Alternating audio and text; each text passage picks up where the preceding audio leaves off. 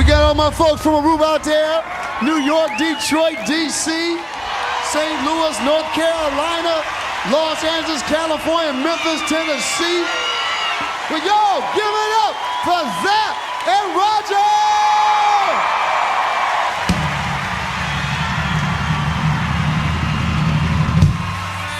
Now wait a minute.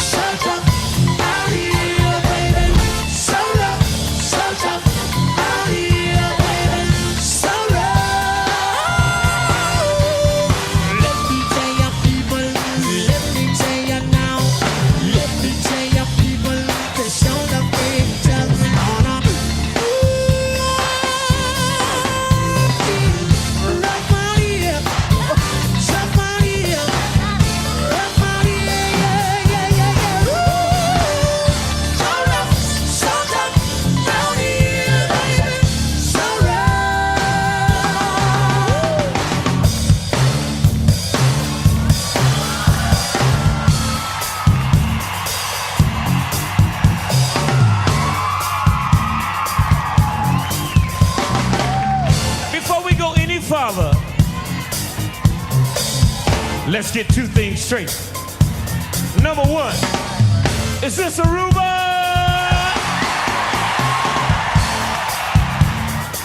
And number two, I feel so good tonight, I want to know, can I get crazy tonight? I can't hear you. Let's get the show on the road.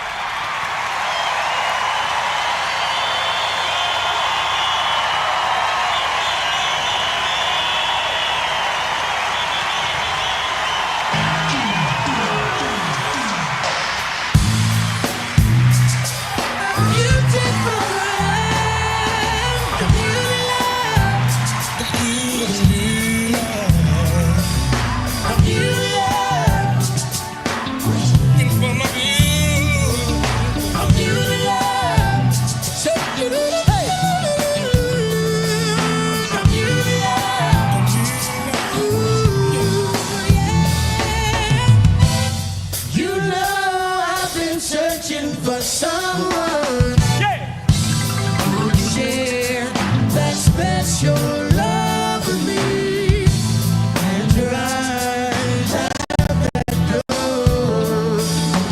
Could it be your face I see on my computer screen? Just a girl, ooh yeah, staring like a well.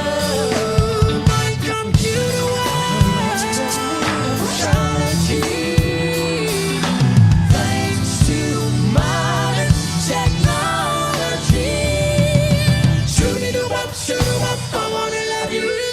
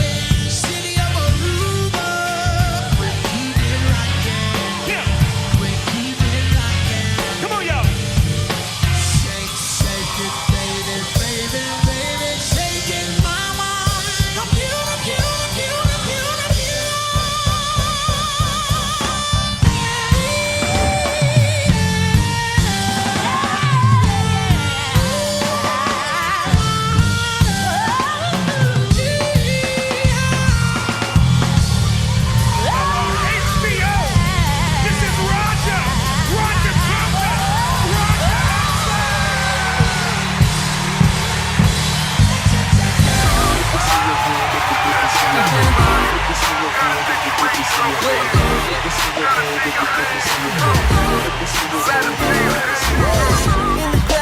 do it tonight, yeah. From the back to the left to the right, yeah. All them girls looking hot, looking tight, yeah. Come on and move from the wall to the light, yeah. I don't know, maybe you didn't hurt me. Gonna lose it tonight, yeah, no mercy. We're gonna turn it up crazy. We're gonna turn it up, turn it up. Let me see your hands. Let me see your hands. Let me see your hands. Let me see your hands. Let me see your hands. When I'm around like it, there's no care.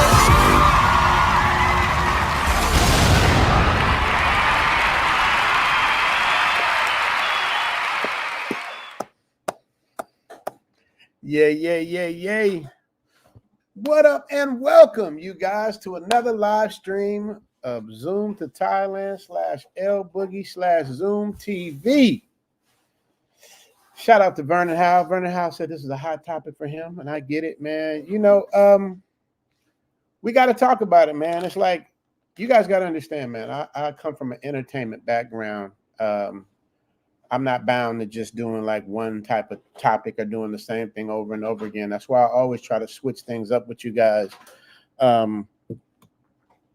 You know, things that I try to bring up are either going to be helpful, educational, or we can you know, have spirited debates. I'm going to drop the link in the chat for you guys can come up. But this is a very like serious question about like, should expats vote? Like, should we vote? Does it make a difference? You know what I mean? I'm not saying we should or we shouldn't. I'm not saying who you should or you should not vote for. But we're going to talk about the statistics and what's going on and what you guys think, man. I really want to see. I know it's not something that we normally do. We always talk about how great certain places are and all that stuff, but we just got to, like, you know, stay up with current events and really voice your opinion, because my subscribers and my Patreon members like really mean a lot to me. And a lot of my subscribers and Patreon members are are ex-military or military. So I just really like to know like what people are thinking, man, because I'm up in the air with it. It's like, does our vote make a difference? Does it not make a difference? You know, my initial reaction is, hell yeah, our vote makes a difference. But even with our vote, do things change? You know what I mean? I've been a registered voter since 1984. And I haven't really seen much on either side, really. Just so I get, you know, I don't know, it feels like it's a game. Like, it feels like both sides go in the back and laugh and come back outside and argue. You know what I mean? It just feels like it's a game, because things that are so easy to get done seem so hard to get done. You know what I mean? Like, for instance, I'm a property owner, right? I'm a property owner, and I got to pay my mortgage each and every month. Every month, I got to pay my mortgage, right? Whether I live there or not, whether I'm in Thailand or not, whatever it is, I pay my mortgage every month. If I don't, bad things can happen, right? But a person that can just walk in my house and squat, don't have a lease, nothing, just see the house is abandoned, come in there, change the lock, move in, and they have more rights than the person that owns the house. And we can't go to the bank and go, look, somebody squatted in our house, we can't pay because, you know, they got the house tied up. They're not trying to hear that. We're locked in. So like, squatters have more rights sometimes than actual owners. And like, stuff like that is just common sense issues that need to be fixed. Like, how hard is it to like protect people and their investments? It's almost like somebody decides they want to just move into my car because they found it unlocked. Now it's their car. It just doesn't work that way. So why does it work with our most precious investment, houses? So, you know, so that's one of the reasons why I'm talking about this. I want to hear what you guys think. First, I got to give a shout out to Sinbad, man. One of the most underrated comedians, period. Sinbad is like, you know, he had a really bad stroke, and he's been trying to recover for the last couple of years, man. So I try to shout out and big out people like Sinbad. If y'all never watched Sinbad in concert, man, Sinbad is, in my opinion, the most underrated, because Sinbad has never used one curse word to be funny. And a lot of us comedians, Richard Pryor on down, we got to use curse words to be funny. Because, you know, hear my go, you know, you hear all that, is funny. But when you can do that without using curse words, it's almost like trying to be a rapper without using curse words. Like, you know, Rakim did it. You know what I mean? Tribe Called Quest did it. But now, like every song, you know what I mean? Somebody smoking on something, are they doing something, are they, you know what I mean? It's like it takes a creative person to do that, man. So I want to give a shout out to Sinbad. I pray for his journey and to a healthy life, man. Shout out to him. And if you guys didn't know, Zoom Fest is sold out. I tried to tell y'all, man. I tried to tell y'all to come on. Zoom Fest is sold out. The only thing left are the remaining balances that I've reached out to people. If those balances aren't made clear, within the next 48 hours, those tickets will be available. I've left messages, I've left emails, I've did live streams. I don't want nobody to say Rich trying to run off with their deposit. That's not what happened. I've given them ample opportunity to come in and do what they have to do. But I got people that are writing me that want to come. So it's like, but I got to hold that space for them because it's fair for them to give them time to do what they need to do. But if they don't get it right, within the next 48 hours, man, it's like these four are going to go. And if those four that are available don't go within this week, the tickets are going to go up. I'm telling you guys, if these four tickets that aren't that actually three now, somebody else bought one, or someone else paid their balance. If these tickets aren't rectified, it is what it is, man. I've been telling you guys since January, like get it in, and now we're a month out from Zoom Fest, and on November 1st, all the prices go up dramatically in Thailand because we're going into peak season, which is the busiest, most crowded season, which you get the best weather. Everything is like, crazy. And we got to give a shout out to Elle, my co-host, Elle Boogie. Say hi to everybody, baby. They want to see a Thai noodle, my co-host. So you guys, and we got some pretty good people writing in for the Zoom Fest hangover giveaway. We're giving to one lucky member. We got some videos I'm gonna show you guys. You guys are gonna help us vote on who you guys think should get the package. I narrowed it down to my favorite 4 people that I like. You guys can still send in your videos, but these are the 4. And then after that, we're gonna get into this. We're gonna get into this question, man. I know this is a triggering question, talking about voting and who you're gonna vote for and all of that stuff, man. But it really just comes down to common sense for me. I'm gonna vote for somebody for my best interest, for my family's interest, for the people's best interest, not just because of one reason or another. It has to be some solid stuff. Like if I have to have a life-changing operation, I can't get into who, what, when, why, where. I just want the best person for the job. You know what I mean? Whoever that is. So that's the way I look at it. But we're going to see what you guys think about it. Y'all wanted me to drop the link. I'm going to drop the link too. I'm going to read. But first, I got to get my super chats out of the way. Mr. E1976, always the first. E1976 and Leslie are always the first to come through. So when he steps in the door, I got to give it to Mr. E1976. Pretty baby.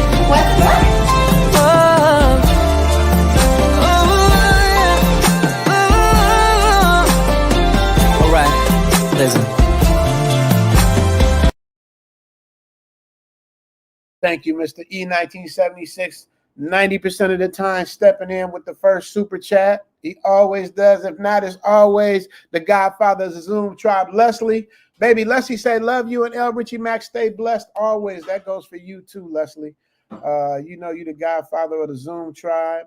What we going to give Leslie today? I'm going to give, who should we give Leslie today? Who should we give Leslie today? We're going to give Leslie,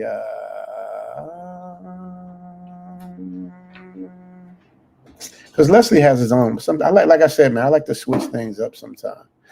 So I'm gonna give I'm gonna give him the beige girl. Here's the beige girl.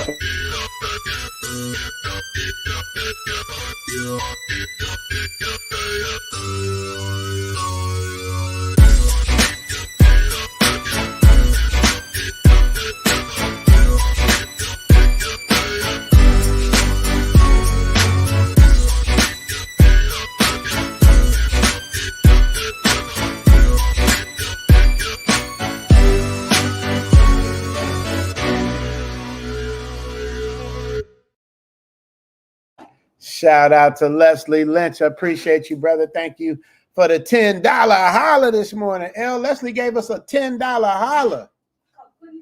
She said, Cobb Coon Cobb.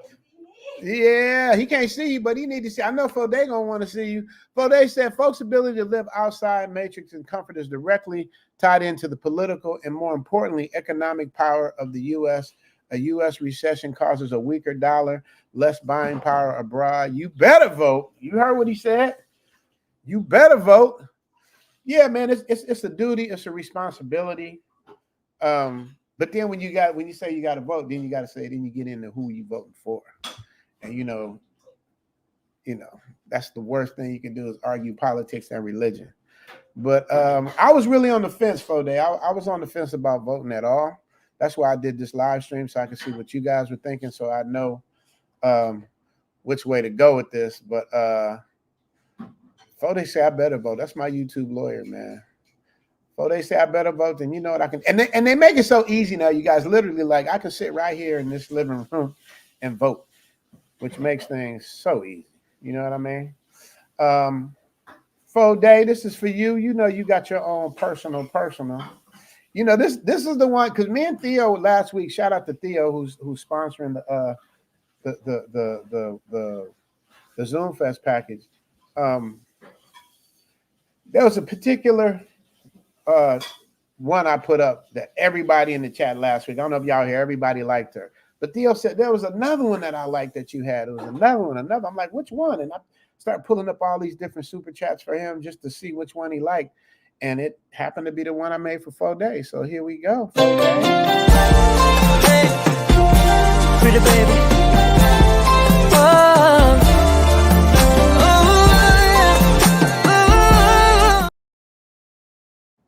yeah, so that's the one Theo likes besides the other one that we had. So, so shout out to that.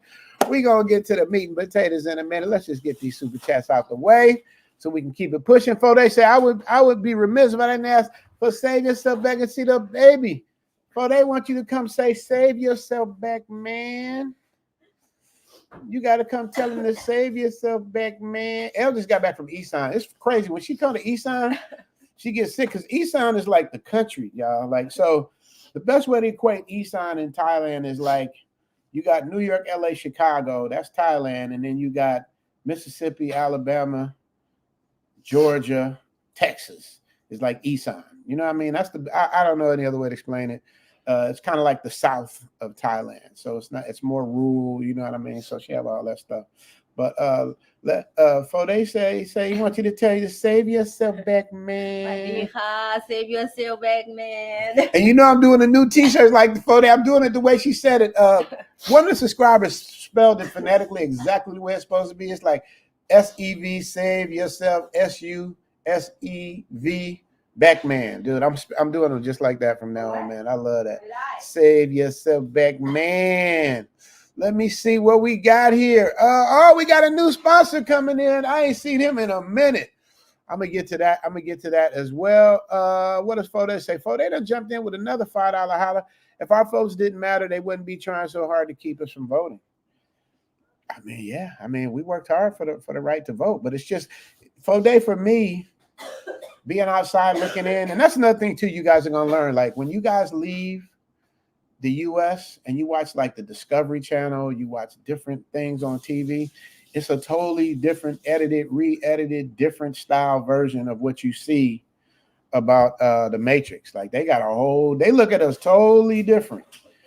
The edits are different, the conspiracies are different. Like I saw that the first time I noticed that when I was in Amsterdam.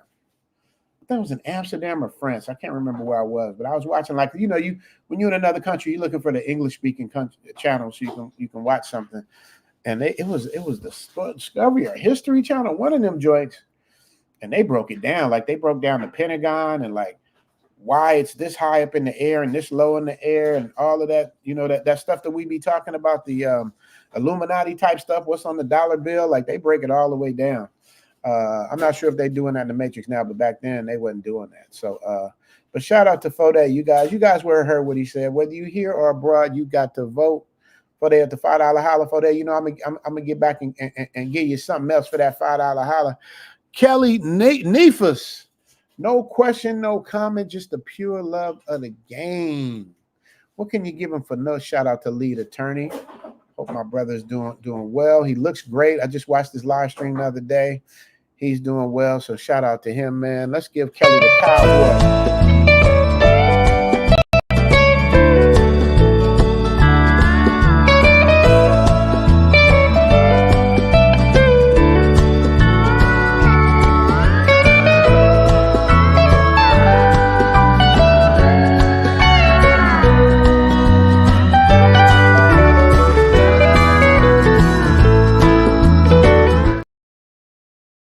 Hey, you understand me?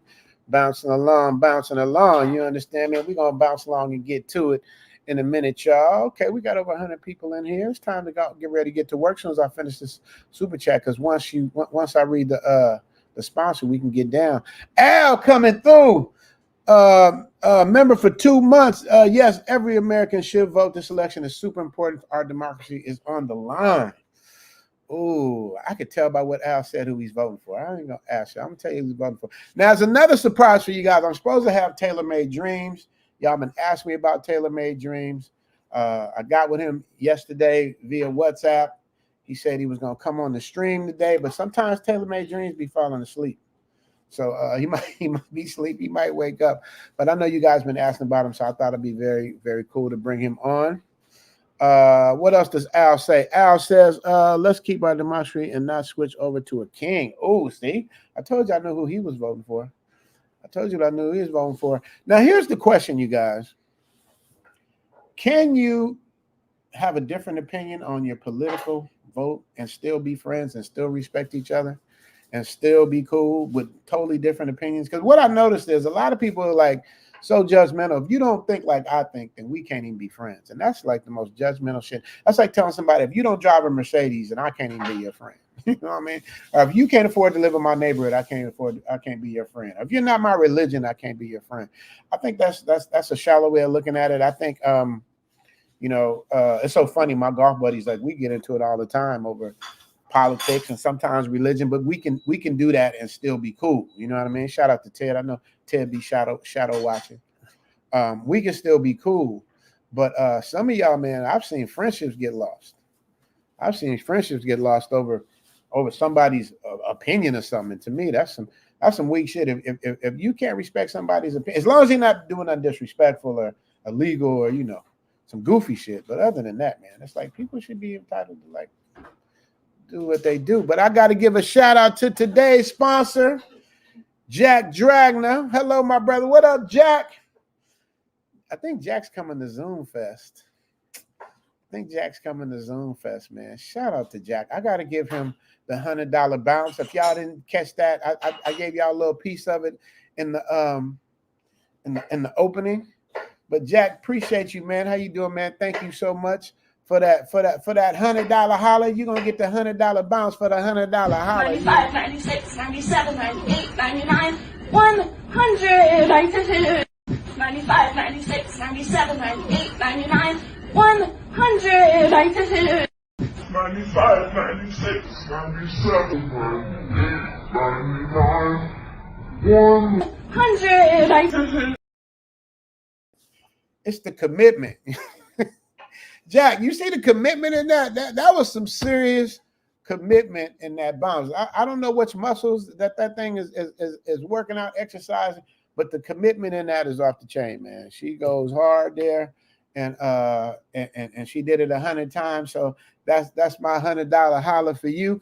And of course, since you the sponsor, if you say, hey, give me the other $100 sponsor, because we got two for the $100, man. So Jack, thank you so much for that, brother. But now that Jack has did his thing, now we got to get ready to get to work.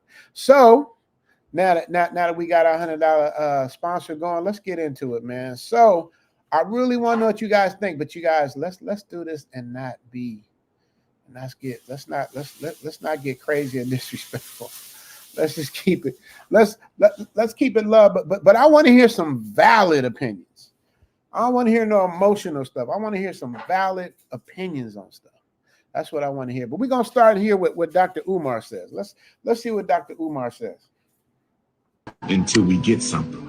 It's time to hold the vote until we get some. Anybody telling you that you gotta vote, be skeptical. I want you to spot the difference between the way that right-wing conservatives are talking about voting and the way that people allegedly interested in progress are talking about voting. Every election cycle, someone insists that black folks, for one reason or another, should not vote. Hold the vote until we get some. But have you ever noticed that conservative white people are rarely, maybe even never told that they should be withholding their vote? In fact, this is what white Christian nationalists have been saying to each other in plain sight for decades. They want everybody to vote.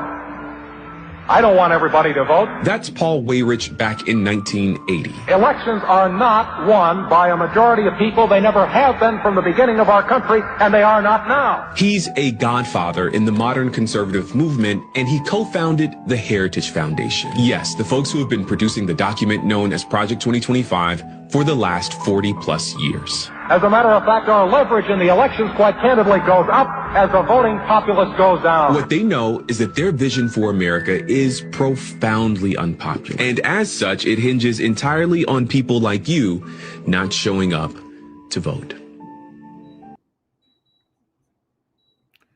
Y'all got that?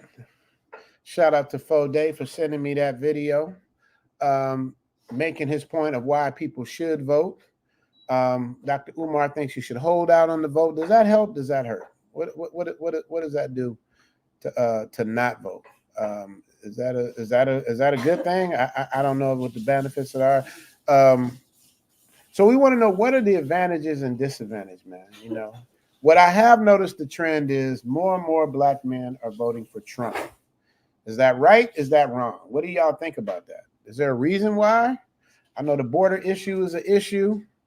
I know that, but are there any other reasons? Shout out to MF Doom. See, MF Doom trying to back me into the corner. Look at what MF Doom say. So should we vote? Well, here it's a Trump. I can't tell you who to vote for. I would just say use your common sense. I dropped the link in the description. Somebody want to come up and have a spirited debate about this. Mr. Sir says yes. Expats should in order to keep the U.S. dollar strong. Okay. Now, what do y'all think about Kamala bringing Lizzo and Beyonce and Willie Nelson to the rescue? What do y'all think? Is that a good thing? You know, is that going to influence you to vote to see Lizzo out there shaking it up and Beyonce shaking it up and Willie Nelson throwing one up? I mean, does that help? That's another thing too that I don't understand. It's like, as far as I know, we're the only group of people that depends on celebrities to like influence us on doing things we need to do. I'm not saying other people don't do it, but we hard. It's like, are we losing? Let's call in Lizzo. You know what I mean? We want to get votes. Let's interview Cardi B. It's like I just don't understand it, man. I don't understand it. But I guess people do what they got to do. That's your jam, Mr. Big Right. Yeah, man. Thank you, brother. I appreciate that. Yeah, man. You know, I try to get my what's the name going. I try to get it popping for that intro, man. The intros are very important to me. Yoda done stepped in. Yoda's gonna say what he gotta say.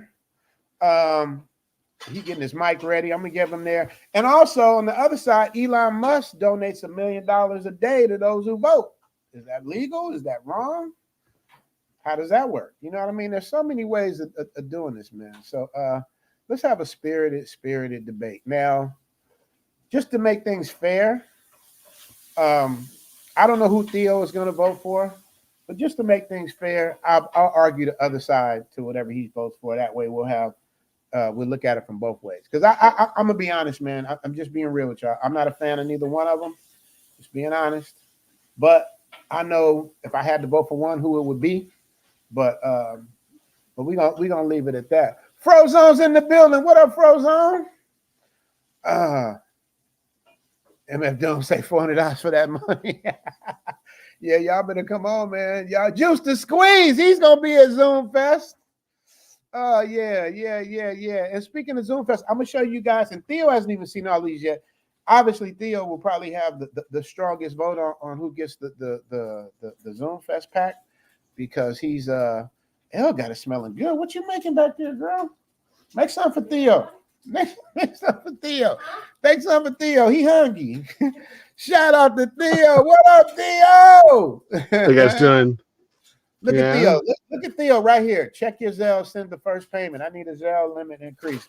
Look at he's a man of his word, man. We're not playing, you guys. Theo is really giving away one of these tickets. Now, Theo, I'm gonna show you live before we get into this. I'm gonna show you guys some of the contestants, the 4 that I liked. And then also, you guys are not too late to submit your videos. But I'm gonna show you guys. The reason why I like them is because they're all different. They all did it in a different way. The only thing I think that's missing, I don't really hear the urgency, or the sad story. I want to hear pain, but they still make good videos. So here we go, Theo. So you guys, real quick, I need you guys to tap in because Theo has put up his hard-earned money to help one of you ninjas or wherever you're from. So y'all help us out, man. So here we go. Here's contestant number 1. Theo Zoom to Thailand. I just want to thank both of y'all for this opportunity to win a trip to Thailand. I would love to go to Thailand. You know what I'm saying? It's definitely on my to-go list. So if I can win a free trip to go, that'll be a blessing. You know what I'm saying? I would love that opportunity if I get it, you know. And plus, you know, I just think, you know, it'll be a great experience overall for me. I can come back home and tell my family about it, and you know what I'm saying. I just want to get out and enjoy myself and have a good time with some amazing people. You know what I'm saying. I know there's gonna be a lot of other amazing people there, a lot of other YouTubers. You know, I also do YouTube. You know, I think it'll be a great fit. I can do some vlogging and some content out there as well. So yeah, I would love that opportunity. Thanks. Peace. All right, that's contestant number 1. That's Ronald. What you think about Ronald, Theo? Good. He has some good points. You know, he's making content, and you know, he's trying to do something. Looks like he's trying to add to the community. I think that's good. That sounds like a good guy. Okay. Y'all hear it. Y'all can still send your submissions in to zoomtothailand@gmail.com. Let's get into contestant number 2. Mac. Definitely appreciate the opportunity for someone to win the hangover package. My name is Adara Jackson. I'm from Memphis, Tennessee. I'm out here trying to catch this sunrise up over downtown Memphis. I would love the opportunity to win. You know, I'm not gonna say I deserve to win. You know, there's people probably dealing with more hardships than me, probably experience more loss than me. But yeah, I've had my share too. But you know, I try to keep positive, stay on the right path. But I love to have this experience. You know, it's something I never experienced before, so it'd be nice to have it. I'm also looking at moving outside the station this year, so I'm saving up for that. But yeah, appreciate you. Keep doing what you're doing. Memphis, Tennessee. That's Memphis, Tennessee, representing Theo. What you got on Memphis, Tennessee? I like that. It's close to my hometown, so I mean that's nice. I think that was kind of creative. I like how he did that. I like his presence. It looks like he can do something. What can I say? It looks like he can add something of like value in terms of content. There, he's creative. That's true. We might have to put it to work. If he wins, you might whoever wins, y'all gonna get put to work. Y'all gonna help film this because I'm trying to get my editor here, and it's like you know I'd have to literally sell another package to get the editor here, not including the ones. Yeah. So yeah, we'll figure it out. Let's go to contestant number 3. My name's Cole, longtime fan. Thank you for all the content you've been making. I'll make this super quick. So I recently ended a sales contract. I'm living in Thailand at the moment, but I'm running into financial issues and might end up having to go home soon. So it would be cool to get around some, like-minded guys and level up. So I think this hangover contest sounds like a really great opportunity to meet you and some other guys that are crushing it in the game. So anyways, thank you for your time and the opportunity, and I hope to see you soon. Shout out, and that's from Cole, y'all. Cole, Cole did his thing, man. We Cole gotta, huh? What'd you say? we gotta get Cole in the class in the my cloud class so that he can work remotely. Oh, that is a good point. Cole, if you're Yeah. watching, Theo, you get in Theo's class, you can work remotely and you'll be making you, but you got to do the work. But you know, you're looking at easy six figures, 200,000. If you do the work, you know what I mean. There's this is a growing community, and I'm telling you guys, Theo, I don't think he's gonna do this too much longer. Y'all better get in where you fit in. So next year's in Miami. Theo, but he lives in Phuket though. Would he have to fly to Miami to do it? How would that work? For the conclave? He'd have to do remote pass, but I mean, who knows? Maybe I give scholarships every once in a while, so people get hardship scholarships from time to time. There you go. Just like you getting a Zoom scholarship. So you guys be serious. If you guys are serious and can't afford it, because Theo's charging now. You know, go for the hardship. If you really have a hardship, don't come with no bullshit, man. If you got it, we want to get us to somebody who really needs the help. Next year, there's a significant increase. So yeah. You see what I'm saying? Yeah. Significant. Yeah. Y'all heard that, right? Tech wants to know what's the qualification to win? Is it in the message? Does the video have to be creative? It really depends. It's a little bit of the above. It can be funny, it can be creative, it can be sad, it can be as long as it's real. So and then we'll all decide together. I want you guys to tap in. Ultimately, Theo's gonna have the final vote because he's the sponsor. But you guys definitely will weigh in on what you guys think. So far, I'm hearing number 2. Jew says number 3, Cole, and then he says, "What's number 2's name?" Number 2's name is he didn't say his name, but it's in the email. So we'll just call him the creative guy. Number 3 is Cole. Let me give you guys number 4 so we can move on to this political thing. So Theo, before we get to the political thing, do you have a choice one way or the other? Or who you're gonna vote Not yet. For? No, okay. not Okay. yet. Is that something you'd want to discuss, or is that something you want to stay away from? Like you know, my man. No, I kind of think about it. That's all. I'm giving people opportunities. I'm thinking about it. You know, just like in my class, when people ask me if they can join my class, right? Because it's you don't automatically get to join my class. So you have to be evaluated. And I asked them like, why do you want to join, and what's your story? What's going on? And I get to hear about who they are, and it's every single person comes in with a different story, and so I have to kind of think of it like where they are in their lives. How is my class going to be beneficial to them? Are they going? Is it going to be a level up? Is this going to be a wasted time? Is it soon going to drop out in 3 weeks or 4 weeks? So I just waste my time and people's money, right? So those are the kind of things I think about, right? Think about intention, things like that. Okay, got you. All right, let's get to number 4, and then after that, we're gonna get into our subject. This is the last person for the sold out Zoom Fest that will win a free hangover package, but you have to have a valid passport. I shouldn't have to say this, but you gotta have a valid passport because they're not gonna let you on the plane, and you gotta cover your own plane ticket.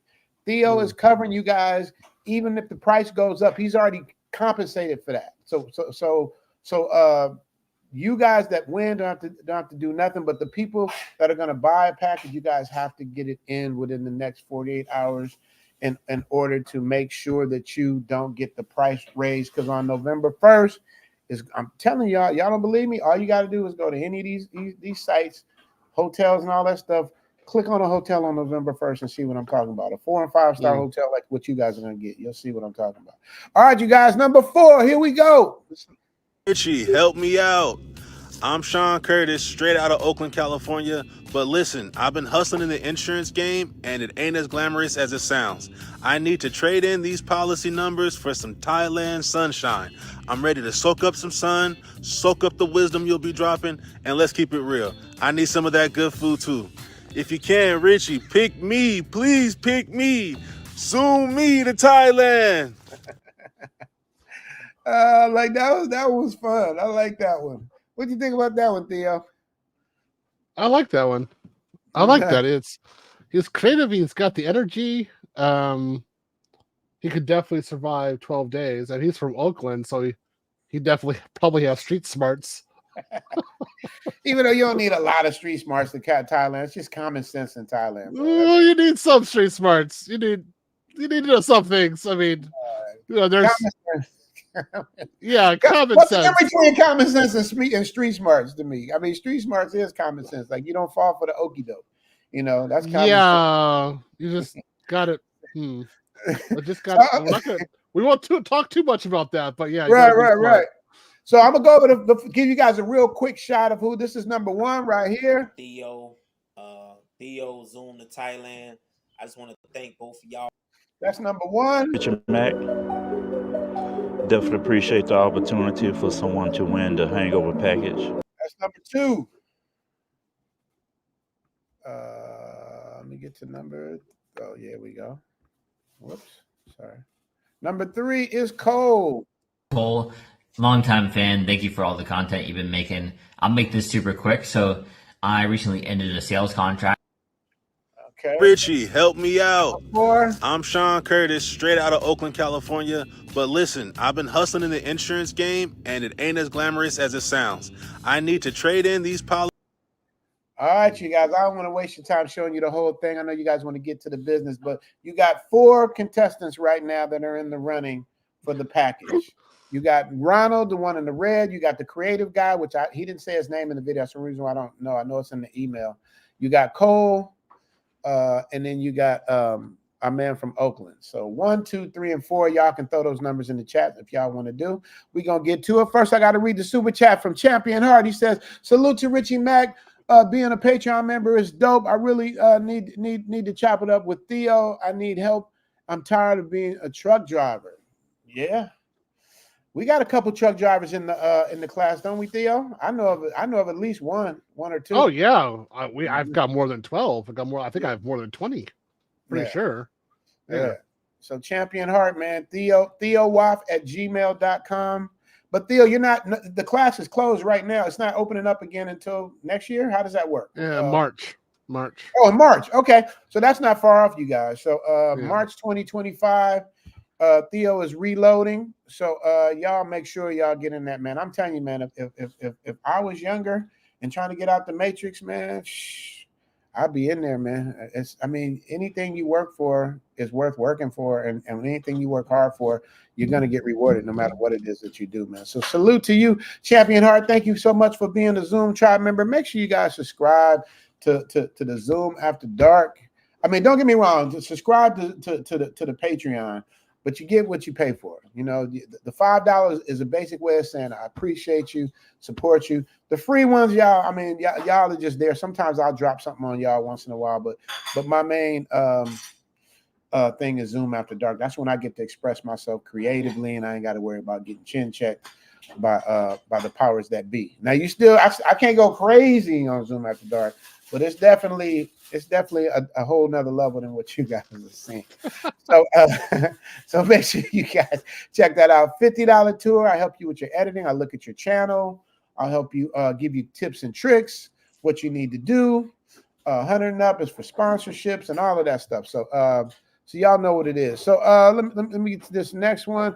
Fode came back. Let me see. Did Fode come back? Fode's back again. Who to vote for? For me, I'm voting for the person not endorsed by the founder of Stormfront, the biggest Western. Fode, you want to come up and chop it up? Because I'll argue the other side of it. With whoever wants to argue one side, I'll argue the other side. Because I think there's good and bad on both sides. So I'll argue that. But at some point, the old school tricks aren't working no more. I just watched the news. There's a woman who now just comes out of the closet. 30 years ago, he groped me. That's yeah. They always I agree. I'm like, no more. Oh, there's always somebody. You got it. You have this always so why didn't you come out earlier? Why is it suddenly at this time when the election is happening? Oh, I'm done. No, man.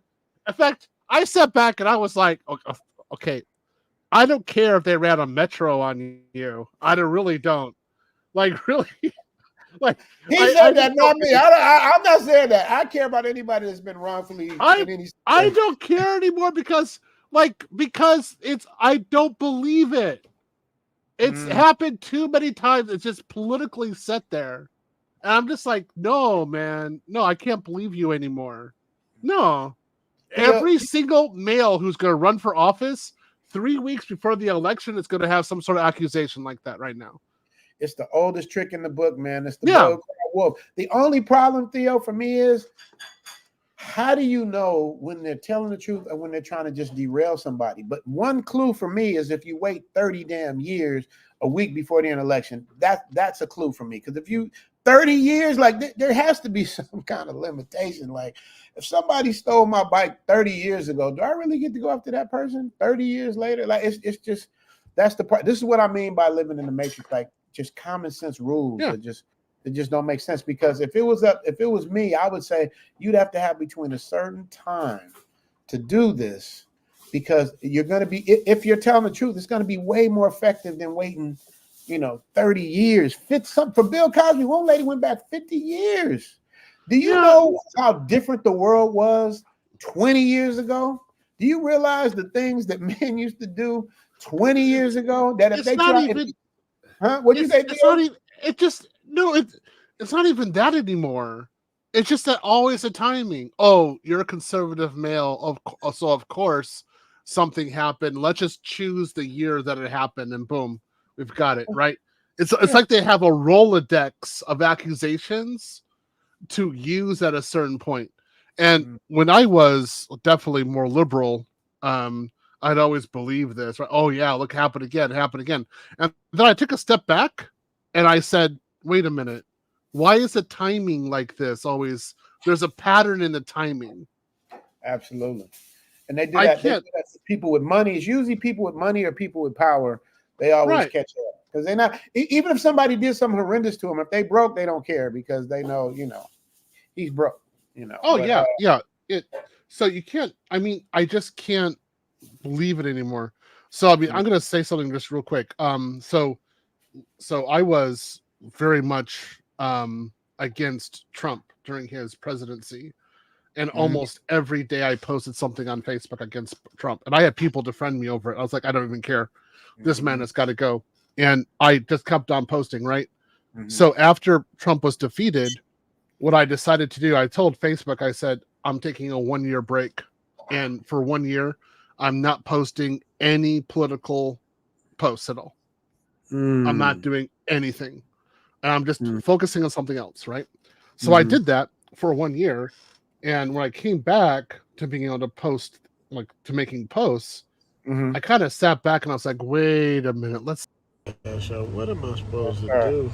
Sorry, Theo. Wait, hold on. You got the big old leg. I'll take it. I'm sorry about that. No, that's the preview to L's next episode. So I accidentally hit that button. But go ahead, Theo. I'm listening. Go ahead. I was just sitting there and I was just like, something's wrong here. So basically, I was like, why is it that the liberals consistently have these accusations against conservatives based upon a certain, oh, woe is me, handmaiden tale of forced pregnancy, something like that.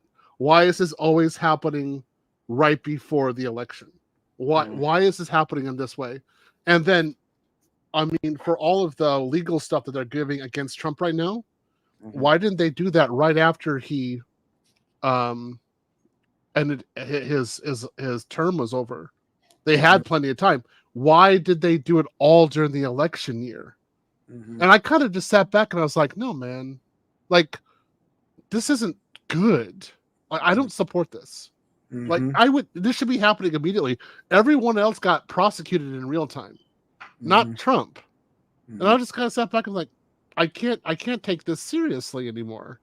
Like, this is, something's wrong. And it's not, I'm not looking at Trump. I'm looking at the process. I'm looking at the Democrats. I'm like, I can't trust you guys anymore, even though I voted for you guys for the last 20 years. That's kind of the way I feel. It's like that, they just gotta, everything has to be changed, man. You got to remember, we're going on laws that were written 200 years ago, and a lot has changed. You know what I mean? They didn't have like AK-47s and pump guns back in 200 years ago. You know what I mean? When you had to write I get that. I understand that. But I would say, as I'm 51, you're a little bit older than me, but we're not that far apart. I would say this is the most disappointing election I've ever had in my life. And I was greatly dismayed. Like I'm in utter dismay at this one. It for me, it's like, which one's gonna make me puke the most?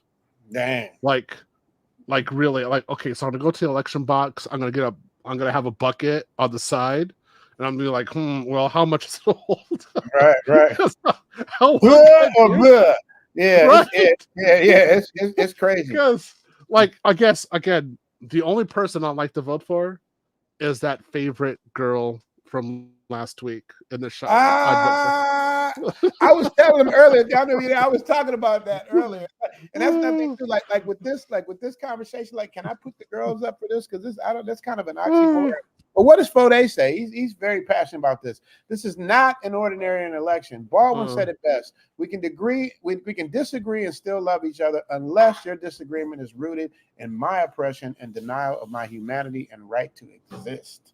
Right. That should have been something a black man should have said. That sounds like something Frederick Douglass should have said, or maybe he did say it. But that's what I'm saying. Like, Fode, this is where, like, if you came up here, I would debate you and argue that point on the other side, because it's like we keep trying to scare people into voting for somebody who may or may not be capable of doing the job effectively. Like, you know what I mean? Yeah. It's like, and that's why it's like it's hard for me. Like I'm one way or the other, because it's like, you know, either choice is, you know, it is what it is. But it's not good. There's definite issues with both sides.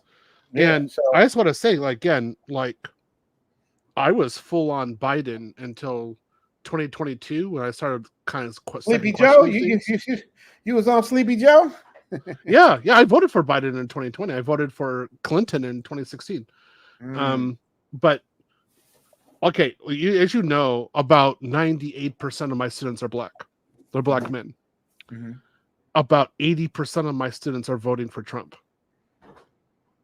Like, straight out, and the other 20 haven't really said it, but unbelievably, they're voting for Trump. And in the beginning, I told them that they were crazy to do this. And over time, I sat back and I said, I'm going to listen to my students. I'm their teacher. I'm going to listen. So I just listened to them. I couldn't believe the overwhelming, like, current of pro-Trump. It is unbelievable.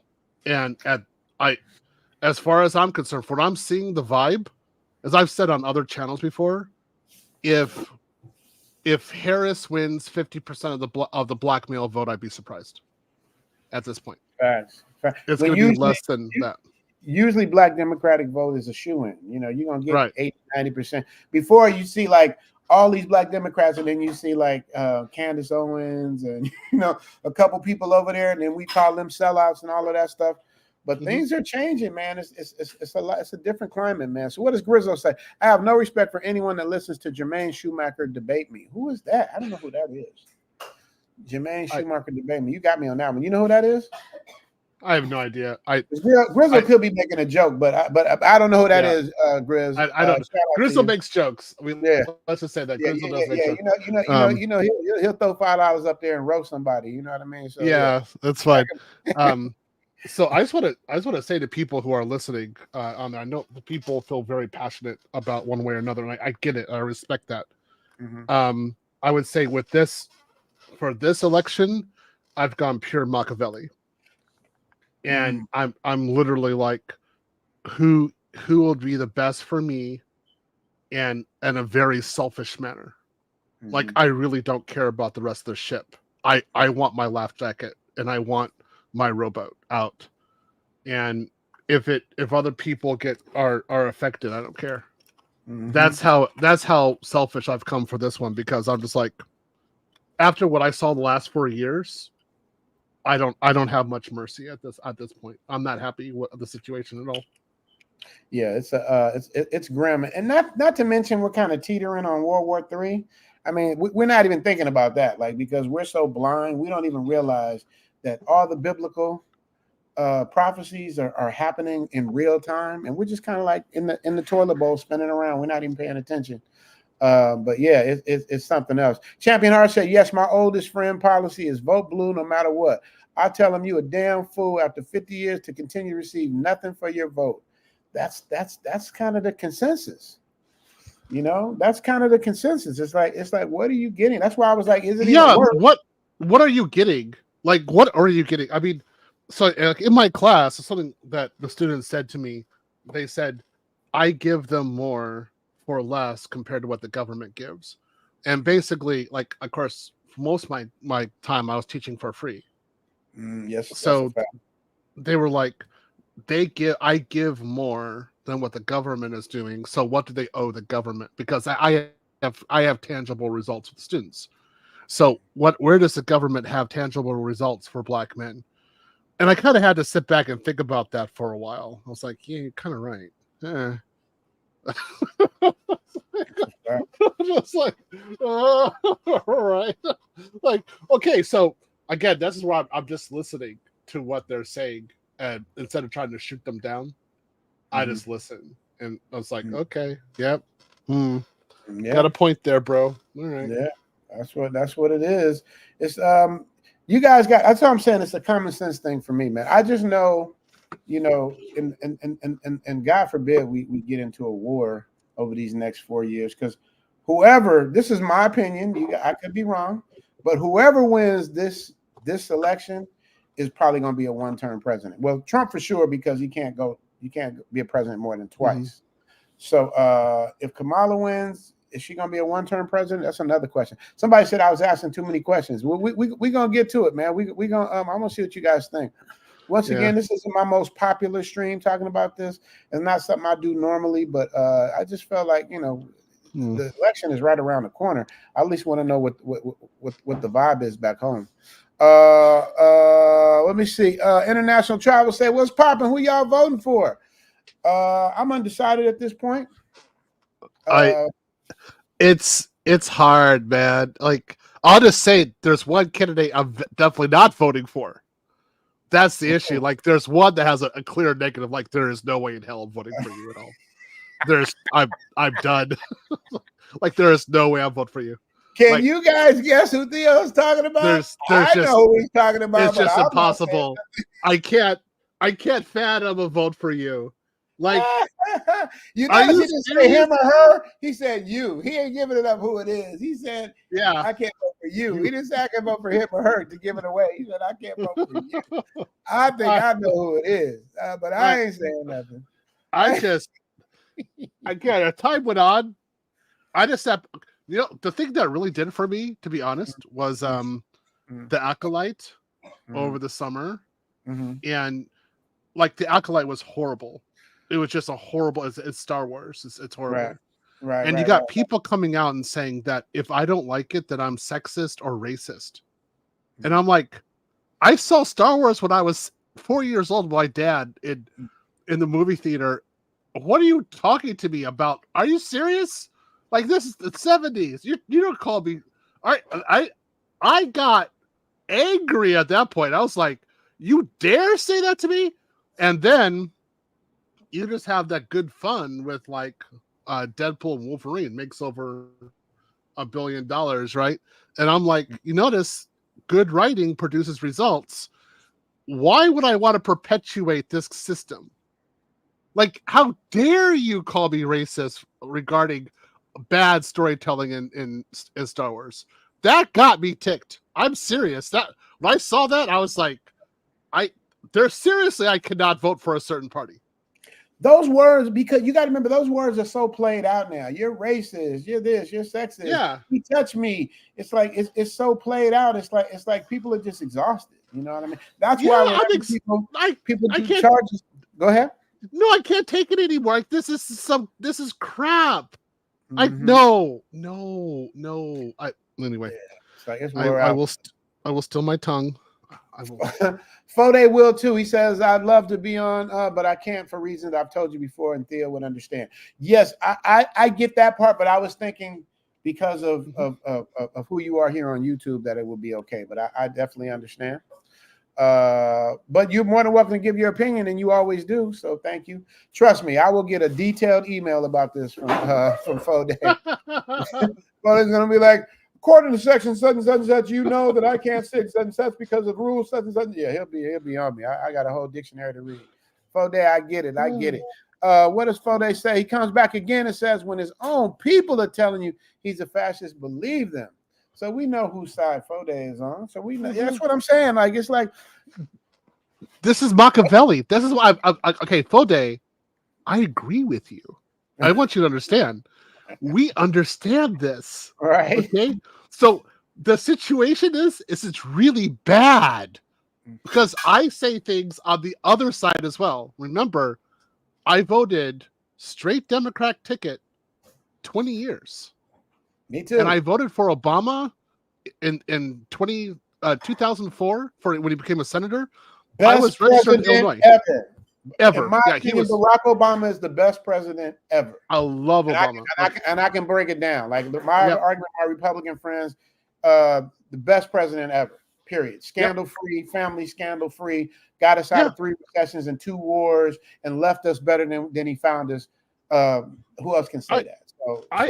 I'm totally great. He improved the image of black men such a high level. I mean, again, I like him quite a lot. But after that, that's when I started having problems. I'm like, yeah, okay. So now, if he ran again, it would be no problem. It would be hands down. He would win, even though he can't legally, but he would win. I can't. Yo, he'd win. Yeah, straight out. He would absolutely. You got a win. super chat. Did you read that super one?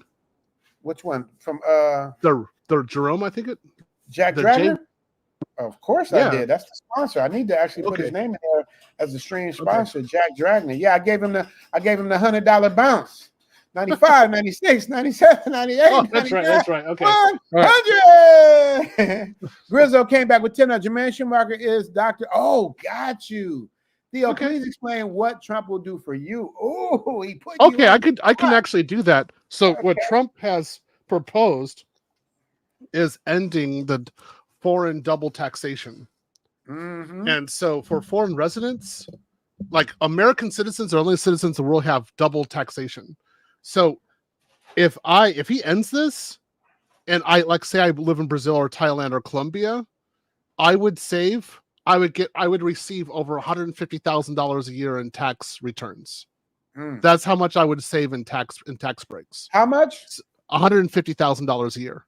Okay. So you hear that, Grizzo? So, he got 150,000 reasons why he would vote for Trump. Yeah. So with that, I could actually buy so I can pay for the Ford Operating Center in Colombia and Brazil the first year. Then the second year, I could pay for my gym that I want in Brazil. The third year that happened, the third and fourth year, it would take 2 years. But I could pay for not like a Ford operating base in Thailand as well, and then put another $100,000 a year just on an investment at like 15%, and just take part of it out to pay for one first-class ticket to a country every year.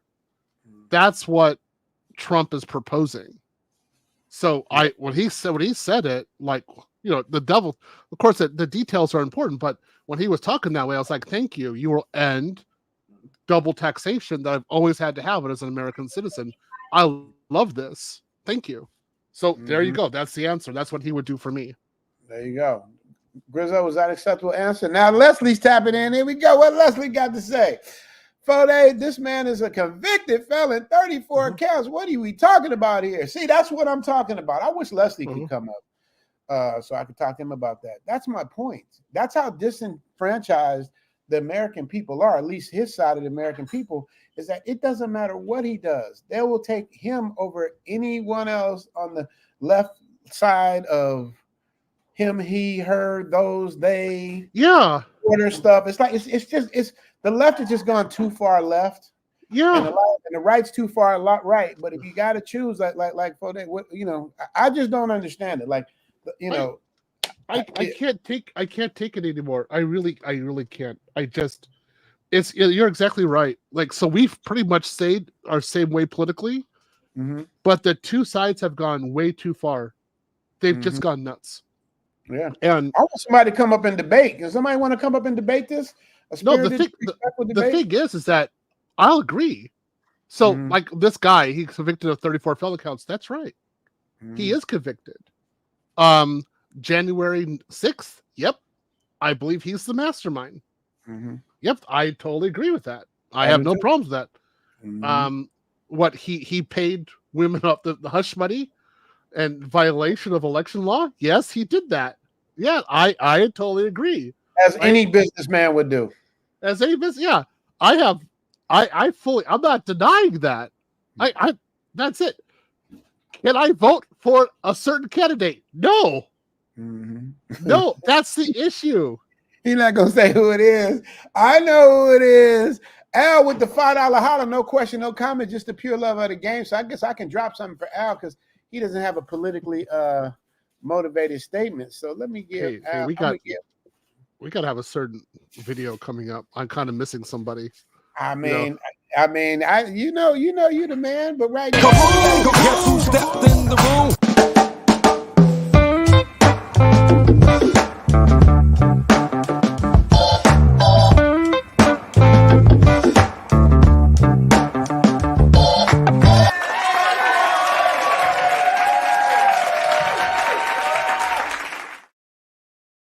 shout out to Al. If it's not a politically motivated statement with a super chat, I'll give you guys something to look at. But if it's but I want to stay serious about what it is because I want to know what you guys are thinking. Right now, I can't read everybody's chat. I'm just reading the super chats right now. So let me see what Leslie said. He ain't writing in caps, so he ain't mad yet. Richie Mack, I know Biden very well. He used to ride with me every day for months. See what I'm saying? Now, I love Lester. He's the godfather of the Zoom tribe. But what does that got to do with being a leader of the free world when we're heading into World War III, when we got an immigrant situation that's off the chain?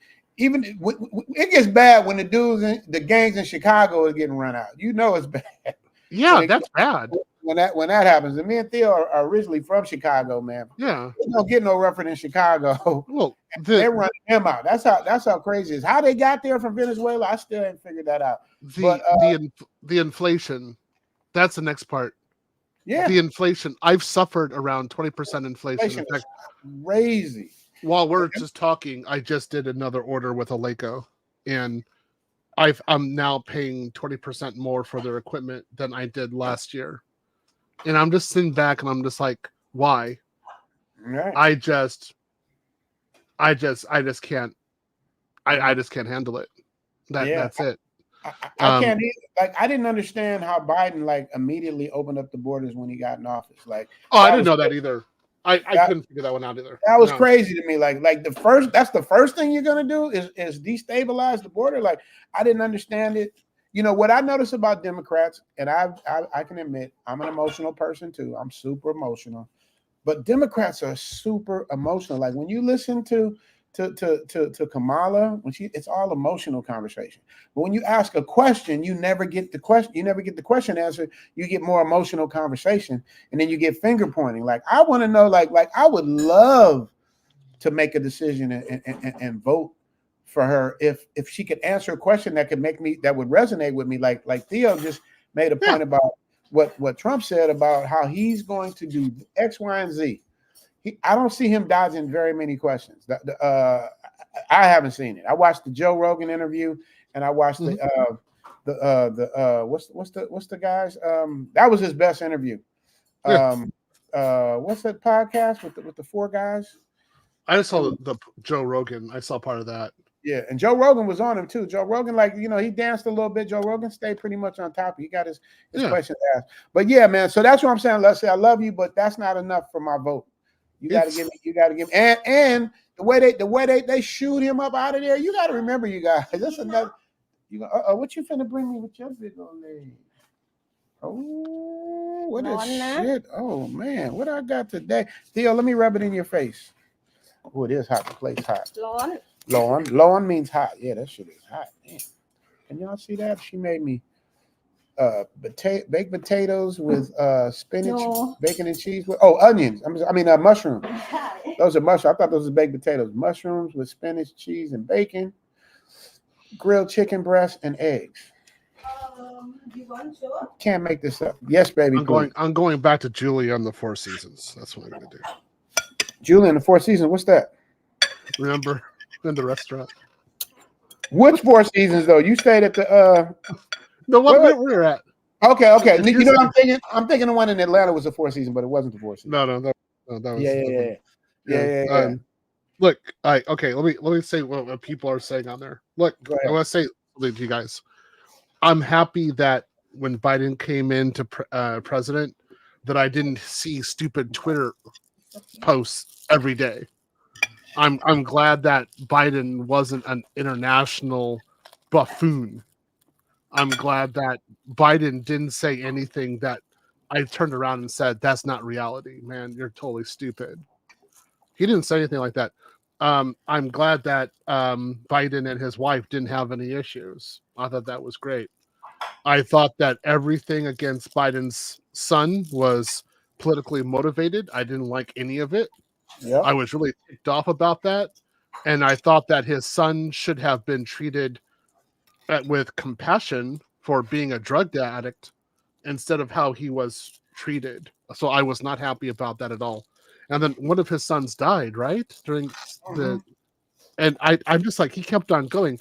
The man lost his daughter, a son, and his first wife. My goodness. And he's still going. So, I mean, I have respect for Biden. There are things that I don't like, but I have respect for him. But how they treated his son, I was not happy at all. And I thought that was entirely politically motivated. And he just should have been put into some sort of like, some sort of restorative place and help him out. Because if his son would have come out as trans and said, like, I need help, all the libs would have been easy over him and said, like, oh yeah, we got to go help him, right? That's a fact. And he didn't get anything like that. And I just thought he was terribly treated. So I was going to say, those are some good things, right? And Biden also acknowledged how many people had died during COVID. And instead of it being a denial, he was doing acknowledgement. And I thought that was very good because, Trump didn't do anything about that. And I didn't like that with Trump at all. It's like, yo, man, people are dying and you're making a mockery of it. So this is, again, those are some good points that I did like with Biden, right? So I want you guys to understand that we're acknowledging some of the good points here, right? And we're not saying, we're not denying them. We're just saying that there's not an overwhelming reason for one side. Like that's the issue. So because of that, if you have an overwhelming reason to not vote for somebody, you have a big negative, then you have an issue. Like that's where it really starts coming in. Okay. But to those people who like said, hey, January 6th, that's just too much. I understand. I arrived in Ukraine on January 6th, 2021. And when I got into the hotel, I heard about it. And one of the things Ukrainians said was, at least when we had our protests for democracy, we were actually able to change the government. We actually do something. And then they said, do you want to apply here as a political refugee? They're making fun of me. Damn, you damn near did though. You damn near did. Yeah, because if you could afford the Hilton in Kiev, that means you had some money. Because that was like $600 a night to stay there. So, damn. Yeah. More than the U.S. Yeah, I see you in the back. Just me live. I see you in the back. Throw the thumbs up if you're ready to jump in. Just me live. You hear me? You're not up yet. I'm gonna throw your thumbs up if you're ready to jump in. Okay, cool. Yeah. So I'm gonna bring up Just Me Live. I don't know which side he's on. I mean, Fode says my Cleveland Browns will win the Super Bowl. He keeps any promises besides he'll never get past Congress. That's another problem we have. Whoever wins, the other side is going to block him from getting anything done, which is another thing I meant by common sense stuff. But I'm going to bring up Just Me Live. What's up, my brother? Big up, brother. How you doing, man? I'm doing great, man. Thanks for coming through. Whose side are you arguing? Who do you have? Do you have a person you're voting for? Or are you undecided? First, I want to give some love to L. L Boogie. Come say hi. I see you over there eating. No, it's all good. Yep, you working it hard, too hard, but it's all good. I got love for you, brother, but I'm just confused how you could be in the middle of this bullshit, by not even having a point or an opinion and allowing a Trump supporter to literally have a platform when this convicted criminal literally he can't even speak. He can't hold a consistent conversation. He can't answer a question correctly. He wants to put black people in slavery again. I mean, that's all you have to do is listen to him. Do you know anything about Project 2025? If you actually do know about Project 2025, and you know how people are running this whole narrative about, they're forcing black men and black people to vote. They ain't forcing shit. That's a game. That's a hustle. That's a grift, son. You understand what I'm saying? Game is game. If you square enough not to get it, then you the punk. You the one that's gonna get punked. And they running game right now. They're taking everything that we ran about Trump and told about Trump, the truth about Trump, the punk, and they're flipping the script. They running game. They saying everything we said about him. Who is they? Wait a minute, who are you? First of all, because listen to you is the reason literally why I jumped on here. Because listening to you, your dialect and your diction, son, for real, you definitely need to be voting for a Democrat. Basically, based upon that, I can vote for whoever I want. Oh yeah, ain't nobody forcing you. This is a conversation. Go ahead and say what you got to say. Ed, who is they? Wait. This is the big thing I want to know. Oh, he wants to know who is they? Yeah, because when you're saying they, you're talking about sources. So who are you talking about sources? Because I'll think about my sources right now. I don't have television. I don't have cable. So if you're saying you need to have television and cable because you are definitely missing the point and you're missing the beat. Dude, they're about to have a fucking revolution here. They're about to have a civil war. Where's your punk ass? Where are you? What are you going to do? They're about to have a civil war here and you over there talking shit. You see the difference? I'm relaxed. It's because I don't give a fuck about you being relaxed. You are the cat that we hate. You're the guy that's scared. You're the guy that runs. No, I'm not scared. You're the guy at that's all. not going to be up for the battle because they are coming. Yeah, they are coming. They're telling you. If you look at Project 2025 and you understand about Project 2025, they're telling you they are coming. And you're the punk that's going to run. I have no problems with Project 2025. That's right. You know why? Because you're part of them. You're part of the problem, son. What is them? You're part of the problem. You see that beard? You see this gray? You fool. I done lived it. I done lived through it. I'm 68. Still got games. Still on point. You understand? I got 8 YouTube channels. I won't even move on those channels because of people like you. Zeros like you. People like, it's not they. I'm talking about you now. They are you. No. You are a zero. There's a lot of Theo Waps You are around. a zero. I got more Theo Waps. You won't even vote for a woman that is partially black. Because she's a woman. But here's the deal. You are GAF. 30 seconds from being that. Clinton in 2016. I don't give a dude. You just said that garbage. We heard it. You just we said all I won't heard vote it for a woman. We all heard it. Here's the deal. Ain't nothing you can say other than you will not vote for Trump. Nothing you can say other than you will not vote for Trump. You being a black man, something's wrong with you, boy. See, something is wrong with you, boy. You're saying because of something my race, is wrong I with should you, boy. vote for a certain party. I will not do that. Wait a minute. Are you getting upset? Something's wrong with you, boy. I'm free, and I can vote for you ain't free, nigga. You ain't ninja. You ain't free. Hell to the fuck no. You think you're free? This is plantation you mentality. You ain't free, fool. Do you know? I will you know not what? You have been out of the States too long. You ain't free, fool. I've You been in the ain't States the last free. 14, 15 You years. ain't Actually, free. 13 That's what years. they told you. They also talked about Juneteenth, right? I You am ain't free, free, actually. fool. I'm You very free, ain't actually. free. No, you ain't. Here's the deal. Yes, I am. Vote blue. Anybody else listening? Vote So blue I have because to vote a free. peon like that, a you're saying zero that I'm like not that free, is so I going to have to get vote in you a in certain trouble. way. Here's the deal. The No, deal I is can do what I want. Project 25 says they're coming for your ass. Project This 25 is states what they're plantation going to do to mentality. black people. They also This mentioned is about how plantation getting the mentality. immigrants out. It's not about the immigrants. It's about us. It's about us. So And people like then you are the enemy also. I'm not the enemy at all. I'm a Yes, you voter. are. Yes, you No, are. I'm You a don't want to voter. admit it to yourself. You talking No. about taxes. Your pussy ass talking about taxes, and we Hell talking yeah. about death. They talking about killing us. I'm gonna Your be punk dying. ass talking about taxes. Oh, I can save I'll be this on just taxes. fine. Trump is All going to right, help all I'm me right, all on right, just all right, fine. all right, taxes. all right. You got. Okay, let's On get a little more. taxes.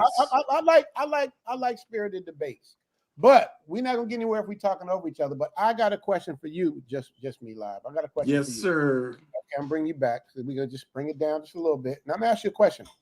Why do you think so many black men are now voting for Trump? Well, first of all, so many black men are not voting for Trump. That's the narrative. That's the pimp. That's the game. That's the grift. That's the hustle. That's what's put on the media to make you think this is an even race. This ain't no fucking even race, son. It ain't no even race. Kamala's kicking ass. But they making it sound like it's an even race. They making it sound like black men are on Trump's side. If you're a black man and you're voting for Trump, you got to be a fool. Okay, but What you didn't happened? answer. What did So he? you Let said, me ask you wait, something. Do you know I want to let anything about? Do you know anything about the Project Central 24. Park Five? Of course. Do you know? So if you know something about Central Park Five, do you think he's changed since then? People see him with all these black celebrities, and they go, "Well, no, he can't be racist. Look, he's a clout chaser. He's been a clout chaser. Look at the history and find out when he decided to run for president. Right after they saved his ass by giving him that damn show."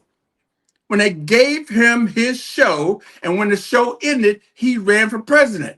I'm born and raised in Washington, D.C. Let's be clear about that. You see that? I run it proudly. The deal is the same building he turned into a hotel was a building I did promotions and parties with. Mark Barnes did promotions and parties with. We partied at that building. That punk ass fool bought the post office building, turned it into a damn so-called international hotel, but he actually ran that as a promotion for his hotel. Notice when he said, I'm surprised I actually won. He was surprised he won. I'm surprised he won. We all were surprised, but look at what he did. He made millions while he was there. His son-in-law, his daughter, everybody made millions. He's a grifter. He's a hustler. I ain't got no problem with the game, son. I'm from game. I'm from the street. And by the way, I want to make sure you know who I really am. By the way, you know I sent you a message. DJ Kenny Hollywood from DC. Remember me, bro? DJ Kenny Hollywood. I get a lot of I emails. ain't talking about you, son. I'm talking about my boy. I'm talking about me. I was like, I can't remember that. Zoom. Yeah, You that's what I'm know, saying. see, I sent you a message. You see, Okay. and we understand something about the industry. I've been doing parties for 40. I was doing parties for 43 years. I know about my city, my town. But when that punk came to my city, the world changed. He's a hustler and a grifter. He ain't even a hustler. He ain't qualified to be a hustler. He's a grifter. Okay, so let me ask you this though, because the chat seem to be disagreeing with you in a lot of things you're saying. I But really don't care. But go ahead.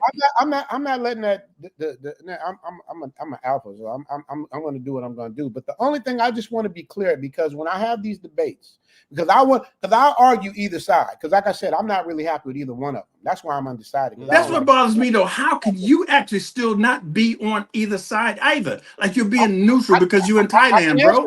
I can answer that. Well, that's why I said that's the whole purpose of this thing. Is like, is my vote even going to even matter? Because I don't care. Yeah, it will.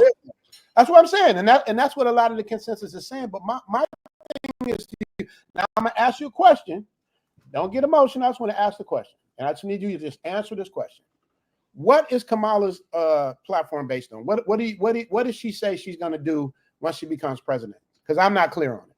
Oh, the two things that I'm not clear on, also, because I kind of agree with that. I really wish you put it to the pedal to the metal about putting a plug in that wall, number one, because that's the platform he's running on. And also being able to make sure that, let's say, how can she win? Just give us a $2,500 check and put a plug in the wall. But as far as what she's trying to do, she's trying to bring us back together. She's trying to do whatever is necessary that Biden started, and she has her own platform. She's not Biden. She's going to do her own thing. Well, but that's at the my same point. time, she can't. And here's the deal: if she tells you, have you noticed everything she said in the beginning? Trump is now saying. She's smart. She's not going to tell you every part of everything she's going to do, because everything she said in the beginning, Trump has changed, and now he's saying he's going to do it. This is hustle, man. This is this is politics. But that's my point. Then why can't? Because I've tried. This is why I'm telling you I'm undecided. Every interview I've watched, I've never seen her answer a direct question. And every interview you've watched about Trump, has Trump ever answered a direct question? Absolutely. Even if he lies, he's still answering a direct question. I'm gonna build a wall. We're gonna do it. He's answering questions. Kamala, I'm not even clear on Kamala. I'm sorry, Kamala. Kamala, I'm not even clear on what it is she's doing and where she stands. And then here's my other issue. Because I've been a Democrat all my life, right? Now I call myself independent. Now, when Biden was running, everybody was Biden. And then they just shuffled him off into the closet and threw Kamala up in the front, up in the front. And nobody knows what that. She's like looking around going, okay, I'll do it. Nobody even knew anything about her, what her position was on anything. Everybody knew everything about her as a prosecutor that she was before she got there, bro. That's another narrative that you picked up. You picked up the same narrative that they pushing, bro. I'm talking about as a vice president. Don't start. But we talking about what you just said. I'm speaking on what you just said. That no one knew who she was. Everyone knows who she is and was. But here's the deal. In answering your question, Joe is kind of, how can I say? Everyone recognized that he was losing it. Everyone recognized that he wasn't all there. You understand? So he's man enough, strong enough, smart enough to be able to say, you know what? At first he said, no, I'm going to the end. No, I'm good. And finally, he gave in. But what did he do? He put a black woman up. He put a black woman on the pedestal, son. That's how strong and smart he is. He didn't even go to anybody else. He didn't try anything else. So he put a black woman on the pedestal, and we can't even embrace that, yo. No, it's not about embrace. This is the issue I have. This is why I live in the matrix. I'm looking at y'all from over here. Like y'all get into an emotional conversation. If you have a heart surgery and your doctor, you're either gonna pick the black doctor or you're gonna pick the best doctor. I don't care if the doctor's from India, Sri Lanka, Israel. I agree. The best doctor. Who's the best candidate? The criminal or the prosecutor? But aren't they all criminals though? Aren't they No, bro. Who is the best candidate for president? It's only two: the criminal, the convicted criminal, or the prosecutor. Which one? Well, in my opinion, go ahead. You're talking about, you could say the former president or the prosecutor, and additionally, Kamala never won. Hold on. He's a convicted criminal. He's a convicted criminal. You've been talking quite a bit. Kamala never won even one primary. Kamala. Okay, the woman who's going to lose on November, she has never won one primary. Wait, where you at, son? Where you living? Because you ain't in America, right? He is in America. Never won one primary. You in America? Where you at in America? I like to meet you. No. I just made I like to pull up. This person never won one primary in the Democratic Lord Party. have mercy. So if she can't even win one primary in 2020, why should I consider voting for her? I wasn't going to vote for her in 2020. I voted for Biden in the Democratic election, in that primary. I didn't vote for her. Did you vote for her in the primaries? Just Absolutely. As a matter of fact, I voted for Biden because it hadn't flipped yet. I'm an early voter. But And what in now 2020? I just voted for her Monday because I voted through the mail. Well, I voted for Biden in 2020 in the primary. I did not vote for Kamala. And again, 2020 Kamala did not win even one primary. So, true. So okay, you're having somebody who actually won primaries. But she was smart. She was strong enough for the president that won to make her his vice president. So it must be was strong? something there. Quayle. If you're going to go on that logic, then Quayle was strong. I would say Quayle was strong. Quayle? He was a loser. Quayle. Remember Quayle in 92? Dude. And Quayle? I'm 68, son. I remember it all. Okay, so then you're taking that same logic for Quayle. I wouldn't agree with No, that. I'm not saying that's your version, son. That's your version. I'm talking that ain't about mine. Quayle. That Quayle's an idiot. That's your version. That ain't mine. So that's an emotional statement. Do I look emotional now? Earlier yes. I was emotional. Yes, do I look emotional now? And I need to do put I another, sound emotional I need to now? say another point. See, you've already let me know who you are, so I don't have to get emotional to prove who you are, son. Who is the emotional person? Please write it in the chat. Who gives a fuck? Write it in the chat. Please put one for me.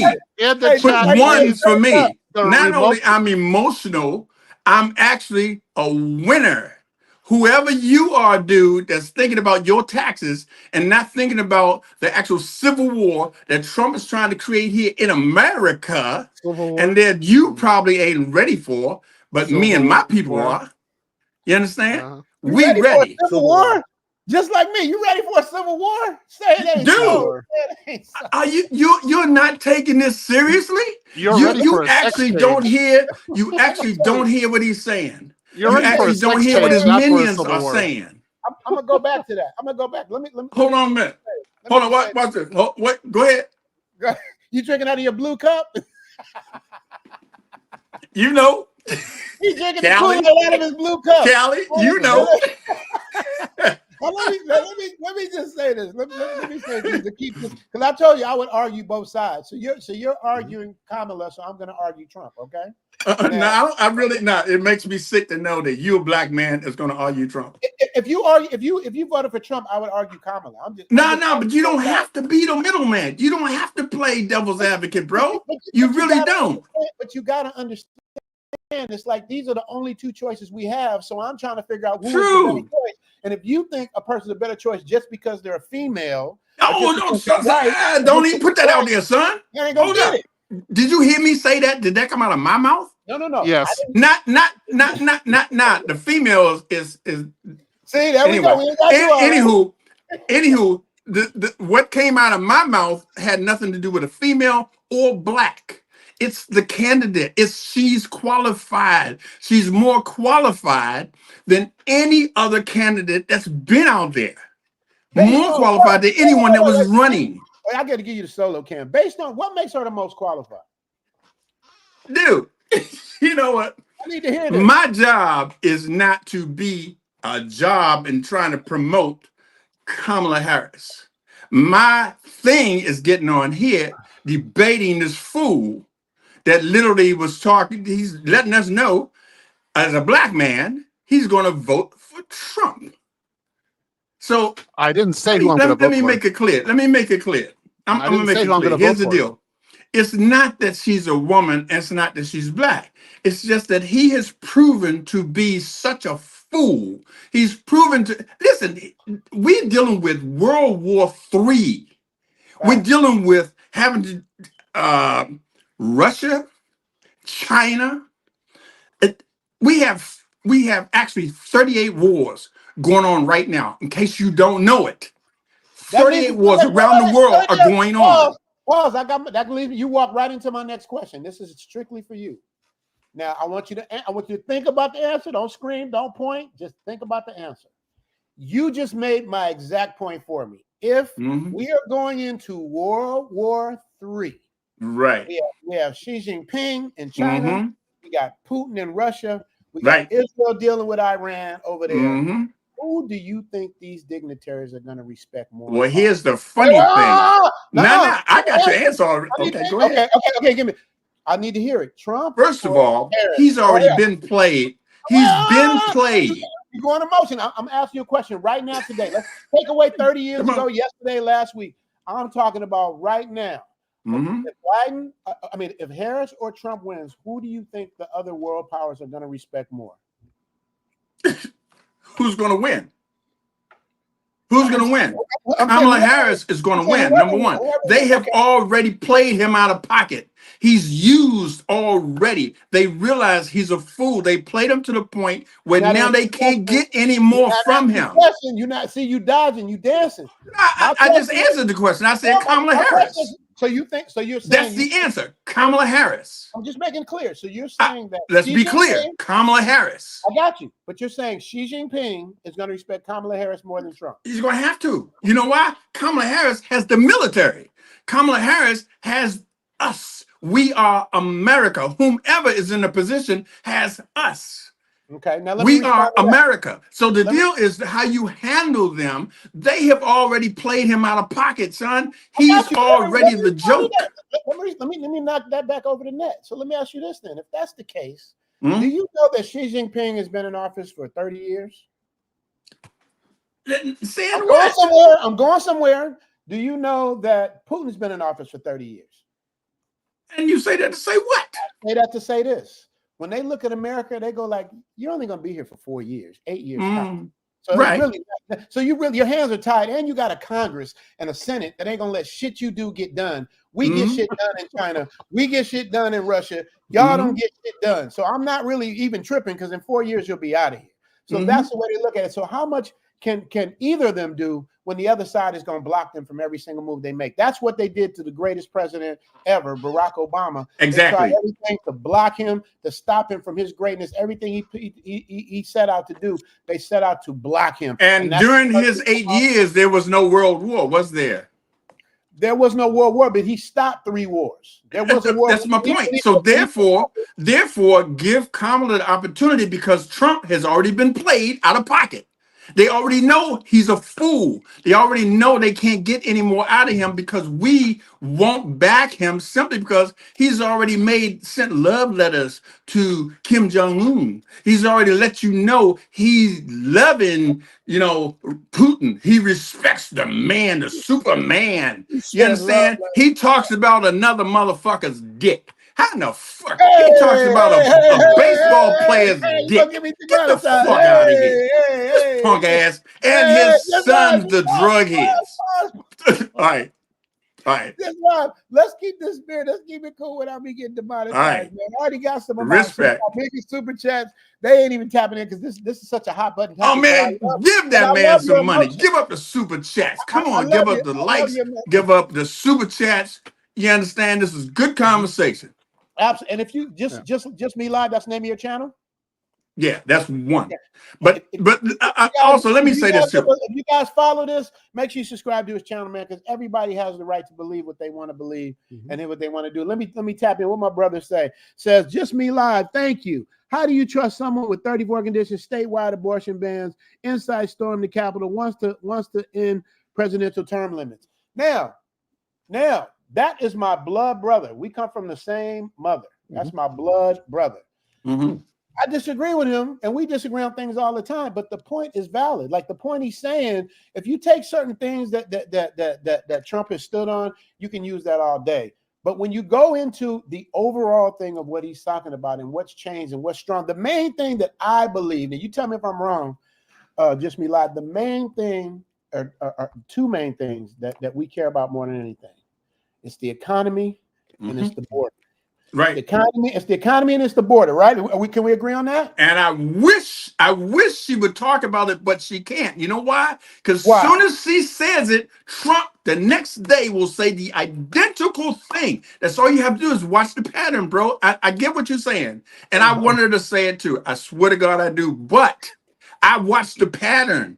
Everything she says she's going to do, he ends up coming out the next day with his whole team and his whole playbook, and they say the same thing. Listen to what he's recently said. I'm the father of IBF. This man is sick. He's deranged, and he should not be in a position to hold the presidency of the United States. He's not qualified. As a matter of fact, here's the deal. Legally, he's not qualified either because he created an insurrection. Hold on. But 3 months ago, a man with Alzheimer's, he was okay. Y'all was cool with him. No, we were cool until we found out he had Alzheimer's. All right. We were cool until, listen, I understand what you're saying, but we didn't know. I mean, think about it. If we've watched them, we kind of saw a few little things happening. But when he had that debate and he really showed what was going on, and everybody went, nope, time to go. At least he thought about it. He fought for a minute. Then he said, you know what? I concur. I'm gonna put. He was forced out. He was forced out. Let's be honest. He was forced out. I kind of agree. Yeah, I kind of agree, but I can't because I wasn't there. I can't say. You had Barack over here. You had what's his name over here, and you had True that. True that. I get what you're saying, but here's the deal: did he make the right decision, though, bro? Did they make the right decision? Did he? No, it was ultimately his decision. Did he make the right decision to bow? If you want to look at it, and martial arts is called Dow. He dowed out. If you want to look at it that way, but was that really his decision? Because a week before he conceded, him and his wife were talking about how good he was, how he wasn't stepping down. True. He refused to step down, and all of a sudden, he just got a change of heart overnight. True. No, it's not that he had a change of heart. He actually listened to everybody in his ear. It was so many. That was in his ear before that, and he was bucking. But the bottom line is, it's like, this is why I tell you I'm undecided. And I know it bothers you, but it's just like, I don't really care for either one of them in the sense that I believe that I can go full on convicted. Barack Obama, I'm full on convicted with him 100%, whatever he does or says. These two, it's just up in the air. But if I have to choose between either one, I want the one that's gonna get the most worldwide respect. You got to remember, Barack Obama was the most disrespected president. He was in the middle of his dress. He was in the middle of his dress. Somebody jumped up. You lie. That's never happened in the history of the presidency. Yeah. You had the mayor of Nevada pointing their finger, shaking her head. They treated him so bad. Then when the police officer this is the thing I didn't like about Barack Obama. When the police officer got dogged out and by the white officer or whatever it was a congressman or something, he set it up to let's have a beer. Like, nah, man, that dude needs to be handled. That needs to be taken care of. And the only thing about Barack Obama, I understand he was the Jackie Robinson of presidents. He could not be jumping out all radical. He had there's something it's an acquired taste. It's like, I believe it takes a light-skinned black. He had to play the game, and he did, right? Exactly, because America can only take so much. I get that. But he set it up for her. Don't forget, it was supposed to be a female president.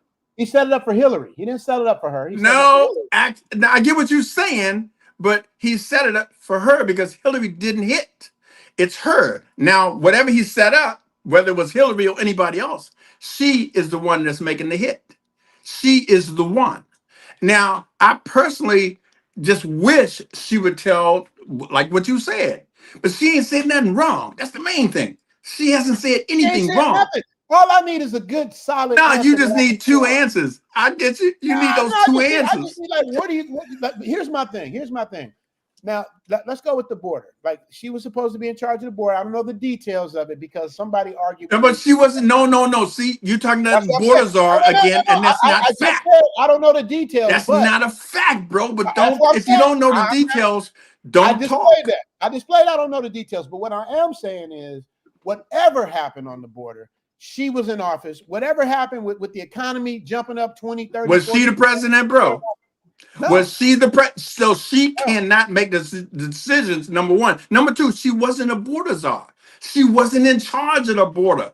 The president make those decisions. Don't forget, they already tried to do that. They tried to fix the border thing, but Trump told his people, do not allow this to pass. Save it for us. Glad you brought that up. glad you brought that up. Glad you brought. See, that's what I'm saying, because these are the same talking points I have with everybody when I go my debate, because I debate both It's all sides. good, bro. He said, just think about that. If Trump can get a political party and he's not even the president, true, he's not even nominated to do that. That's the kind of step power.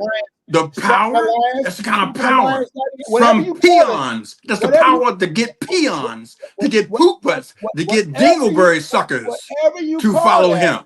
Whatever you call that, it works, and it's working, and that's why he didn't even have to really go through any major debates. And exactly, you're going to mention he didn't debate. He didn't debate. He went through payola. He paid everybody. He also got shit on everybody. Number two, number three. Here's the deal: it ain't gonna work. It's over. It's over. Well, hey, on November 7th, I'm gonna do a live stream. You better bring your butt right back on here. You know what? I'm gonna be here, brother. I want to hear what you got to say now. I'm not saying on the internet. I definitely want to say something real quick. Again, I have over 700 black students, and overwhelmingly, I would say 80% of them are. God bless them. 80% of them are going to be voting for Trump. They're all black males. And see, there you go with that rhetoric, spewing your rhetoric over the internet, over my dude's channel. Rhetoric. There you go, spewing your propaganda over my dude's channel. Not propaganda. See, you one of them leeches, man. You understand what I'm saying? You one of them zeros. Why are we going in with the attack? Because you heard what he just said. I have over 700 students. You said God bless them, and you said God bless them. So you said God bless 80% of these guys who are going to be voting for Trump. Please, the language. But zero. You're a zero, guys son. In the chat, do you want 4 more years of somebody like this? Listen to him. There you go. Pimping to the chat. Pimping, pandering to the voters. Chat. Little poop butt ass motherfucker. Get the fuck out of here. The language. Hold up, man.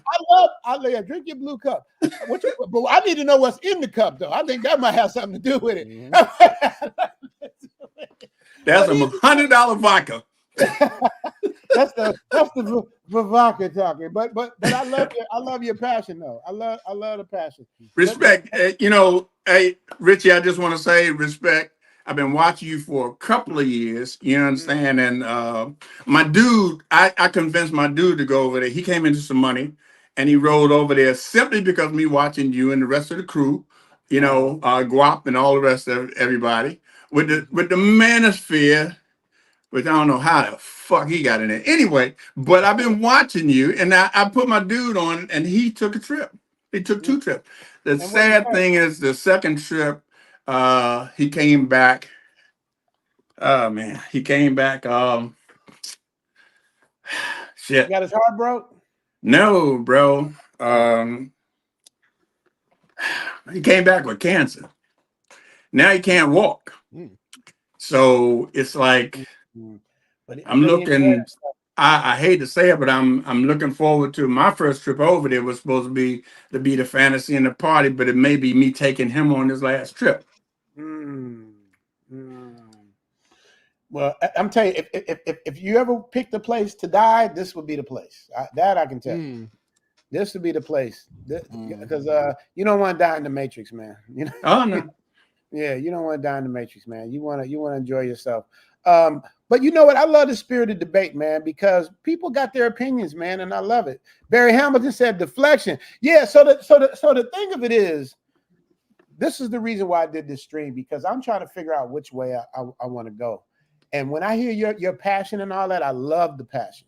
But I'm just looking for the substance under the passion. I got the icing, but give me the cake. Like I want to know. Like, how do you think with if Kamala wins? He said you're doing the brown sugar stuff. Kamala. It's funny. I always say that name wrong, and people always. So good. That's so Kamala. What do you see her first year in office looking like?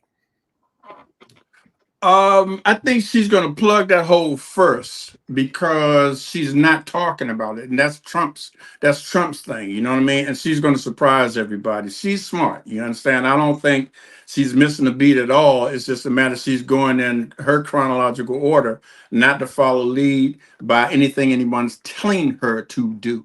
You know what I'm saying? But it's on the plate. I'm sure she's looking at it every day. Like, I really want to fix this. But if she says how she's going to fix it, that's what Trump is going to turn around the next day and say. All right, here's Exactly. my question. Here's my question. Now I got that. Now, if she's the next in line Mhm. and she's under Biden and Biden has conceded her being president, why wouldn't they plug all that up now while they're in office? So they can say we did it before the dude got here. Dude, Why I wouldn't wish they do that now? I wish, dude. I'm telling you, I wish the same thing. Like, she would surprise us, and tomorrow that shit is plugged. But See, don't it ain't gonna forget, happen like she's not the president. She can't override, even though she can tell the president, "You really need to do this." She's not the president. I It's not understand her that. job. I understand that, but she's the president elect, correct? Is that fair to True. say? So No, if she's no. Well, she's not. I get what you're saying, but she can't make any motions now. she That's can't. within. I got you, but I got a better question then. Okay, let's go with your theory. She can't make any decisions. Why would Biden not allow her to make that decision now? Dude, I don't even. Dude, I'm And telling you, I'm on your side there. I wish she could just fix it, but it's still a human. It's a human thing. You understand? It's a thing where literally, you got people that have already traveled to get there. That's going to be on the other side of that fence. That's going to be dying. The first kid that dies, they're going to blame it on her or him. The first kid that died, when they plug the hole before she becomes president, the first child that dies on the other side, they're gonna blame it on us and on her and on him. So it's a catch-22 situation. I mean, it's rough, but here's the deal. I will be glad when this is over, because we're going through too much. And believe me when I tell you, they have let you know they are going to start something. Don't forget, I'm DC, bro. I mean, our armory is being set up right now for the actual military to be there. The military will be in the army, and under, you got to understand laws. The military can't just jump out and do anything. There has to be a phone call from the mayor. She's got to make that phone call. And then there has to be a process. So when they're setting up now, so they can make sure there will not be another January 6th. And there will be some drama. There's gonna be stuff around the country because people ain't gonna like it. They're gonna be some of these country cowboys, these bumpkins, man, they're gonna be pissed the fuck off. They're gonna be angry. But the deal is this: life goes on. But if we go on and be positive and be happy and have an optimistic outlook, instead of someone trying to tell you that they're going to kill, or everybody that went against him, he has said, "I'm going to lock you up." Kamala is not saying that. She's not saying that if you didn't like me. She said, I'm going to be a president for all of you. I'm just saying she's got to get a chance. Here's the deal. There's no way I will vote for him. That's the main thing. There's no way I will vote for this guy that created an insurrection that wants to destroy the Constitution of the United States. And they're already convicted. What is it, 34 counts? Already convicted. Already has been had to pay how many millions of dollars to he's been a trick with a prostitute while his wife was pregnant. Here we go and all of that. While his wife was pregnant. I understand all that, but that's all emotional conversation. Like, every man at some point or another has had some kind of transgression. I got game, man. I ain't really emotional about that shit. That shit doesn't bother me whatsoever. But I hear the same stories. He did have 34 convictions. There's a lot of cases that he beat too. But my point is, but wait a minute. How many judges did that denied him? How many was it? 60? Every last one. 60 something judges. Oh my God! Come on, man. They did, which is why he's not in office, and he tried. And the thing of it is, and why we got to keep him out of office? Well, why is he so popular? Should be the question. If you can throw up all, you gotta understand where we come from. You're the same age as my brother. Why is he so popular? I'm going to tell you. I'm going to say, why is he so popular? Because you got to understand, back in the day, you remember, you from DC, you know, The Apprentice. Anytime there was any kind of sexual scandal with any kind of political person, they never made it to the primaries. So now it's a whole different internet world. It's almost like the worse shit you do, the more popular you are. So that's kind of like where we're at here with this. But the thing I'm saying to you is, it's like, if we get past the emotion and he did this to his wife, and he did that and all of that stuff, I want to know what Kamala is going to do so I can say, yes, I'm not. But here's the question. What is Trump going to do? Have you asked yourself that question? Yeah, I already answered that. I don't want to hear your answer. Anyway, bro. No, Zoom. no. That's not Richie, the way you behave. Richie, I was speaking to Richie, so I'm not speaking to you. Let's be clear. I'm not speaking to you. I think we need but we got speaking to Richie. Hold on. I know. Hold on. You're speaking to the vodka too now. Let's be fair. You got the vodka going too. But let's do this. We got to be, especially to Theo. He's a friend of mine. You're a subscriber. I wouldn't want him to talk to you crazy anyway. You don't call him all kind of things that ain't even necessary. You know what I mean? You asked him for a question. He answered it. And then you still gave him the business. So it's like this is what I'm talking about. Like, how do we get shit done if we're busy doing that? You know what I mean? Okay, I say, what's the Champion Heart say? Drop the link. I dropped it 3 times. I'm gonna drop the link again. So you guys, I'm taking you, unmute you again. We just got to be respectful in the chat. That's all I care about, man. Because we all can be heard. But I'm still waiting. I know, and you've answered. I'll tell you what I'm gonna do. I'm gonna apologize to you, brother. Thank you. I'm gonna apologize to you because I am passionate about this, and because you're a black man, honestly, I just cannot see any black man or black person not getting what Project 2025 is about.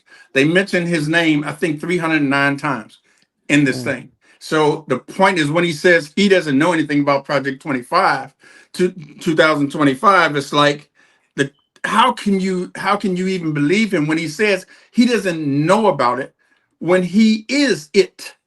And then knowing that there's no future for black people based on that plan, based on that playbook, there's no future for us. They want to put us back in chains, bro.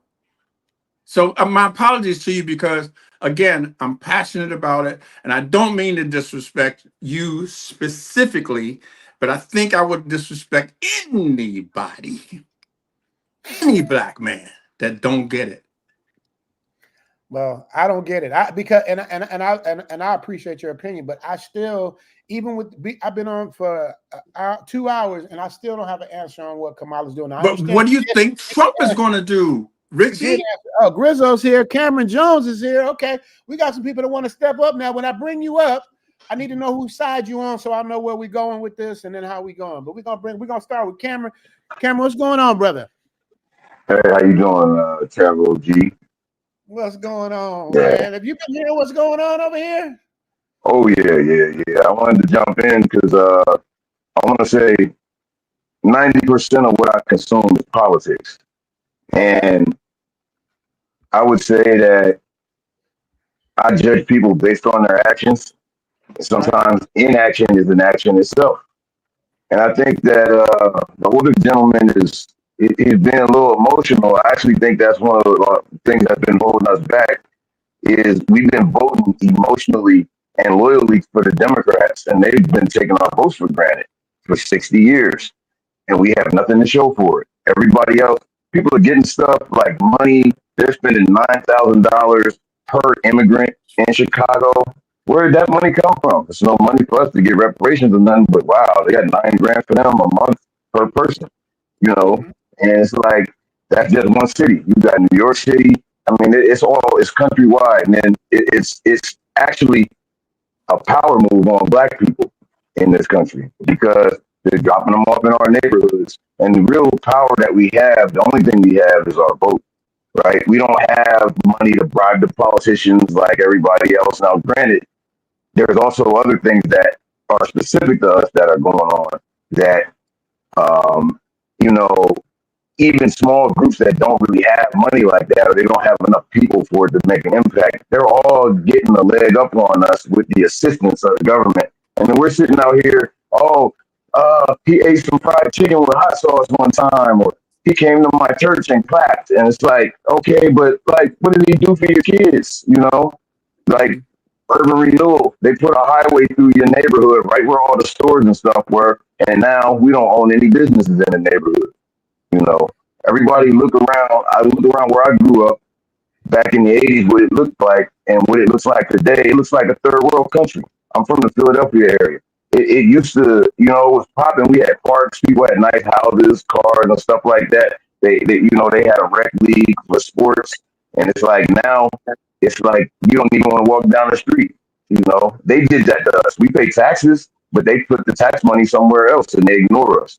So my point is, maybe Trump isn't going to do anything for us, but neither are the Democrats. The Democrats think they own us, and they are entitled to our vote, and they don't have to do anything for it. So I would just say, if they want to do something to prove it, do it now.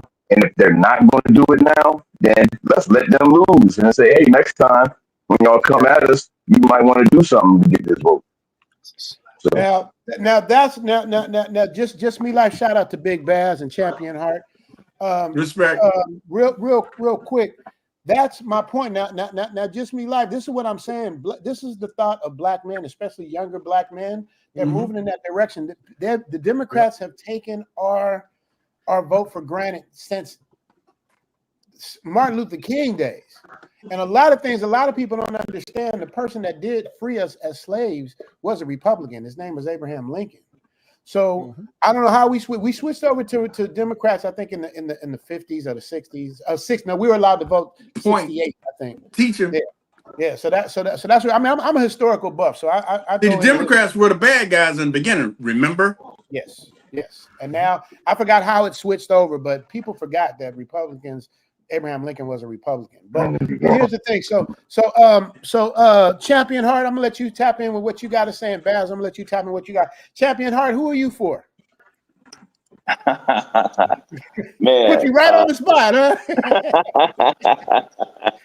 Well, I'll say this, man. I wasn't one to jump on the hate Trump bandwagon.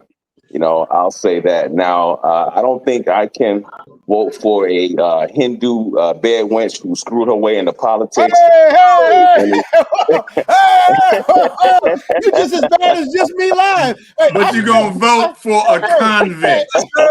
You're going to vote for a fucking convict. Wait. I'm thinking to just let Champion Heart and just me live go at it to the death. These two right here off the bench. Hold on. Bring it. Wait. We can't. Because I got some stuff I just didn't say. Yeah, right. You ain't got that, man. You said a whole bunch of that was right there. Now, what did he say? Let me take a break, calm this down. Let me read some super chats because y'all off the chain. Even though we have our choices. Salute Champion Heart. We definitely don't have to disrespect the system. Let's do it without disrespecting the system. We can do that. All right, no problem. Read some of these super chats. And thanks for being part of the Zoom After Dark. Oh my God. D-Mac $20 says that brother would be heard if he had researched facts and stopped using shame, guilt, and insults and need to be right. Rest in peace, Kevin Samuel. Yeah, D-Mac, that's what I'm saying. Just Me Live was going in. He just came with the cannon. Like he just started shooting the deal. I live this high road, son. He came on, and he's from DC, so he's from the cradle of our quote unquote civilization. You know, DC and Philly, you know what I mean? That's pretty much the cradle of everything in terms of our democracy. So shout out to it's hard for you to be a punk here. Yeah, well, it's hard to be a punk where I'm from. Well, anywhere. Well, almost anywhere. Almost anywhere. All right, there we go. International Quiet Storm Trail. Richie Mack, I appreciate you and respect your channel. Your mods in here are wilding out, timing out people who utter the word Trump. I know he's not your guidelines. People are respectful and getting suppressed. You guys don't do that. You guys do not do that, because if you're a mod and you're doing that, I gotta unmod you, because as long as people are respectful, they should have their opinion. That's the whole point of doing this stream. If I was just gonna do it for one person, just do it for this person, and I don't want to hear nobody else. That's different.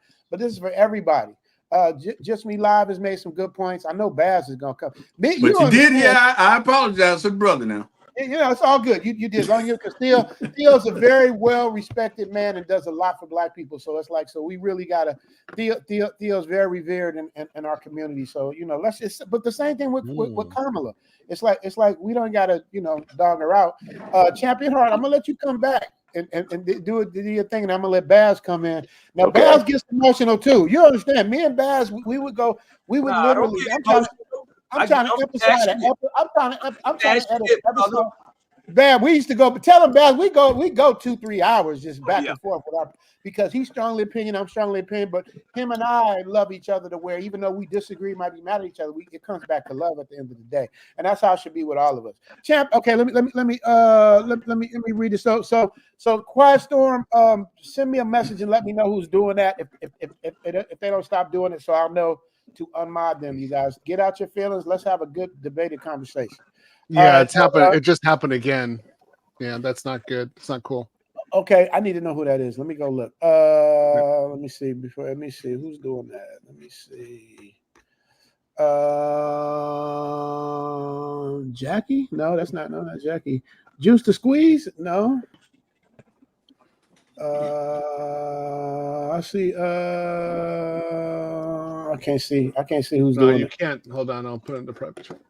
Okay. Whoever it is, please stop doing it because I don't want to unmod you. But if I have to, I will. I don't want to do that. Jim Rado 8. I will never vote for somebody that's part of a party that passed a bill back in the day to lock up non-violent offenders for the life that looked like me. Okay, I think I know who he's talking about. And that's his word on that. Okay, I'll read one more, then we'll get back to it. Kevin Rooms, you got a right to be passionate about it. You lived through Jim Crow. My uncle speaks of it strongly. I understand. So that's somebody going with Just Me Live. I love Just Me Live's passion. It's just the disrespect, like coming at my man Theo. Just like if Theo came at Just Me Live, I'd be like, come on, Theo.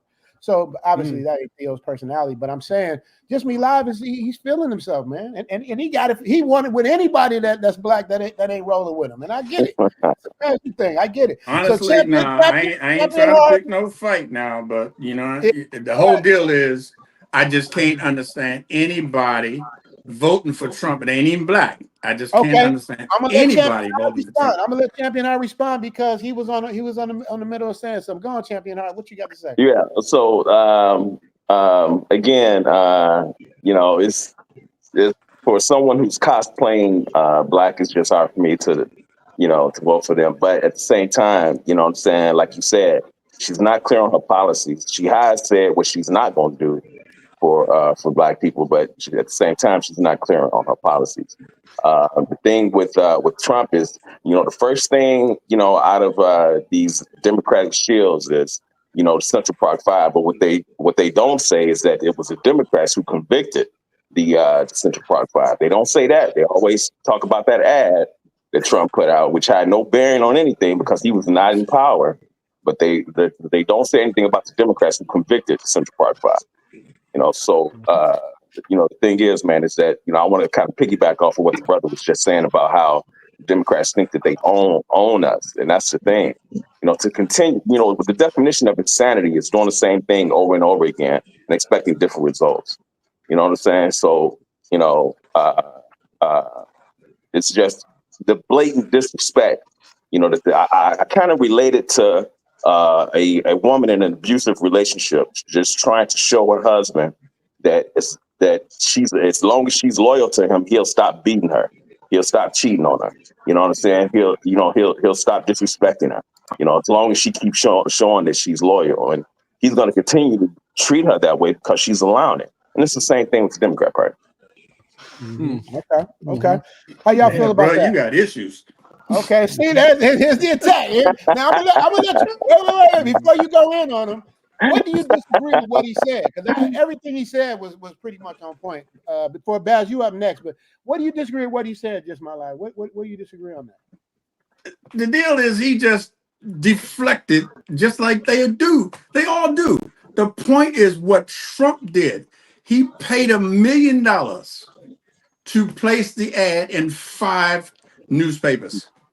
He paid Are $1 we talking million. about 30 years ago? We talking about 30 or recently? What are we talking about? Just so I'm clear. Dude, this Central Park 5. That's what the brother Okay. was He wasn't talking the about, right? president. He wasn't So in the office point doing that. is, the thing is, it's about him. It's not about who even knows about the Democrats that convicted the guys. The point is what Trump did. Trump paid $1 million to have 5 brothers and Latinos locked up, arrested for a crime they didn't do. It was Trump. It's not what happened, how they got convicted, who convicted him.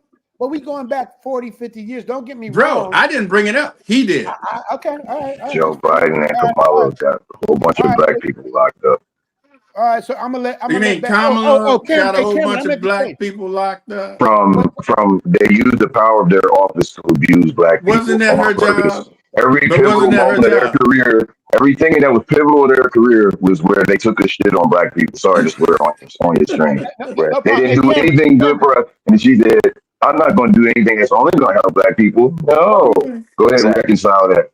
Hey, Cameron, real quick, you have a crackling in your microphone. I thought it was just Okay. my speakers. There's some kind It's of probably my Bluetooth. Okay, because it's crackling a lot, and you're making some good points, but it's not. It's crackling. If you could fix that, be cool. I'm gonna let Baz say his thing. Baz, what you got on it? Man. We're talking about a woman that wasn't elected. Number one, this is a woman that's talking about LGBTQ rights. This is a woman that brought drag queens and all kind of different sexual spectacles in front of children at schools, parading them around. Wait, Kamala did this, right? Brother, let me talk. Kamala did. You just said she did it. About Kamala. This is Kamala brought them in front of people. Bro, this is a woman that has fought for the rights of men in prison to have to be transformers. Bro, I ain't feeling that either, but she's just fighting for the rights of humans. No. This is what she's doing. This is what she's pushing. Right. She wants men in sports, men and women's sports. She want to put out a policy talking about weed. She hadn't given one policy for black men when she released her black men policy that was for everybody. $25,000 for a first home loan that was going to benefit migrants that's coming across the border.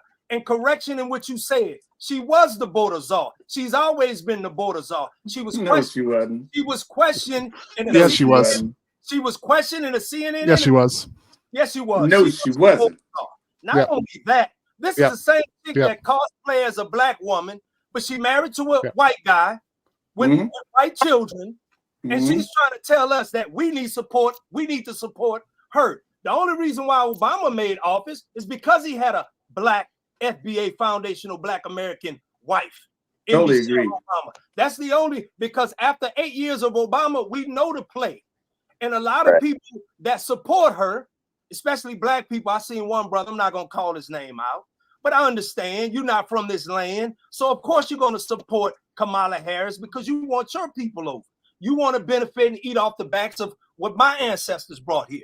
But I'm just trying to tell you, even the brother on death row, it was a brother on death row. She withheld evidence that would have freed this man. Kamala Harris, this is fact. Yep. His last name is Lovejoy. I can't remember his first name. Exactly. This same woman talking about cooking collard greens. I'm not voting for nobody fake. Why would I vote for someone fake? Why would but you're going to vote for a racist, right? But you will vote for a racist. For fakers. And I understand we got a demographic in our community where the younger, the 50 and above, these brothers, you know, and I'm kind of like in that era, and you got the brothers that are 55 and below. You get into them old fogies. Yeah, that's who they're supporting because they can't get off the plantation. You know what I'm saying? They running that playbook. But see, the thing about it is these brothers just want a peaceful death. That's all they want. They don't want to fight for nothing. They fighting their own. You know what's really funny? All that word salad that you speaking, you're speaking to the wrong Negro, because I'm the first one that actually said that there's going to be a war, and I'm already ready. So what are you ready to do? You're gonna vote for a racist, but you ain't ready to fight. I'm the Okay, first see, you nigga gotta here to understand. say that This we need to get ready to fight. Listen, this They're gonna generation, have a civil war. we're not What you prepared. gonna You do? can't give us the fear tactics, brother. You can't give us the fear tactics. We not care about. Oh, he's a racist. Nigga, please, I'm not that dude. We've been I ain't dealing trying to with run that. You it's ain't okay. You that qualified dude. to even You try that to run dude. your game on me, son. You even You have running that little You that backwards, dude. upside down, you okey try to doke. talk over to You deflect. fake, You have son. Muslims. Running that You little have back, Muslims upside down, who okey Trump doke. put in a ban when he was in office. These Muslims are saying we're voting for Trump. Make that make sense. These people are were under Trump when he was in office. He put a ban on them. They remember it. But then, so the Democratic Party is so out of line and out of pocket, so far left. The Muslims, the Arabs, they're voting for Trump. That's what they did a declaration for. They want him in, so they want him in. And They the only want reason why him black in. women are on the train, the reason why black women are on the train, because she's cosplaying. But not once have we ever seen her say, yes, I am a black woman. She'll never say that. People of color. We through with the people of color thing. That's during your time, old man. We don't Oh play yeah, young stupid kid. Let me explain something to you, young stupid kid that has no qualifications to even be talking. Understand this, son. Understand this. They're gonna have a civil war. What you gonna do, little punk? We What you ready for, little It's not punk? going to be a You civil war. understand? You ain't It's ready not for going to be a nothing. civil I'm war. stacked, wrapped, and loaded. But your ass gonna Fear vote for tactic. a racist Fear that's actually tactic. gonna start a civil war against you, and you ain't ready. Because you We're not talking about a scared. woman that's We're not scared. trying to do the right thing. We are You not got the scared. choice. You vote for the racist that's gonna hang your ass, or you vote for the black woman, or the mixed woman, or the woman that whatever. If he was Just going to trying to kill do the black right people, thing. he already would have done it. Let me jump in. Let me jump in. All right, you guys. This is a great. This is one of my favorite live streams. To be honest with you, because it's emotion involved. But you got to remember, Baz made a point. Champion made a point. Cameron made a point. Here's the thing, and you got to be honest with this. Just me. There is an age gap. True. And the youngsters are not thinking like, oh, you got to remember, I have kids. My daughter, my middle daughter is 25. My son said he was for Trump. We don't talk. That's my point. Watch this. You got to remember, my kids were born into a black president. So all of that stuff that we've been tripping on and worried about and doing at any like Bass said, 50 and older. I don't want to be up in that thing. Let's go 60 and older. Because I had the same argument with my golf buddies. The older ones say the exact same thing you're saying. Let me live. You remember when he did this and he did that, and he's gonna take our rights, he's gonna make us slaves again. They're trying to do all this scare tactic. But the problem with the younger people, they don't fear that because they don't even understand that concept. They don't even understand because black men are race mixing the world. Like everywhere in the world, we're spreading our seeds and making the whole world brown. So back then, and your day, or maybe older than you, to walk around with somebody that wasn't black was like you could get strung up for that, and that's real talk. But now it's a different time. It's social media. It's a different world. Those scare tactics don't work. I'm telling you, my buddy Teddy, shout out to him, did the same thing. You vote for him, we're gonna be back in slaves. We're gonna be, and they do all these things to scare you. But younger kids are smarter now. They're not falling for the old college trick. I got to have a degree to do this. It's a different world. It's a different playing field. So that ain't gonna work. Now, old school, I would think for Kamala, females and anything 50 Kamala, I'm sorry, Kamala, and anything 50 years and up, 50 years and up is gonna go. Now I made this point before they were on the phone, before Cameron and Baz and Champions on the phone. I made a point to you, and I said to you, I did. I said, black man, why are black men voting for Trump? And then you said it was it's rhetoric and all of this stuff. Now I got brothers here. Theo has given you his thing from his 700 people. Now I'm gonna ask you this question again without you saying it's rhetoric, just like me. I'm gonna give you the solo cam. Why do you think, even though you may not believe it, let's just say you believe it, that younger black men are voting for Trump in droves now? Why do you think that is? Popularity, son. It's popularity. Okay, that's what you're going with. Popularity. Don't look. He started The Apprentice. If you look at the history, when did he start running for president? As soon as he left The Apprentice. There's a documentary out there right now that just came out referencing exactly his history, what motivated him. And I already told you, being from DC, when he opened that International Hotel, that was a building we did parties in, son. You understand? So he actually made that into an international hotel. He wanted to actually promote that. So in order for him to promote that, he went, I'm going to run for president. And when he floated down that escalator, him and Morticia, you understand? And they made it popular that they were going to be now the new president and first lady. Yeah, my You know, pockets they fat. didn't even realize that they were going to win because they even showed a video when he said, I'm surprised I actually won. My pockets were He fatter did that so he could promote that hotel. All right. My So that's how pockets he were became fatter popular. when That's how Trump was people in began to too. know him more than other people know him from his show. That was a great show. I used to watch it myself. I did too, but Just Me Live. Don't you think that was a brilliant business move? Exactly. He's So why are we he's mad at a just for doing business? he's a fake hustler and a great grifter. You understand what I'm How's he a saying? fake hustler if he's successful? I know his Bro, daddy gave him money. We're gonna go into his daddy giving him money and all that stuff. But so he could you easily from fix South it out. Central, you know what qualifies you to walk into the after hours, son. You see, so the fake can't get in. You can be a hustler all you want, Right? but the fake can't get in. He can't get in. You right. The fake can't get in. You That right. is a fact. You are But right. once again, She Baz, can't get go in. on, Baz. Wash There, the go on, collard Baz. greens in the bathtub. She can't get in. Wash the collard greens in the bathtub. I like that one. She can't fake it. I like that one. Indians, North Jamaicans, they collard greens. Hey, I ain't stuck on stupid. I like that one. That was a good one. You can't fake it, bro. We see it. You can't fear monger us. There you go again with that dumb shit. Yeah, let's not. There you go with that dumb shit. No, that's fear mongering. Old school. You can't run out there on the corner and talk to them youngsters like that. They'll do something to your muffin. They'll steal your muffin. You know. What does Project was really 2025 say? stupid. You actually said something that damn What does dumb. it say? You understand what I'm saying? I pack, I roll. I don't need to talk to nobody. I don't need to roll up on a youngster. You understand what I'm saying? Because a youngster will talk shit and I'll take him out. So don't talk to me about them stupid youngsters, about people like you. You understand? And unsuccessful. Just me. Do me a favor. Do me a favor. Just me. Do me a favor. Take a sip of that blue cup for me one time, please. All right. Take a sip. Take a sip. There he is. All right. But we gotta respect our elders, man. But DJ Mac, $20 holler. Hey, man. Hey, I respect my elders, but whatever energy you come with, I'ma match it. That's the way it is out here. This ain't no game for me, son. I don't care how you trying to. I'm not coming at you. So when you say whatever energy you come with, you'll match it. That's your mistake.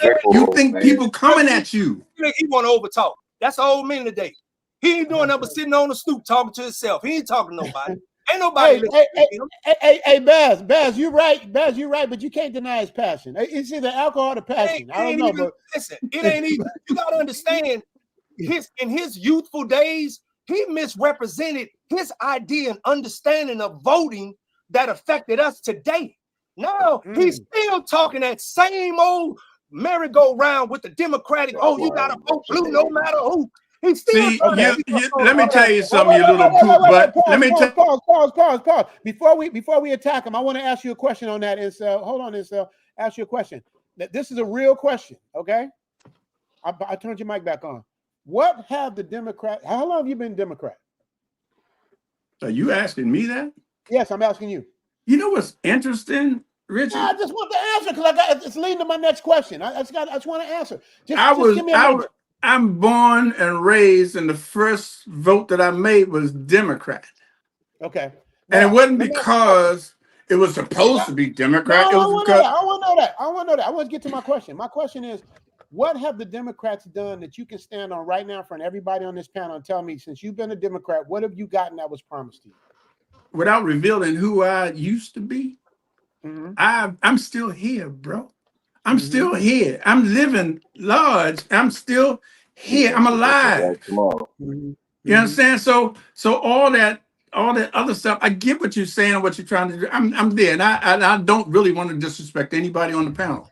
All I'm just saying is, how is it that you all don't realize that this dude is a racist? But that's And not the question, though. You dancing on it. Nah. Yeah, I heard the question. We went to the question, but I'm My just saying question still. is, what have the Democrats done for you as a black man since you've been voting for them? What could you Did stand you? on? Did I Okay, just they did answer, this. dude? I'm still I here. didn't I'm hear you. alive. I ain't never had no big problem in Okay, life so your other answer, so than the answer is you're racist alive. white You people. got no answer. You got So no the answer. answer is you're alive. Okay, y'all got that. Okay, let me get to D-Mac. D-Mac, $20 holler says, Baz, Answer Theo, this: what has the Republicans done for you? freed us as slaves. It's not a binary choice. You don't have to vote And what one or the year was other. You that? can just not Remember vote. oh my God! And wait, I'm gonna answer you. Now, I'm gonna answer I you. can't believe I'm you gonna actually answer said you. that. I'm gonna answer you. I'm gonna answer you. I'm gonna answer you. That was the first thing that came to mind. They lowered my taxes. When Schwarzenegger was governor in California, they knocked out some DMV bills. They made us spend less money and we got more money instead of giving out more money. Now, don't get me wrong. I don't mind helping people. That's the beautiful thing about Democrats. We help people. But people that work hard, people that make money, the Republican Party is more about them. The Democrats are more about, what are you going to give us? What are we going to, like Kamala saying, I'm going to give you this much money for mothers and da, which is nothing wrong with that. But it's always give, and never deliver. And that's If the Liz Cheney was running for president and it was the Republican that she was, I would have voted for Liz Cheney. Meaning that I'm not stuck on stupid with Democrats or Republicans. It's who is the best person for the job. But Trump is running. You understand what I'm saying? I get it. There's people like that. That's no matter what they're gonna vote for Trump, no matter what they're gonna vote for Harris. I get that, and that's why I'm glad about your path. DJ Max says, let me get this. Baz Steele and all the panels making points about without the insults. Tell the OG to stop the cap, stop disrespectful talk. He's proving the panel's point. I mean, D-Mac, but in fairness to Just Like Me Live, he's been sipping. You know what I mean? He's been sipping and he's passionate. So you know what I mean? And he's our elder, so I'm gonna give him that. You know, thanks for my excuse. Yeah, I mean, I gotta help out. You know what I mean? Because you gotta understand. I done seen about 20 people say to get you up out of here. You know what I mean? And I'm trying. And I like the fact that you're here because you're giving another side. Because other than that, I know Baz is going Trump. I can tell by Baz. Baz is working with his guy, and people are pretty much saying, you know, these are the points I was talking about. Like give me something other than emotion as to why I should do this, you know I've given you something other than emotion, meaning that would you vote for a racist? No, why would you vote for a racist? But let me ask you a question. Joe Biden was a racist. Let me ask you a question. Yeah, Robert Biden Byrd was a racist. Joe Biden's mentor. Harris is a racist. What are you talking The about? exalted Cyclops of the But were KKK, there Robert policies to lynch us, to come at us, to set? Do you know?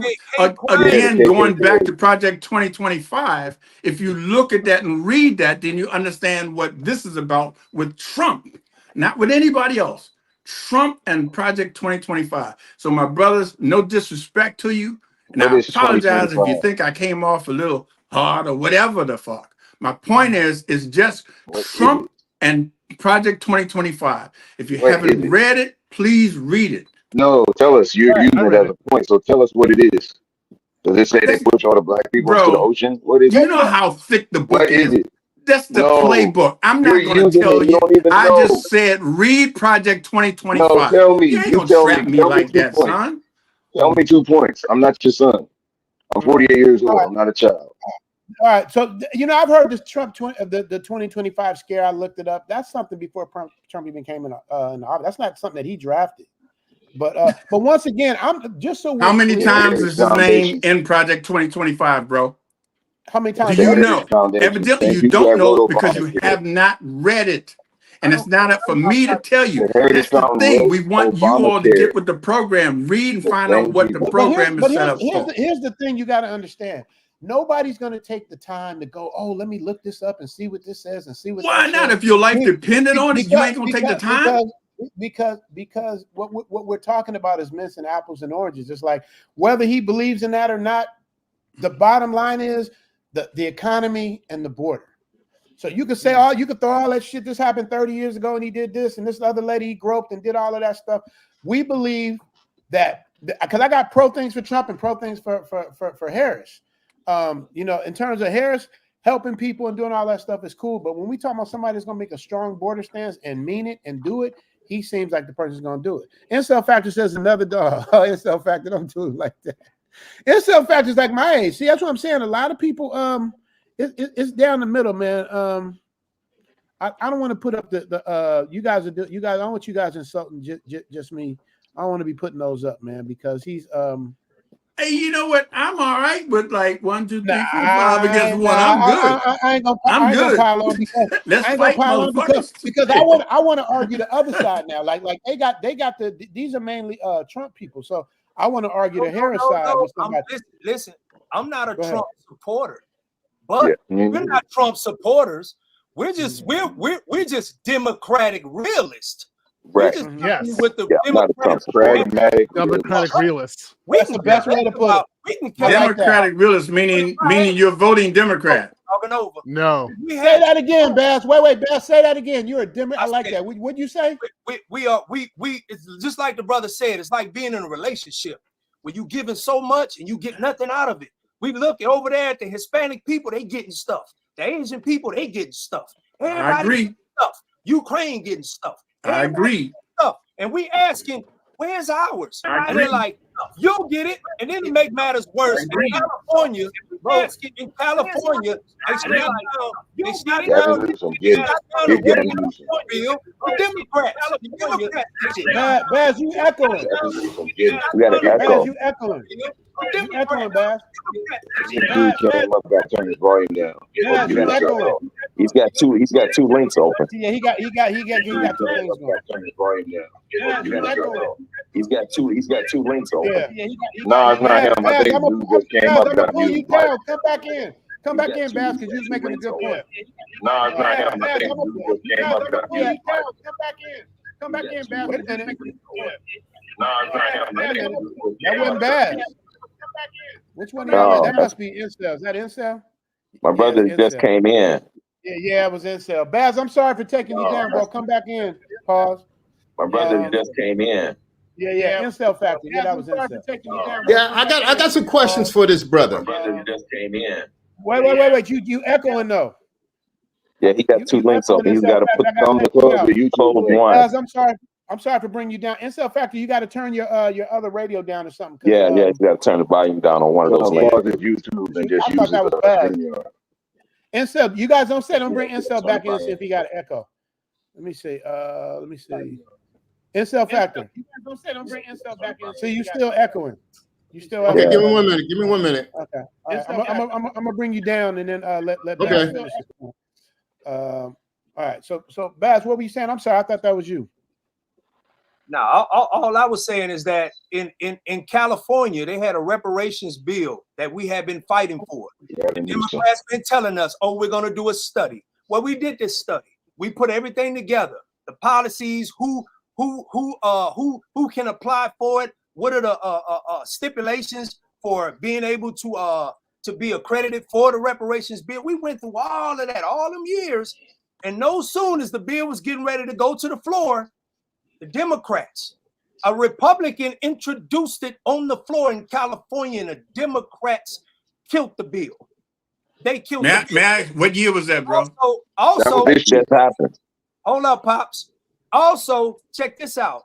Not only did they kill the bill, it was a bunch of non-FBA, non-black people from this country originated from here that was a participant in it that killed it.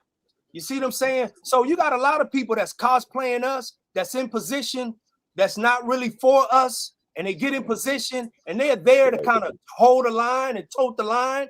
Just like others, like the old boomers, the entertainers, the rappers, you know what I'm saying? All of these shields, they're there to toe the line.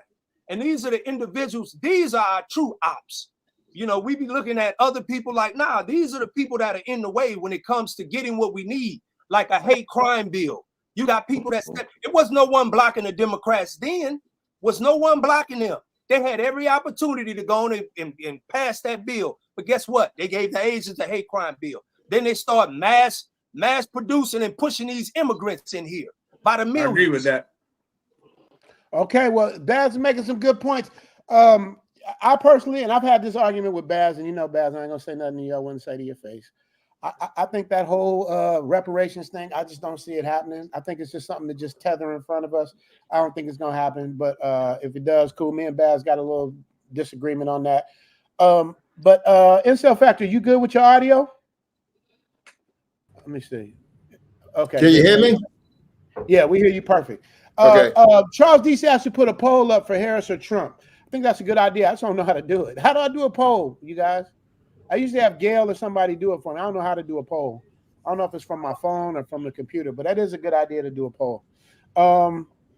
If anybody knows how to do that, let me know. World citizens voting for Trump. So Baz made I think the biggest takeaway today, Baz said, I'm not a Trump supporter. I'm a, what'd you call it? A what Democrat? Democratic realist. Meaning I agree with that. Yeah, right. I like that. A Democratic. I'm a Trump supporter. Okay, go on, Incel. That's what you was coming into. Go on, Incel. Yeah, because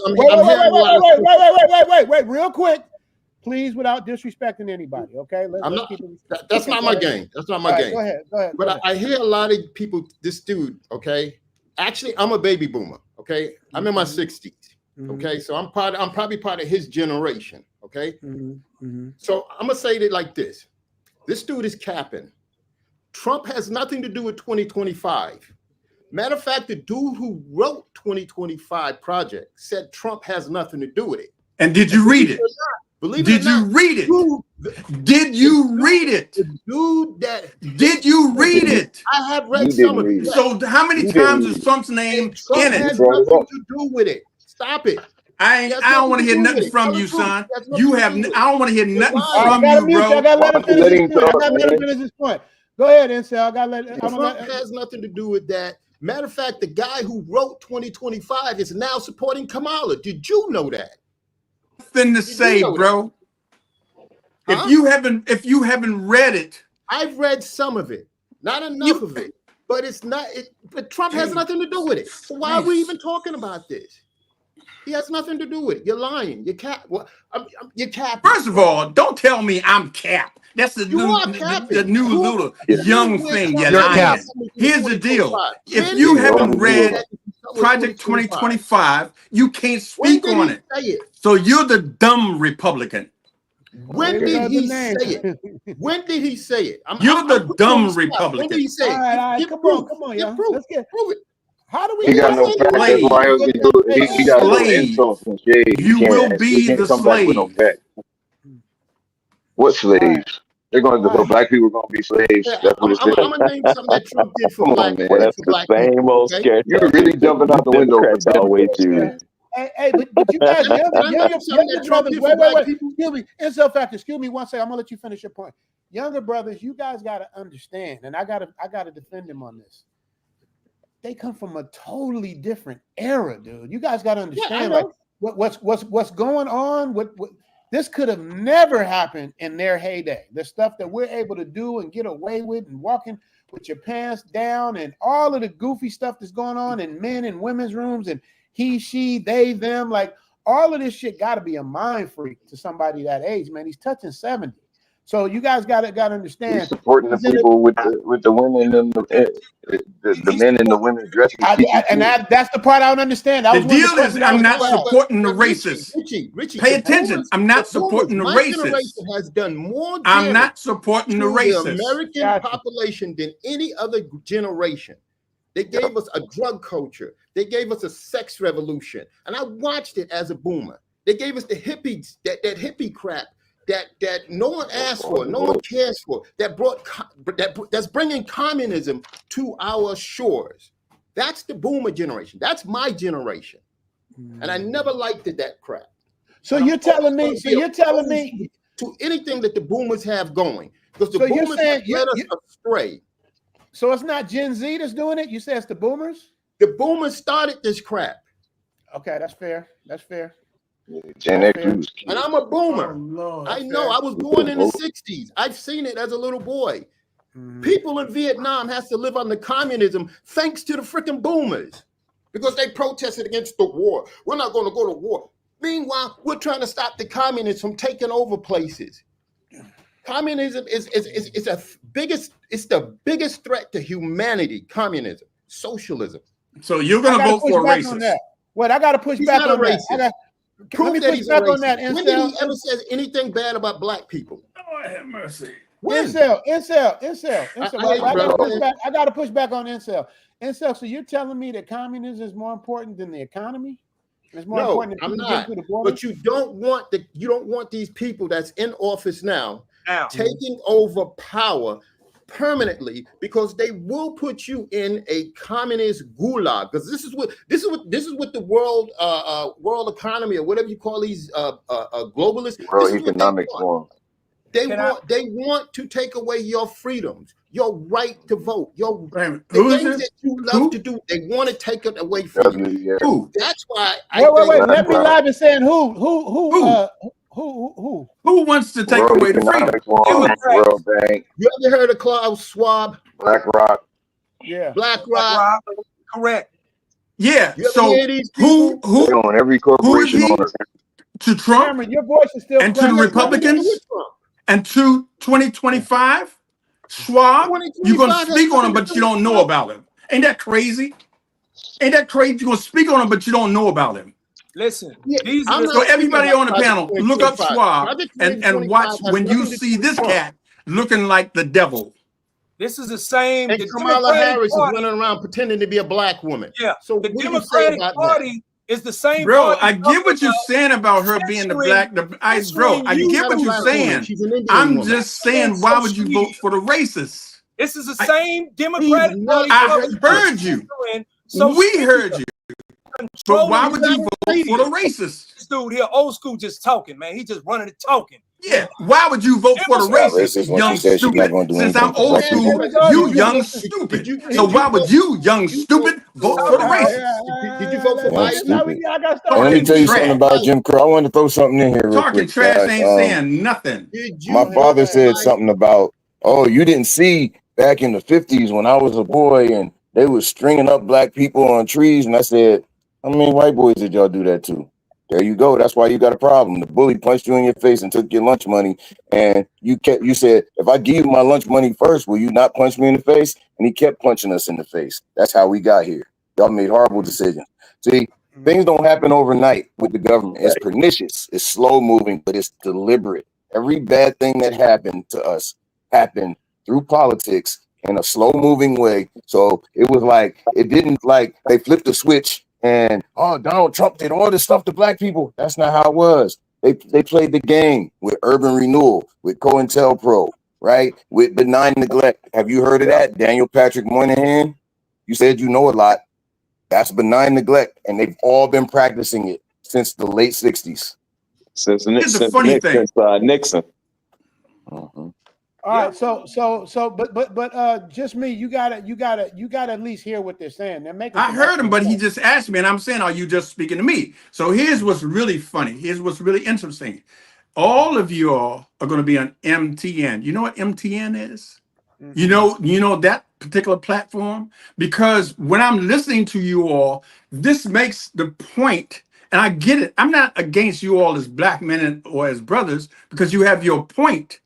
I get that part. My only problem is not understanding how you don't know about Trump being the narcissist, racist that he is. How you don't understand about his cronies and about his dingleberry suckers that protect him and want to respond to that. Well, hold on. Let me take that, you guys. Let me take that. Let me take that. You guys, you got to understand. People that go against Trump, they have these same 4 talking points. He's a racist. He's a convicted felon. He cheated on his wife.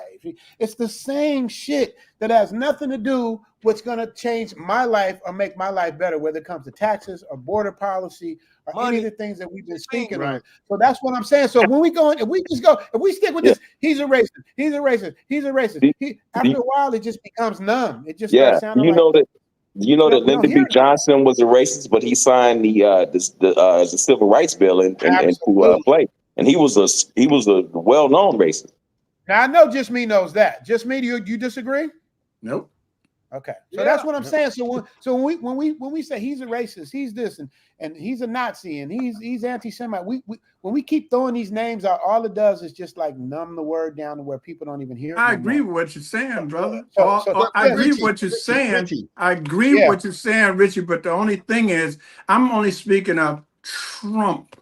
Nobody else. That's the problem. You see, and the thing about Trump is he's losing it. You understand? He's losing it.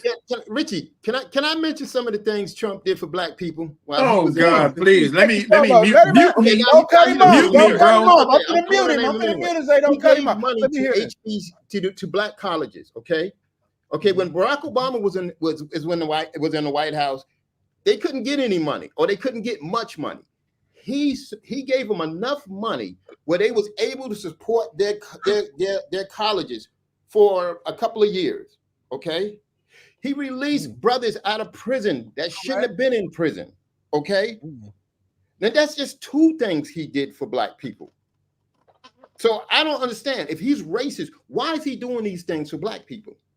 Oh, okay. That's for you. That's for you, Just Me. Just Me. That's for you. His question was, if he's racist, then why would he do those things for? And he released some rappers that maybe shouldn't have got released. When he got out my question is that all? No, but is that it? So what did Kamala Harris do? What did Kamala Harris do for us? She's the vice president, fool. She ain't had no chance to do anything. She locked you're up. not gonna answer the question? He was the vice president. He ran the whole show. This is too funny. You do know it was her vote that decided for inflation when Congress was tied. Her vote is what decided on inflation. Yeah. Chuck's in the building. Chuck's in the building. Retired 2024 for president. Chuck, that's my brother. I ain't seen him in a minute. Give a shout out to Chocolate Man. That dude, Chocolate Man, though, he don't get none of this. Y'all ran the man off. Y'all ran Pops off. Well, he's gone. All right. Well, okay. So since he's gone, he'll probably come back. Maybe he got taken off. So that means you ever see the show like one person against 50? Okay. So I'm finna try to take on all of y'all. All of y'all we're gonna see. And I don't know what I'm gonna do. But which one of y'all got it? Who wanted first? Who wanted first? Let me see. Cameron, you want it first? You get your mic fixed? Yeah, how I sound?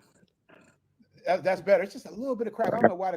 You're clear, but it's Word. see when you read the thing. Yeah, it's doing it again. It's something gargling. It sounds like scratch papers over you whenever you talk. You think I should go down and come back up?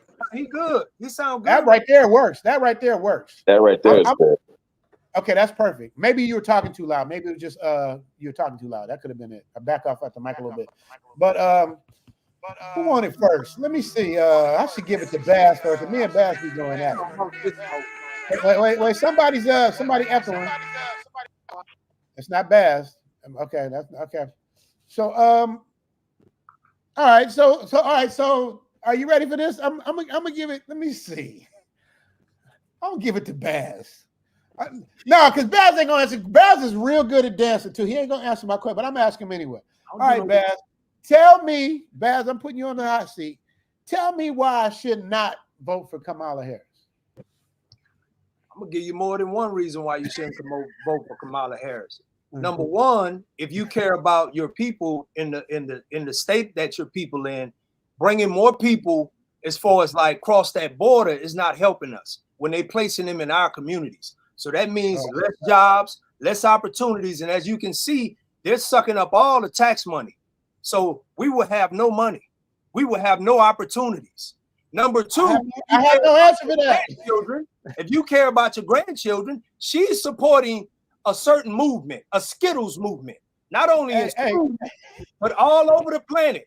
She just, you dig what I'm saying? You have me at hello. You have me at hello. I got you. I can't argue that. I'm trying to find something to argue back. I can't. Once he did, okay, you dismantled me. Okay. All right, Cameron, your turn. Damn, Baz just knocked that one out the park. All right. All right, I got this for you, Cameron. This for you. Okay. Kamala would make history as the first black woman president. How do you think it could hurt the country instead of helping the country? How do you think she would drop the ball and being the first black woman of color president? Correct that, Cameron. Go ahead. All right. So first off, she's not black. They've been doing her genealogy online, and she doesn't have any her dad had Jamaican nationality, but Still gargling. You still gargling, but I changed it to woman of color. Yeah, maybe you should just talk softer or move the microwave because let me see. Your voice. What about now? Yeah, do that. All right. Talk now. So okay. So first, she's not black, and she's just using that to pander votes out of black women, right? But let me push back. But she did go to Howard, so that's some kind of black. I don't make her Howard. black, but she went to. But she could have chosen anywhere else. Went to Howard. It doesn't make her black, but she identifies with. She's a woman of color. We can't take that from her. She's not a woman of color. Right, but even with that. That people of color thing, that people of color thing is a Trojan horse. He says a Trojan. Right. That people of color thing is a Trojan horse. Right. And us black people have been falling for that. So what it is, I equate it to this metaphor. Our house is on fire and we're putting the fire out. And then the people of color, the Latinos come up and they say, hey, our house is on fire too. Can we have some of your water? Right. Then the rainbow people say, our house is on fire. Can we have some of your water? Right. Then the Asians say, our house is on fire. Can we have some of your water? So then their fire is out. And then we say, hey, can we have some water? And they say, no, get your own. And that's what we keep doing with this people of color thing. Right. Because she doesn't represent us. She hasn't lived as us and she doesn't represent us. She doesn't there's a whole experience of us. It's just stuff I'm not there, but let's just say I'm over there in Thailand with you guys, and I come walking down one side of the street, you walking up the other side, and we never seen each other before. You notice how we'll do that thing like this? It's just a thing between us. It's a spiritual thing between Black Americans that we don't really have with anybody else. Our struggles are unique on this planet and in this country. And for somebody to stand out, and this is what the brother was mentioning earlier, you got these people that are descendants of foreigners, first generation immigrants, and they get elected and they move against us, and it's they've discovered that when they move against us, that it gives them the opportunity to advance in this society. So she's one of those people. I can't do it, man. I can't. Hey, Cameron, I'm gonna tell you something that's so disappointing, bro. You're not gonna believe this, bro. What you just said was an excellent example. Anybody of color knows this. Do you know in Thailand now? Do you know in Thailand now the brothers, when they see each other, they don't even acknowledge each other? I've been hearing that. Yeah, I've noticed that. Word. And it's okay. Because you're getting the lower end. I spent a year in West Africa and nobody does it over there. No, yeah, that's disappointing. Very disappointing.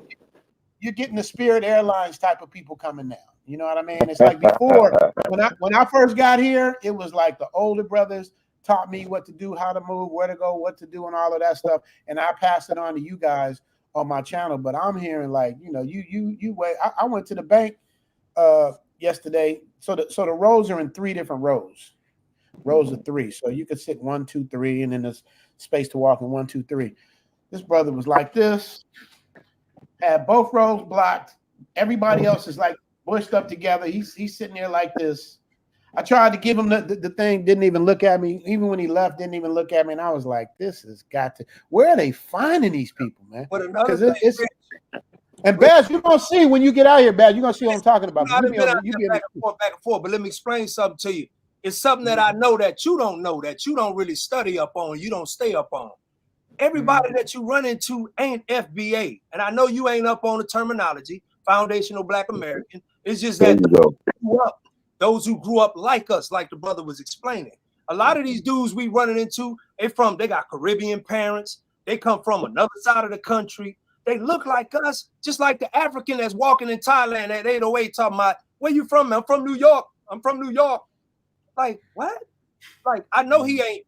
He not like me. With some dusty flip flops on, busted up feet. Yeah.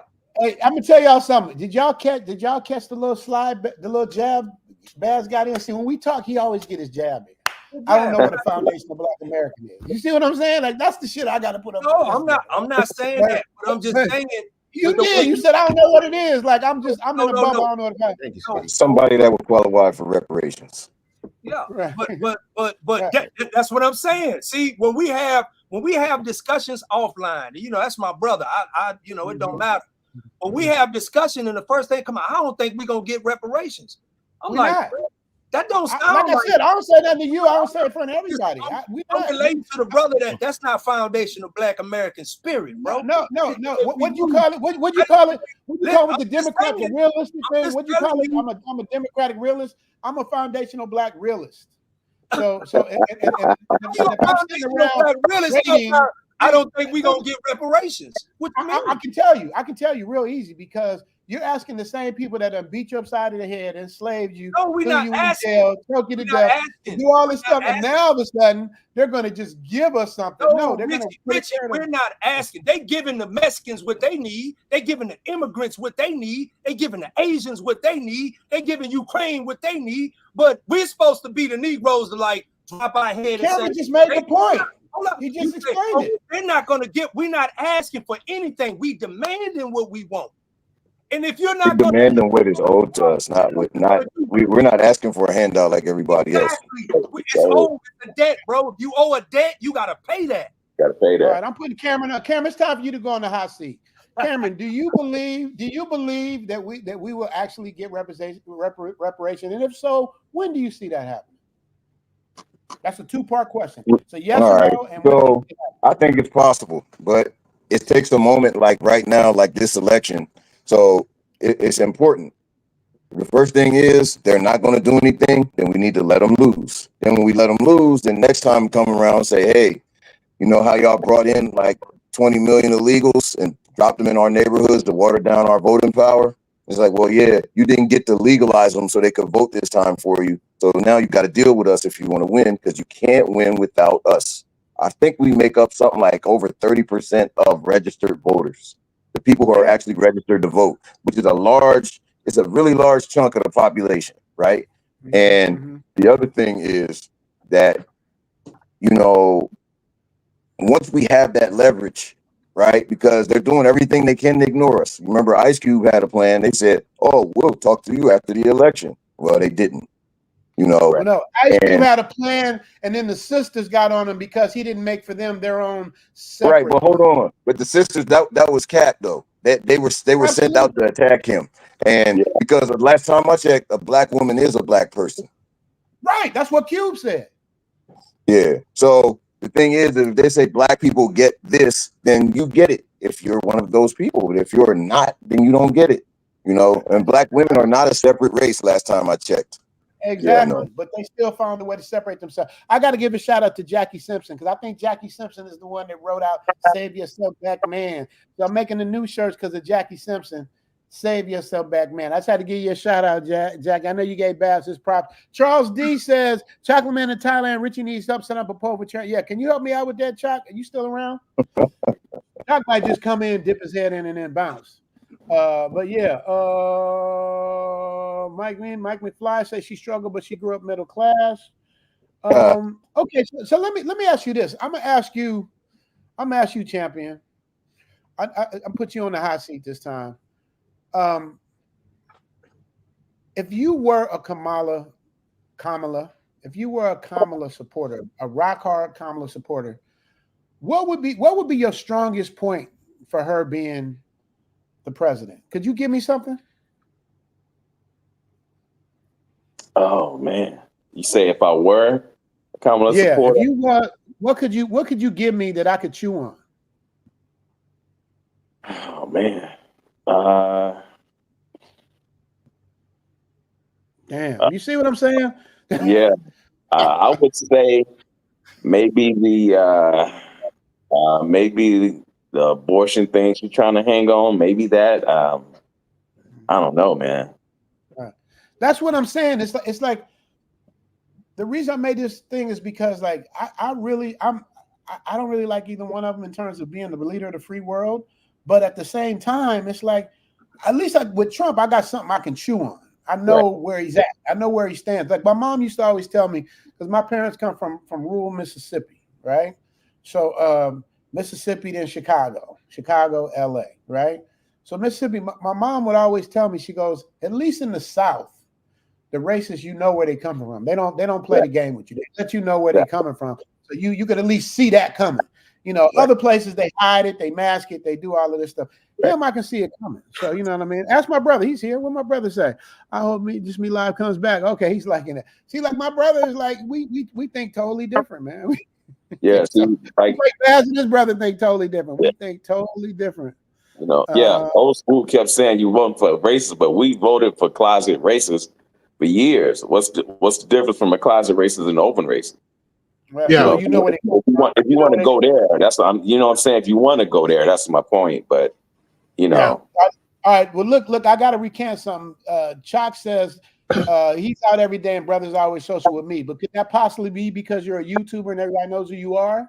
Because my people that tell me this aren't YouTubers; they're just regular brothers that might have been subscribers. I got subscribers and Patreon members that moved out here and live physically living out here right now, and they're out all the time. So that's where I'm hearing it from, Chop.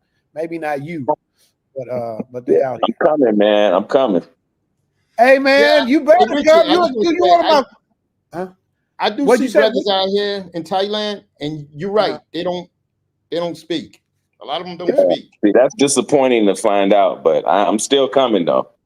Yeah, man. If you and don't if I come see you, out I'll here, speak. Yeah. Yeah, Adrian Richie, I will know speak. you're from Chicago, man. I'm from Chicago. I didn't know that. Yeah, man. Yeah, I was born in Chicago, South Yeah, Side. so was Jackson I. Park High School. Yeah, I was I also born graduated South from Side. Julian.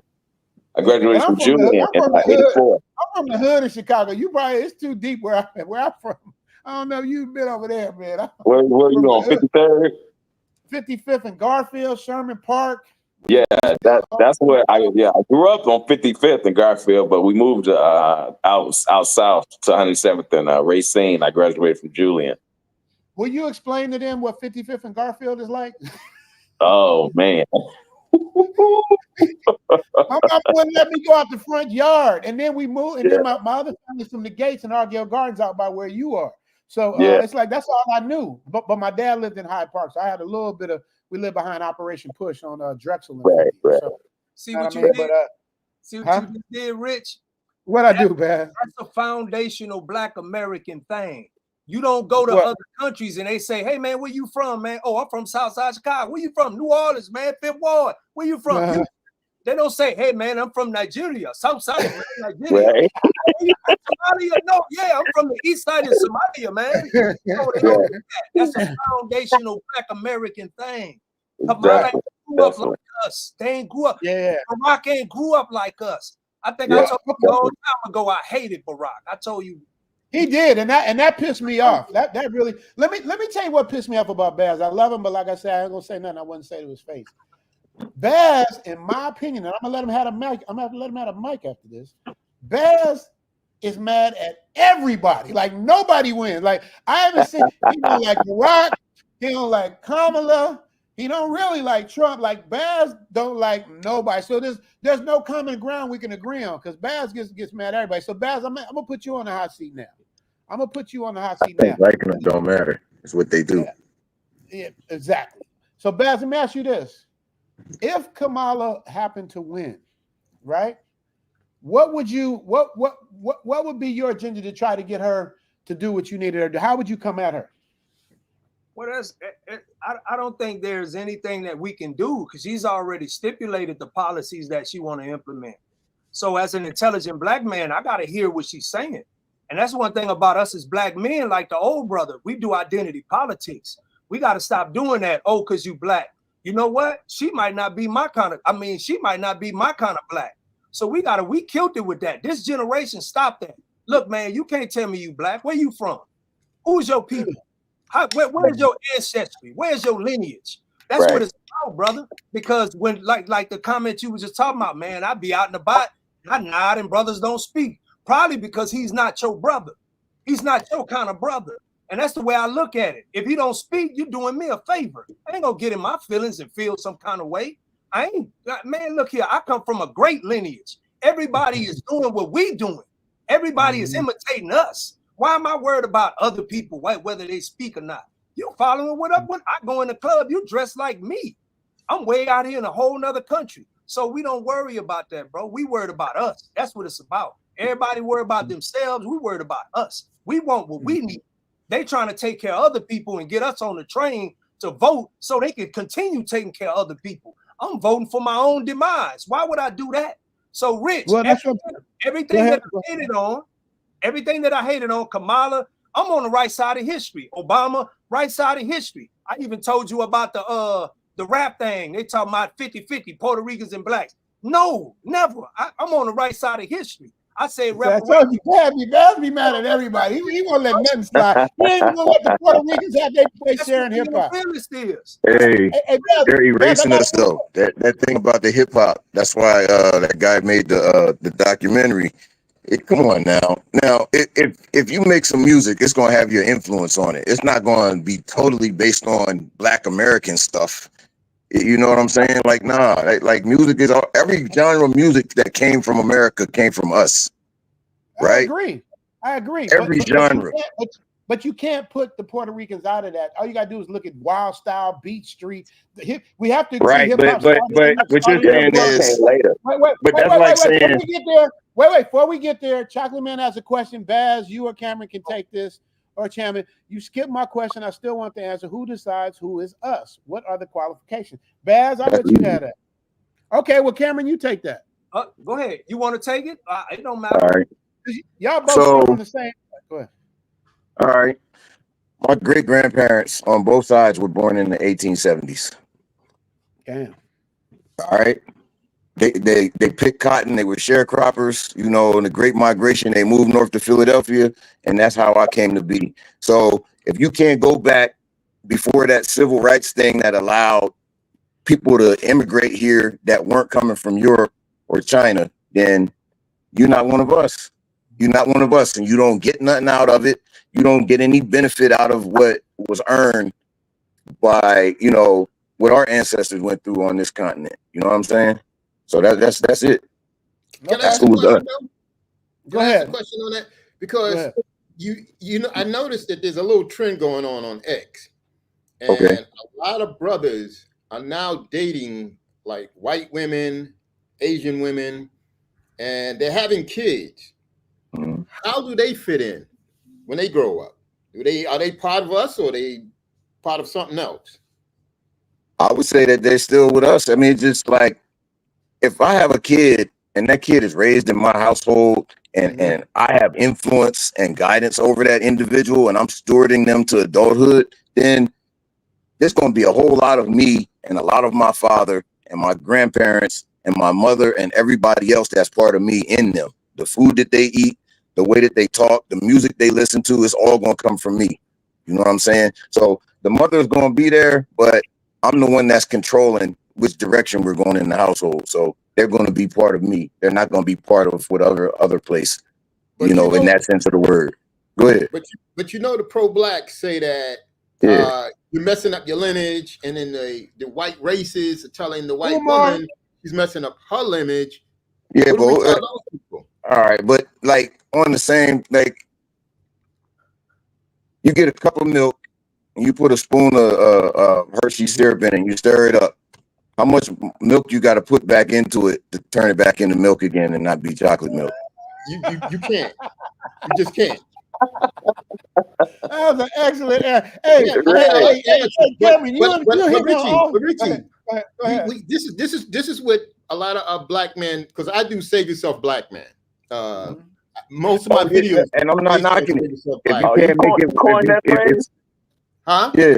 No, I didn't coin the phrase. No, I didn't coin the phrase, but I do videos because I'm, you know, I follow Save Yourself Black Man and the things that they do.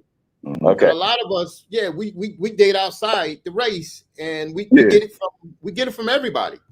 You know, from the sisters, from the white races, from the pro-blacks.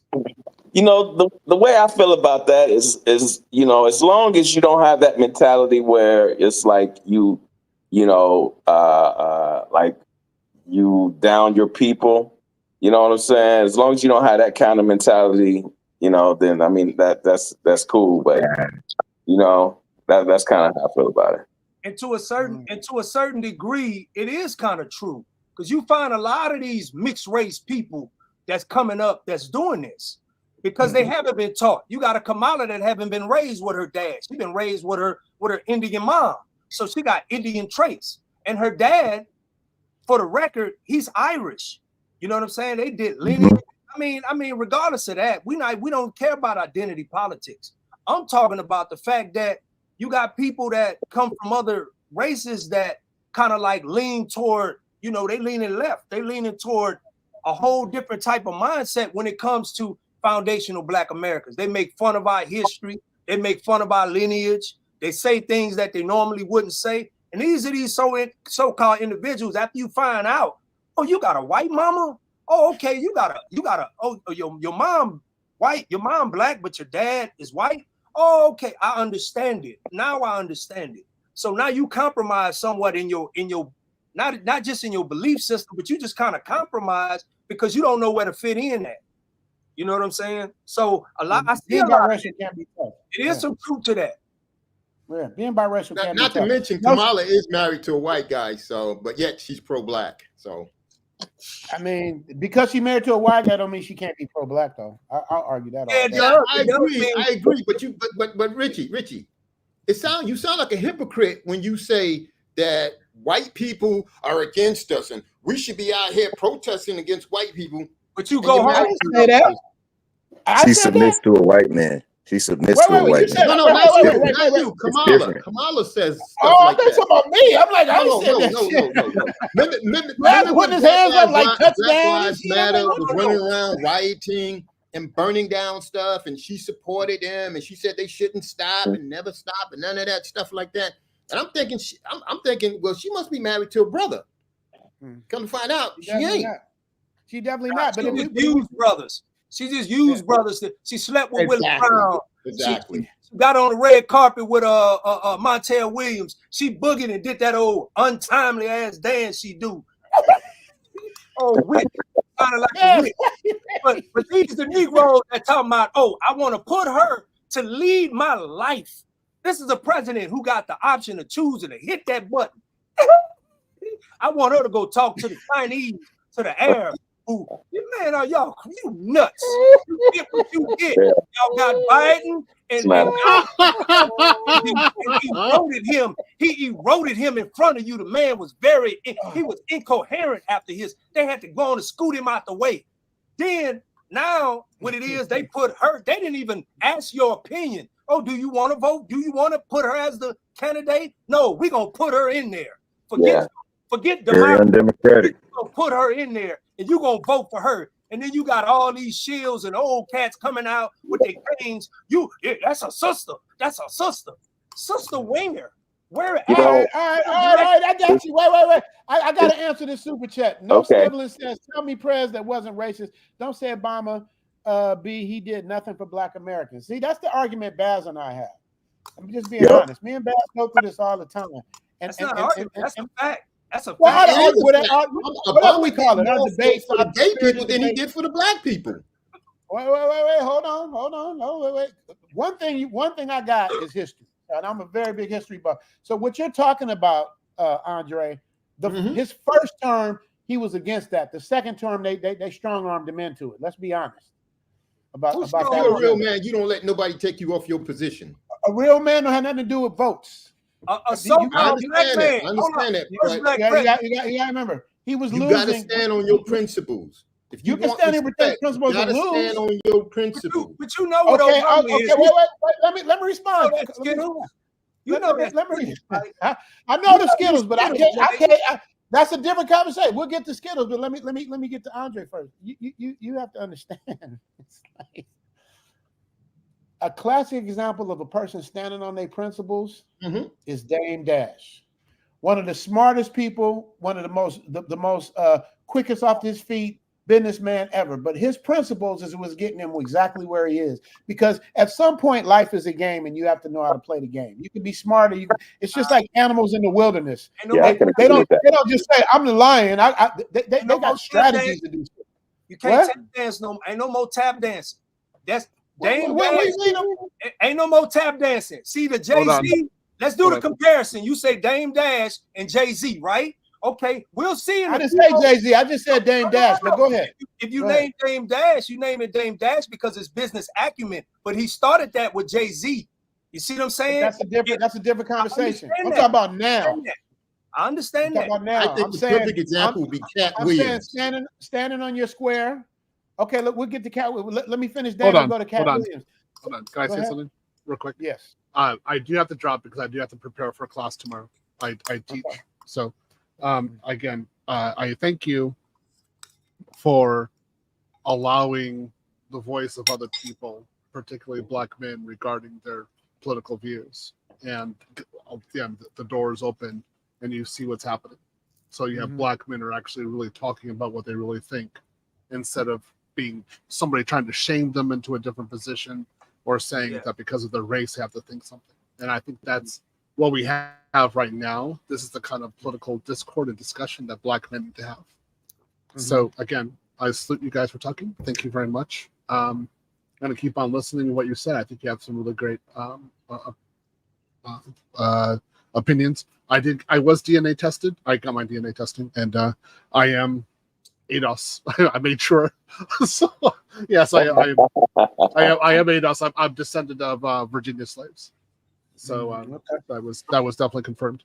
Anyway, thank you very much. I do have to drop, and I will. Thank you, Theo. I checked the Zelle. I see the deposit you put in there. Thank you very much. Yeah. We'll talk. I'll send you an email. I just need to wait. Probably some other way I can send you the huge amount. So anyway, you can do PayPal. Hey, I'm gonna drop your email, Theo. So I'm gonna need to chop it up about your class, man. I'm gonna drop your email. Y'all should talk in the private thing if you can. That way he can get your message right now. Okay, I'll do all right there now. Yeah. It's easy. It's Theo Waff.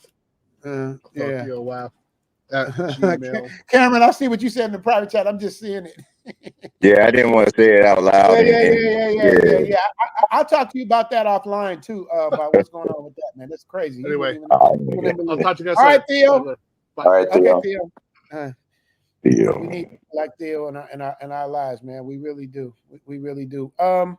So you guys, we still got almost 170 people in the chat. I guess they dig in this conversation, man. I like spirited debates. Let me finish these super chats while we here. Devil Strider say Kamala gave $26 million to Asian Americans to promote their small business, but said she won't do anything for specific Black people. Is that a fact? Who can co-sign that? I thought it was more than that. I thought it was 30 something. I thought it was billion too, not million. I don't know. It was a lot of money. He said 26 million plus. He didn't get the exact number. I didn't hear that. I didn't know. So that alone, like, where did she actually said that? She actually said that, Richie. There's a video out. Wow. She did an interview. She said that. Yeah. Shout out to Devil Strider. And so this is what I don't understand. Like, it's like this is my personal opinion. I just believe the people that's on the Biden Kamala side, ain't nothing you could tell them. The dude damn near got his head blown off, and they just so. But if it was the other way around, and one of them had got almost hit, they would have ran the press of that till Kingdom Come. They just let that go. So it's you know, the Democrats run the press. So you know what I mean. So that's the type of stuff that I just don't. I want to interject though. There's like a lot of people, I would say they use different social media platforms and stuff like that. And for her to be going around to places like The View or somewhere like that, where everybody there agrees with her, it's not helping her get people like me to vote for her. That she's not talking to me and she's not responding to me. She's talking and saying the same stuff about I grew up middle class and my mom saved money to buy her first house. And, you know, come on, man. I agree. I agree. Because she goes places where she don't have to answer questions. Yeah. And when you ask her direct, but you got to give her. It's cold how she do it though. You'll be like, "What are you going to do about the border?" She'll go, "I agree. There's a problem with the border, but what we're having here and the things that we're doing in this world and Donald Trump did the. She'll act like she's answering, and at the end, She I'm doesn't scratching my head. answer any question. Well, she will None of the answer one questions. question. I don't want to say it on your platform and get you in trouble. Okay. But it's Okay. about a Okay. certain group of people that how much she has to help them and how much she's always going to help them and go through the fire for them. That's the only Skittles? question I've ever You heard her talking answer. about Skittles? You talking about Skittles? No, I was Oh, talking about some people talking. having Oh, a conflict. They're having a conflict right now. oh, got you. Yeah. The small hats. I get it. I Yeah. understand. Master I of gotta None. roll, bro. My phone's getting ready to die, man. All right, champion. Good talking to you, brother. We got You we too, got brother. you one of my Patreon members, so man, make sure you hit me up, man. You got to get to Thailand. I will help you. Most definitely, man. Most definitely. I got a cooking channel too, man. I want to talk to you about that as well. Okay, let me know how I can help. Whatever I can do to help. All right, my brother. Okay. All right, I brother. I appreciate get you, with brother. y'all, man. Thank you. All right. Thank you for the support. Thank you for the support. Let me finish these last couple of super chats. I'm gonna let Baz in with everything because Baz, we'll close it out. Master of None. Who cares? A child of black father, non-black mother. The world doesn't see that child other than a black child. That is an excellent point. Baz, do you disagree? Cameron, do you disagree? Who cares? A child of a black father and a non-black mother. The world doesn't. Basically, it don't matter if they're mixed. If they're black, they're black, and that's the way the world's gonna see them, unless they can pass for non-black. And I agree. You know, it's not a hard one. Man, it's so crazy that, you know, and it's always people who have it's like, I'm trying to be careful with my words. There's always people that have a certain type of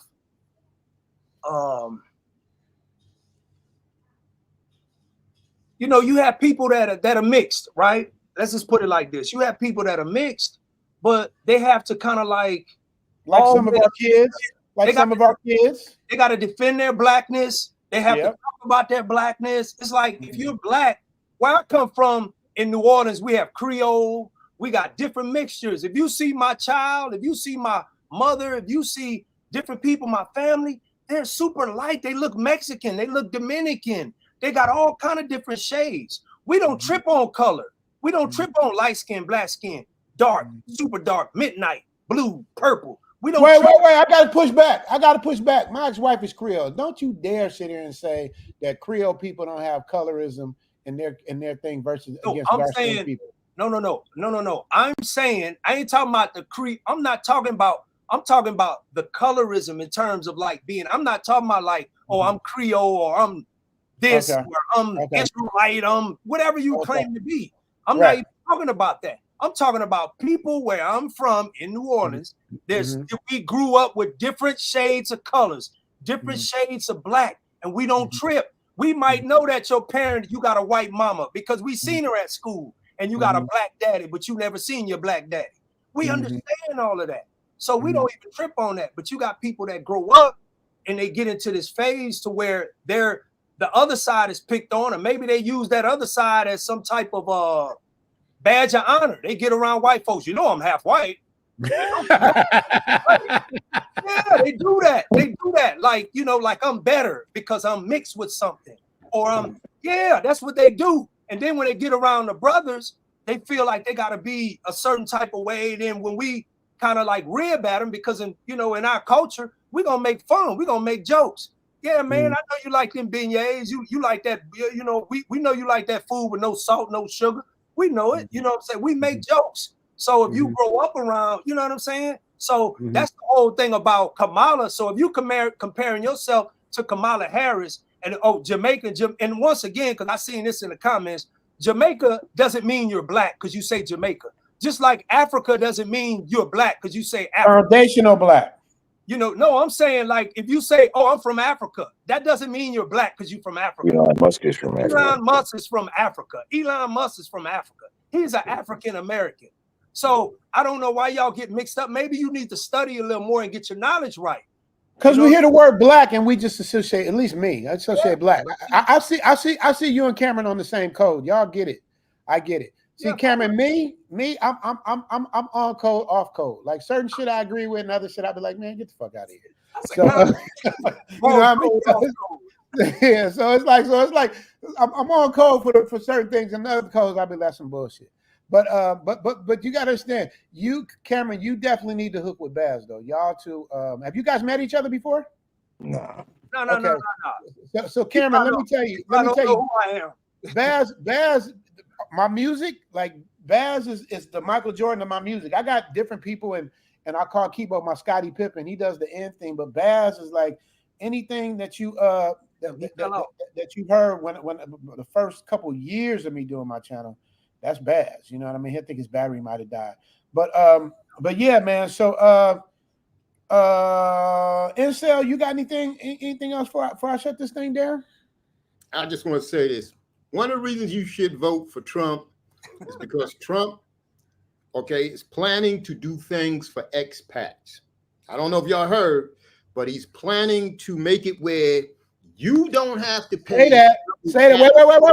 Wait. Sorry, wrong code. Say that, Incel. Trump wants to make it so that expats that live overseas don't have to pay double taxes. So that if you're making money overseas, you're not just, he wants to make it so that you don't have to pay taxes in America. You just have to pay taxes in the country you're in. To me, that's a good enough reason to vote for him. Plus, if you're collecting Social Security, he wants it so that you don't have to pay taxes. I like that. I like having more money in my pocket. And that's what Republicans are known for. Yeah, I know I like having more money in my pocket. Yeah. But here's a question for you so I can understand clearer. So you and I are YouTubers. We make our money from the States. We'd still have to pay taxes on that money, though, right? Even if we live somewhere else. Because we're getting our money from the States. Is that right? You might. I think we would just file and then they would give it back to you. I'm not sure about that. Well, that's something we need to know about. You know what I mean? To make sure we're sure. Let me read this last super chat. Obama was raised white. That's proof. Proof of what? Baz, you want to assume what they talking about, Baz? Because you probably can pick that up. Cameron, you got that? I think he was talking about lineage, and then he was saying where we was talking about father, the absentee of the father, and they say he was raised by his white mama. So a lot of time when you raised by your mother, that's where you get a lot of your upbringing and how you culture and language and your mannerisms and all of that good stuff. Right. You know what I'm saying? Yeah. I got you. So that's all, man. Hey Richie, do you be on X at any point? Which is Twitter? I just don't have time, dude. I be in here editing videos and shit. I barely have time to put up stuff, but I got to get more into X and see what's going on. Why are you on there talking shit? I'm on X. Yeah. I ain't posting nothing on X since it was Twitter. I don't think. You know what I mean? I need to though, but I don't. But you need to go to X. You find some interesting stuff. Did you? Because I was going to ask you. Did you see the interview where Tucker Carlson interviewed that dude, that white guy that said Barack Obama in Chicago was smoking crack and pleasuring dudes? And he never denied it, Barack Obama. Now I don't know. I'm just saying. Didn't he say he fantasized about men recently? All I'm gonna say, all I'm gonna say is this: we can go in anybody's closet and find shit wrong, man. It's like you can find that in my closet. Here go my closet right here. There go my closet. The devil is a liar. I gotta get it. Wait, I gotta get it. I gotta get it, Cameron. Wait, I gotta get it, Cameron. I don't know. Wait, I gotta get it, Cameron first. Cameron, you can't sit here and tell me you ain't done shit in the past you ain't been ashamed of. No, not like that though. Stay out of it. Stay out of it, Baz. Stay out of it, Baz. You're next. Sure, but like not no stinky donut play. No, I ain't talking about that, man. But that's what I'm talking about. Yeah. Okay, well, yeah. But nobody likes sticky donuts. You know, he wrote in his book he used to dream of the opposite sex. You know that, right? In his book, in his words. Now you tell me what that is. I ain't never. Have you ever dreamed? I can't defend a man's dream. How can you ever defend a grown man's dream, man? How'd I do that? I can't defend a grown man's dream. But what I can say, the desires now. But what I can say, he's married to a black woman with 2 kids with a scandal. That don't mean nothing. They got beard. It does. It means a lot. It means a lot. Wait. Let me answer. Let me answer. Right. When I say stuff, I'm backing up with facts. When I say stuff, I'm backing up with facts. Just let me back it up with a fact. When I say that, I mean, you got to understand. It's like a scandal-free presidency, being the first black president, is a big fucking deal, because you got to understand they went upside down trying to find shit on him. First, he had a Christian minister who was a racist something. Then he became Muslim. Then he did this. They tried everything to get him, man, and he stayed smooth, man. He stayed smooth. So that's the Jackie Robinson of the presidency, man. So it's like how do I somebody, as we were kids growing up, everybody out here grew up like we always dreamed of having a black president. We didn't dream of having a perfect black But he president. wasn't FBA. But that's So it's like the dream ain't been achieved yet. He wasn't FBA. It wasn't FBA, but it's close enough. We can't get no closer it's not. right now. It's not good enough. No, it's not, because he didn't rep for us. He didn't rep for us. You But Richie, Go ahead. What did he do for black people? What did he do for black people? He showed us that you can become a president of the biggest of the number one superpower in the world and win twice, because they tried their best to stop him. They blocked everything he did, and he stayed smooth. He got us out of he asked me a question. Let me answer. He got us out of a recession that we hadn't seen since the 20s. He got us out of 3 wars and left us with a surplus. That's what he did, and that's for all people, not just black people. Richie, I gotta hit that war topic, by the way. Wait. Who wanted to Wait, because I give it. If y'all can have it. All right, it's me and Andre first. Go on, Andre. Then I remember the gas prices when he was in charge. You say he got us out of a recession? Are you sure about that? I'm positive, and I can back that up with a fact. I don't know. He always said his economy was great, but a lot of people were struggling. I can back it up with a fact. A lot of people struggling. My house was in foreclosure. Okay. I had a few different properties. I lost like 2 or 3 of my properties in the divorce. My house is in foreclosure. I got a fucking Obama thing to save my fucking house. Gave me a loan. Yeah, I got all of this stuff. But that's you. That's you asked me. I thought you asked him for right. But no. I'm speaking in general. I'm saying like when Obama was in office, I know a lot of people were struggling. Yeah, but we all were struggling. We were going through a recession. The gas prices was high. Under Bush. Prices was high. Under Bush. Everything was under Bush. Bush was just as bad. Yep, I agree. But no, he kicked it off. He went in Iraq. He went in Iraq looking for weapons he never found. He went in Iraq looking for weapons he never found. I'm not disagreeing with you. I got something on that too. I'm not a Bush fan. I don't like neither Bush. That's what I'm saying. The economy collapsed because Bill Clinton repealed the Glass-Steagall Act back in the 90s. That is and that allowed the banks to get out of control. And then actually what they did with Obama, which was that thing called Dodd-Frank, it actually like made it to where technically on paper, it's about 10 times worse right now than it was in 2008. So let me push back on that. They fixed it with fake money. Go ahead. Now you get it, Cameron. It's your turn for the one-on-one. And the war thing too. He killed Gaddafi because Gaddafi was getting ready to make Africa an economic power. Yes, that is true. Well, he killed a lot of people, but let's get on this. He also killed Bin Laden. But Bin Laden was like you realize that we created that group that attacked us, supposedly, and then miraculously the news had the whole story, everybody who was involved in everything an hour after it happened. Come on now. Got him up out of there. But they still don't know who killed Biggie and Tupac. Well, we know why we don't kill who we don't know killed Biggie and Tupac, don't we? Foundation of Black Americans. We know why, because we don't snitch. That's why.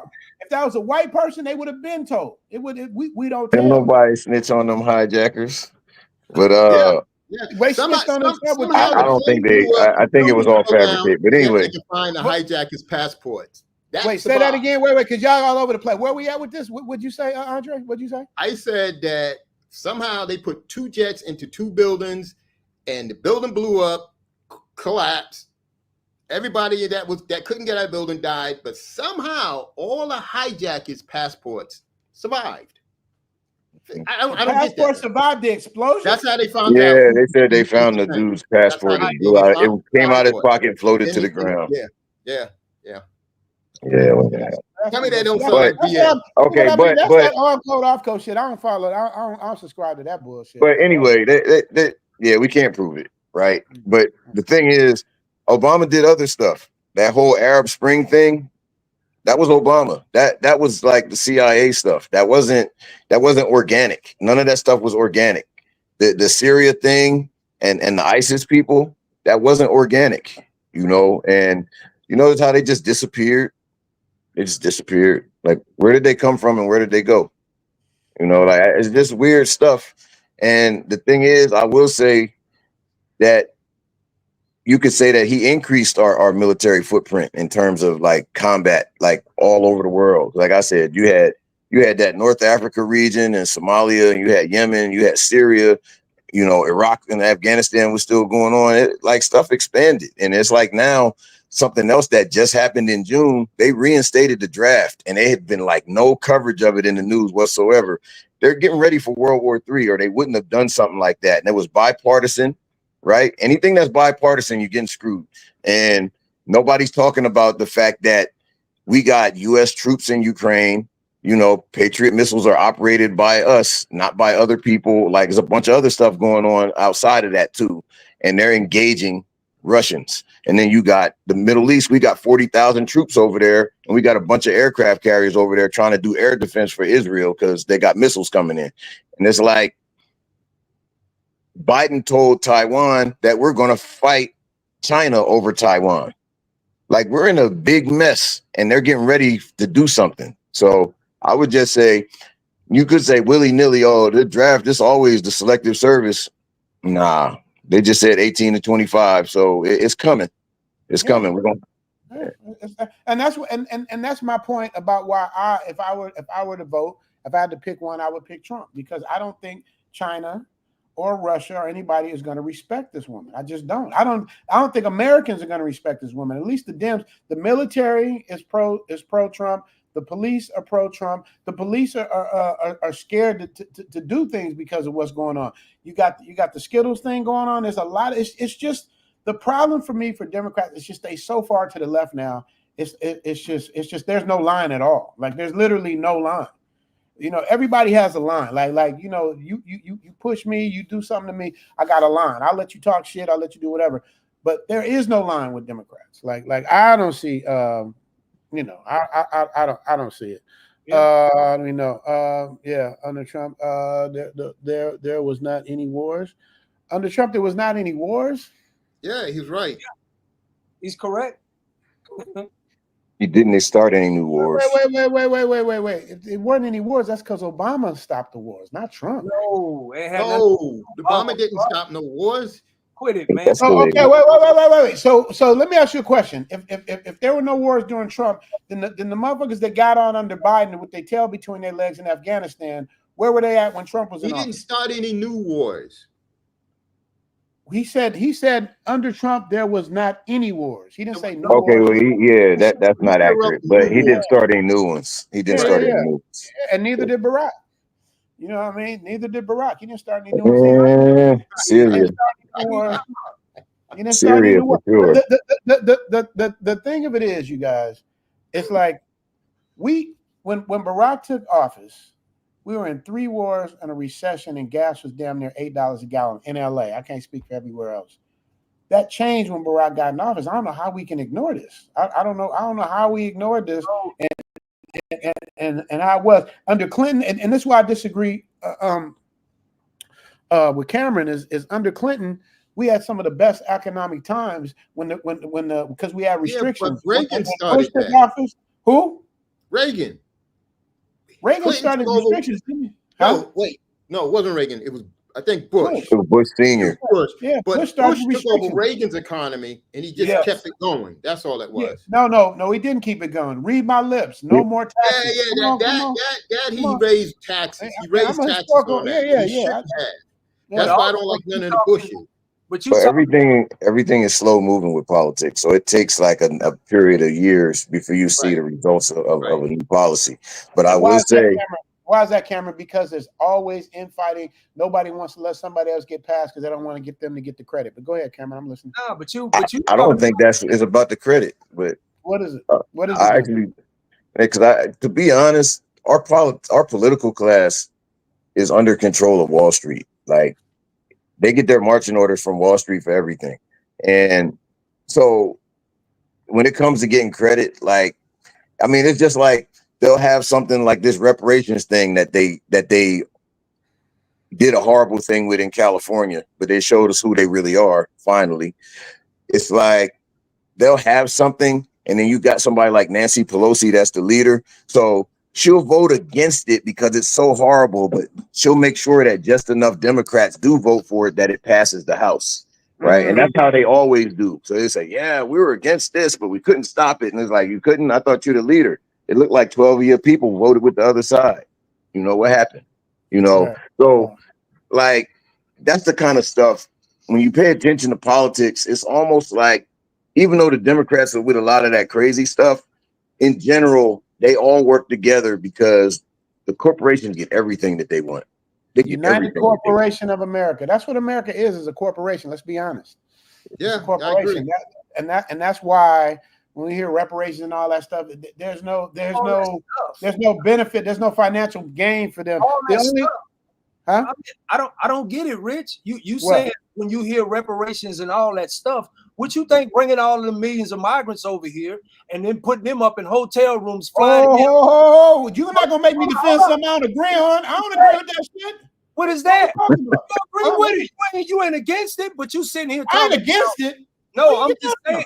I'm saying you're talking about nonchalantly. Oh no, that reparations and all that stuff. What you mean all that stuff? Let me tell you what. Let me be clear on what that is. You and I have had this argument before, but I'll give it to you again. Everybody can hear.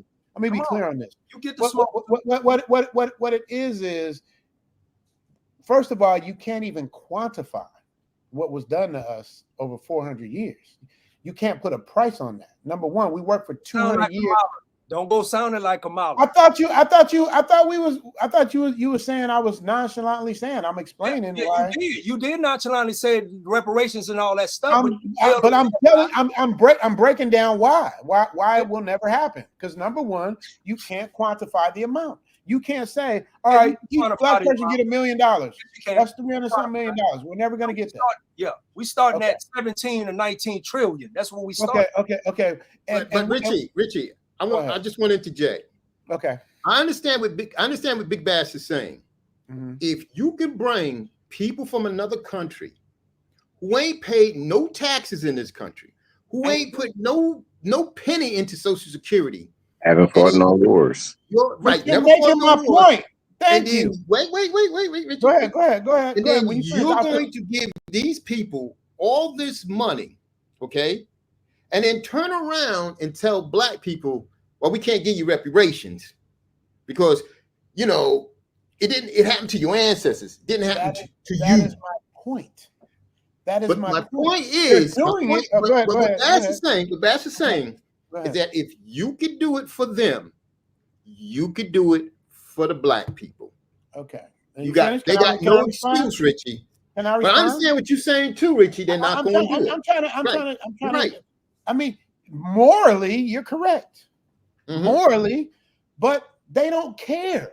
I know. They don't care. I agree. So they're doing it. You're making my point by saying that they're doing it in our face. They've been doing it in our face. In World War II, the Japanese got reparations be put in internment camps.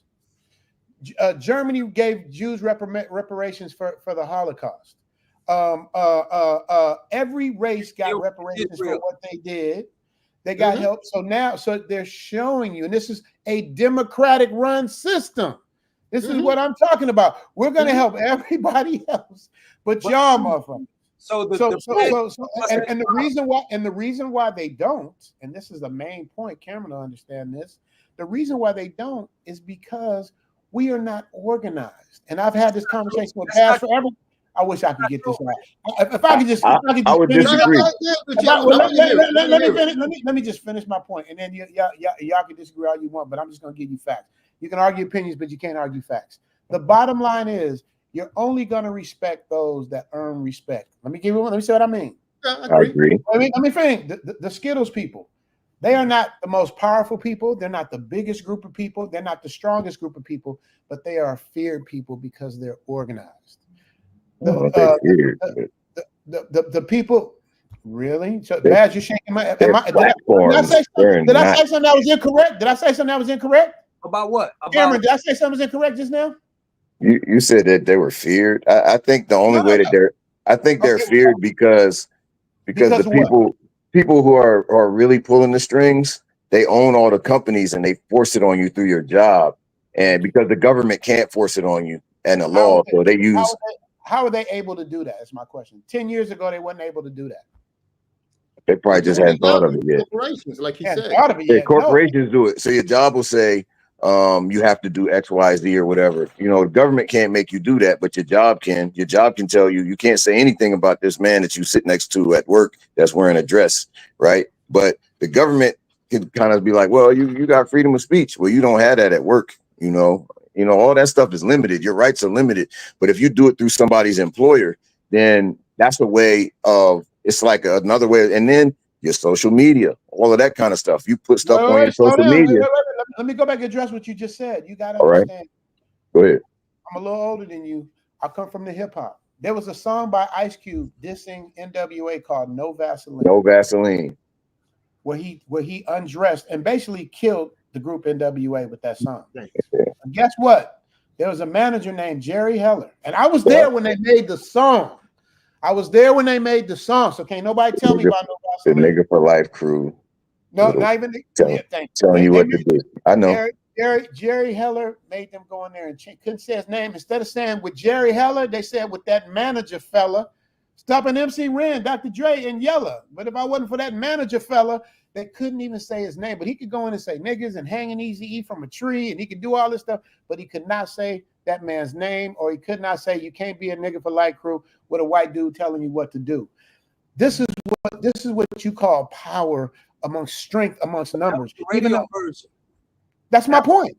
That was the radio version. But he didn't originally make a radio version. It was a radio version. The one he did with that manager fella. Okay, but but Jerry Heller's not a curse word. So why can he say that on the radio? He said you let her mess up my and he also said his name. Jerry Heller. He had to take all of that out. I was there. No, that was two versions. It was two versions. I know you probably there's two versions to everything, but I'm just telling you the power in what they were able to do with the world's most dangerous crew, with people that say nothing, because you got to understand. What'd you say? What'd you say? I said, be careful. I said, be careful you don't get your channel struck. But we know what you're talking about. Exactly. And that's my point. The thing is, that goes back to what we were talking about earlier, where I said the World Economic Forum, right? And realistically, I'm gonna use an example. I think it's Zimbabwe. They use gold coins as money. And those people told them to stop using gold coins because it's confusing because their currency is worthless, right? In general, right? Money is an idea. It works the same way a religion or something works. You have to believe in it in order for it to work. It's like when Tinkerbell, if you believe in fairies, then Tinkerbell will live or whatever. That's how money works. It's a belief system, but it technically really has no value. It has no value if you don't believe in it. And those people control the money supply, right? They control the means in which all money is distributed. And it's like everybody has fallen for that trick, for these last centuries or whatever, and led us to where we are today. But that stuff is not, it's like when it comes down to it, people just want to, you got some food to eat, you got a roof over your head, and you can be happy, So it's like that kind of stuff is controlling people. And that's why those people in the music business, it's time for them to get control of their music and their money. Somehow they end up dead. They overdosed on drugs, even though they never did drugs before. And it never gets investigated. We know that's not a coincidence, So I'm just saying, I'm gonna stop, man. I'm gonna get your channel struck. I don't want to get you struck. No. Can I answer this? Go ahead. My thing. Yes, Thailand does not have universal health care. I don't know where y'all getting that from. Who said that? No, Richie has this, they may not have universal health care. Maybe doesn't understand that. But I will say this though. Thailand has a better healthcare system than the U.S. They do. Yes, they do. In terms of you don't got to wait 4 hours to go to the emergency room. Right. The price is cheap. When you get in there, Yep, like that's everything right. is taken care of. So I think that's probably what he meant. You know what I But mean? they don't have what he's talking about. Is Yeah, you're universal right. You're health. right. Yeah. The government is not going to pay for your Yeah. hospital bills. That is You a got fact. to pay for your hospital That bills. is a fact. And if you And to don't be pay, honest, you don't get out that hospital. that's a fact. And to be I know. honest, I went. I had Yep. to go in the hospital one time. Mhm. So and to be honest, they charge us more than they charge Thais in Thai hospitals, and Yeah. rightfully so. I mean, I get it. I'm not tripping. But I have some of the best healthcare I've ever had. You know, out here. Yeah. Walking in, I literally, when I was in the Matrix, I waited till I got back here to go to the hospital, to go to the doctor. I mean, not the hospital. You know, the doctor's office. But you know something too, Richie. What I like about the hospitals here, Mm. your girlfriend or your wife could stay in a room with you and take care of you. Because that's what my girlfriend did for me. She stayed in the hospital with me. She took care of me. Mm-hmm. America, they won't let you do that. Not in America. If they want to take your liver, you got to get up out of here. Yep. Yeah, they want to get you up out of there, and they're gonna charge you $1 million. Like it's crazy. Like if I went to the emergency room, I remember one time I felt I had my class ring on my finger for like 15 years, and I just got claustrophobic. I just had to get it off. I just woke up in the middle of the night. It's like this thing, I couldn't take it off. My finger got all fat. I couldn't get it off, man. I went to the emergency room. They sawed it off, got me out of it. I think the bill was like $2,000, bro. It was something crazy. I can remember exactly what it was, but it was a crazy ass bill, man. And it's just that's why I call you the Matrix a corporation. That's why it's the Matrix. It's a corporation. Alex jumping in. Alex says, what up, Alex? Now I know which Alex that is. Thailand does have universal health care. Alex, I don't know about that, bro. I don't know. He said not for expats. Anytime my girlfriend has to go to her family has to go to a hospital, they got to pay.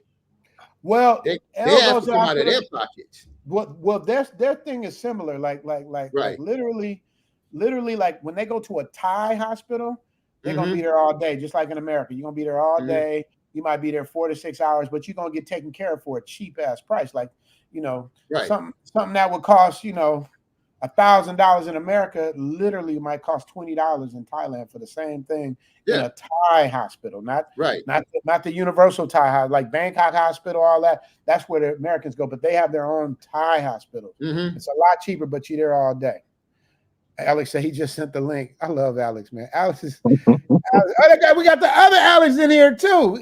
But this is my Alex right here. This is one of my biggest. Bam. No, I'm talking about Alex Mercado. Alex is one of my biggest Patreon. We talk just about every day, man. He's always on thing. But Bam Bam's my guy too. Where's Bam Bam at? There go Bam Bam. Thailand does have universal health care. Bam Bam, man. Let me send Bam Bam the link. Let me hear about this because I don't know about the. Yeah, I've never heard of that. Yeah, and I've been here. I'm sending you the link. I need to know what the hell you're talking about. 3 years now. I work at a hospital. I get most mothers discharged within 24 hours.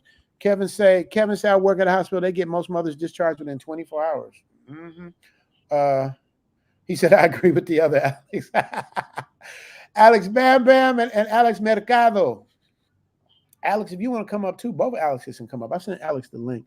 I would like to hear this because educate us because my girlfriend can get her universal health care. Because we have to define what universal health care is. So universal health care is when the government pays for your hospital bill, like the crap they got in England and the crap they got in Canada.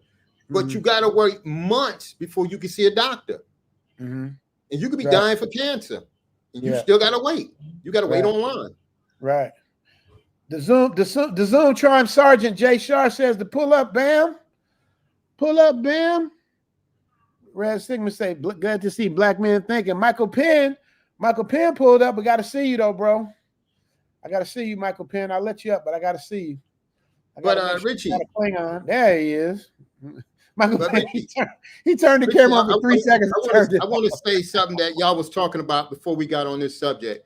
Go ahead. One of the reasons why black people don't get anything is because, like you said, we're not organized. We don't work together. We don't even give the nod. We don't even get a nod no more. Like right. You can't punch somebody if your hand is open. In order to punch somebody, you got to work together and close that fist.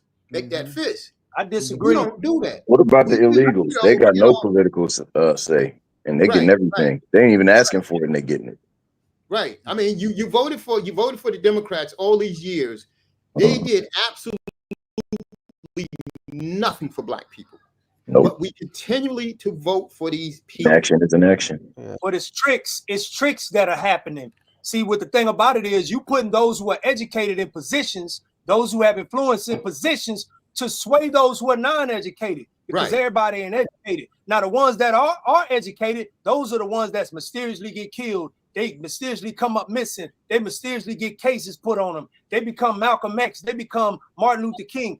That's how the system perpetuates. So it's not that we're not organized. The thing is, we got to know that who is on the team, who is on code and who is off code. See, that's what it's about. It's not about organizing, because we ain't going to, all it takes is a few to set you free or to be, to This take. is true. This is true. It just takes a few. It don't take everybody. They be thinking it got to be everybody. We just need a few. But because they keep putting people in the way, it's like dudes that have talent and dudes have no talent. That's why everything is in the position is in. We're going to place these people with no talent, those who are educated above these ones that's not, that's fighting to keep the ones at the bottom. And that's how they keep us at the bottom. It's not because we're not organized. It's because they put people in the way to disorganize us. Cameron's agreeing with you, but I totally disagree. They infiltrated all of our civil rights movements and things. They put people that look like us in there to undermine us, to tell where people are going to be, to get us. 50 years ago, they did that. Right, but they've always done it. They've always done it. They've always had somebody in the room. But Richard, you didn't hear Cat Williams. You didn't hear what Cat Williams said. How they be putting plants in Hollywood to influence you to do certain things. That's what these brothers are talking That's about. what I'm telling you. You guys are telling me about a business that I grew up Right. with. Like, Now, right, yeah, I know you know the show business, but it's like go ahead. you also have right, but like it's the infiltration, and it's just like these people have like policy institutions, think tanks. They have plans how they're going to handle us 25 years from now.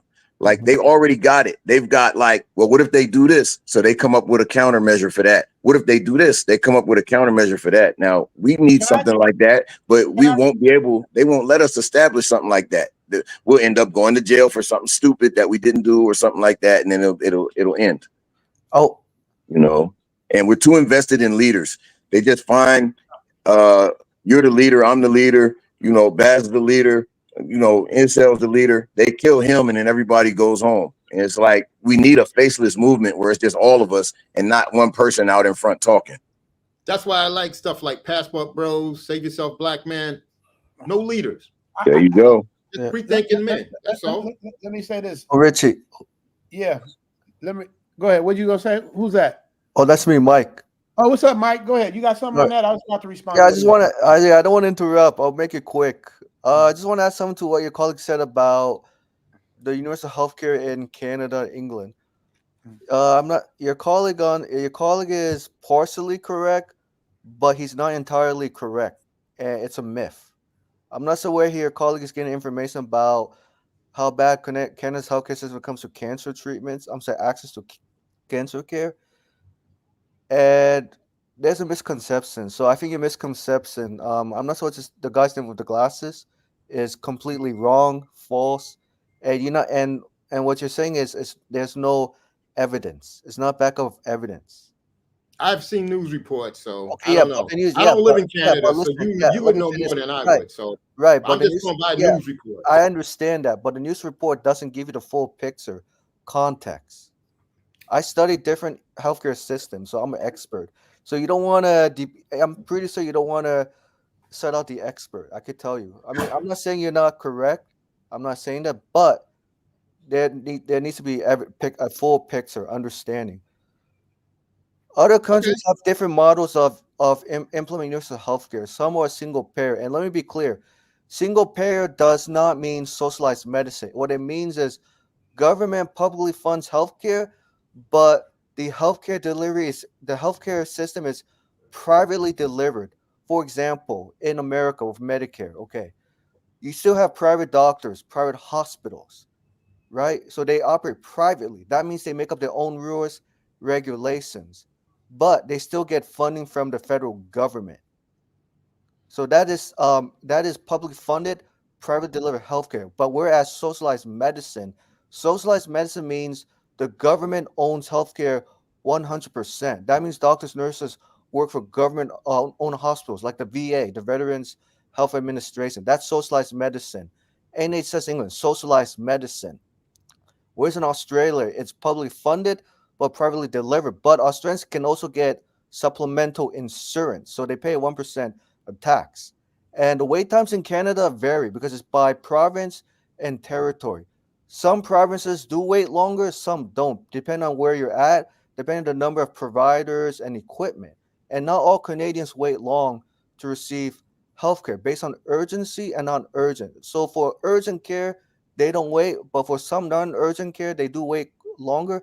But in America, if you don't have health insurance, you don't get care because it's based on ability to pay.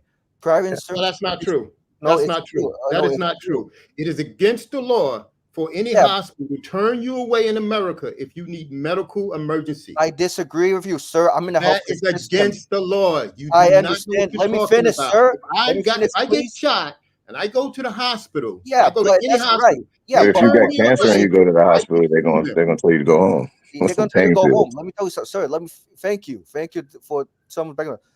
Sir, with the You can glasses. sue them. But sir, listen. Let me finish, please. Go ahead. If you don't let me finish, I'm going to interrupt you. You don't like me. You don't like me to interrupt you, right? So let Go me ahead. finish.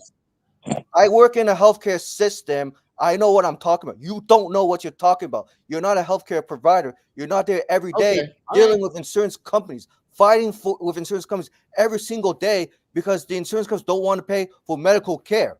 When it comes to consultation, tests, treatments, it's always healthcare providers advocating for patients every single day. You don't know because you're not a healthcare provider yourself. You don't work in insurance billing. So you're getting false information from corporate media. Obviously, you don't Obviously, you don't think outside the box to understand what I'm talking about. So under current, yes, they can't under current law, they cannot exclude patients who don't have health insurance, but hospitals find loopholes not to treat patients fully because they Okay. know that patients don't have health insurance. When patients don't have insurance, they undertreat them. You see? And the same thing if a doctor knows that that a patient doesn't have health insurance, do you think the doctor's going to provide full treatments? Of course not. The doctor say, "Hey, I'm going to have to take the band-aid off because I'm not getting paid. You don't have health insurance." So it's really tied based on employment, your socioeconomic status. If you don't have health insurance for your employer, you're going to skip medical care. You're going to think about putting food on the table. You're going to think about paying mortgage. You're not thinking about healthcare because healthcare is tied to employment, where you work. And patients Okay. do wait longer than Canadians do because in America it's based on ability to pay. It's based on money. Insurance companies don't want to pay for medical care because it's tied to the stock market. What I mean by tied to the stock market means if the profits are if their portfolio is doing well, they'll maybe pay for medical services. But if the portfolio is not doing well based on quarterly stocks, they don't pay for healthcare at all. So therefore, patients have to delay care forever. We don't know how long. And patients die not because of disease, because they die, they can't afford medical care. I see it every single day, left and right, at the hospital, nursing home, home healthcare. And not only that, but fighting with insurance companies every single day why why this medical treatment is a necessity. But in other countries, people don't fight over their health insurance or not, or file medical bankruptcies because they have the government who pays for the health care. So you feel that the government should pay a portion of everybody's health care? Look, we're already paying a lot for healthcare. And you I'm just combine asking a question. public. How do you feel I'm about answering your that? question. Let me answer your question. I'm giving you statistics. In America, we pay a lot for healthcare, for public and private. We do. We give employers tax breaks. So tax breaks means employers offer health insurance and they don't have to pay taxes on top of it when it comes to tax filing. So, in other words, the federal government loses money in foregone revenues every year, right? That's tax expenditures, tax breaks.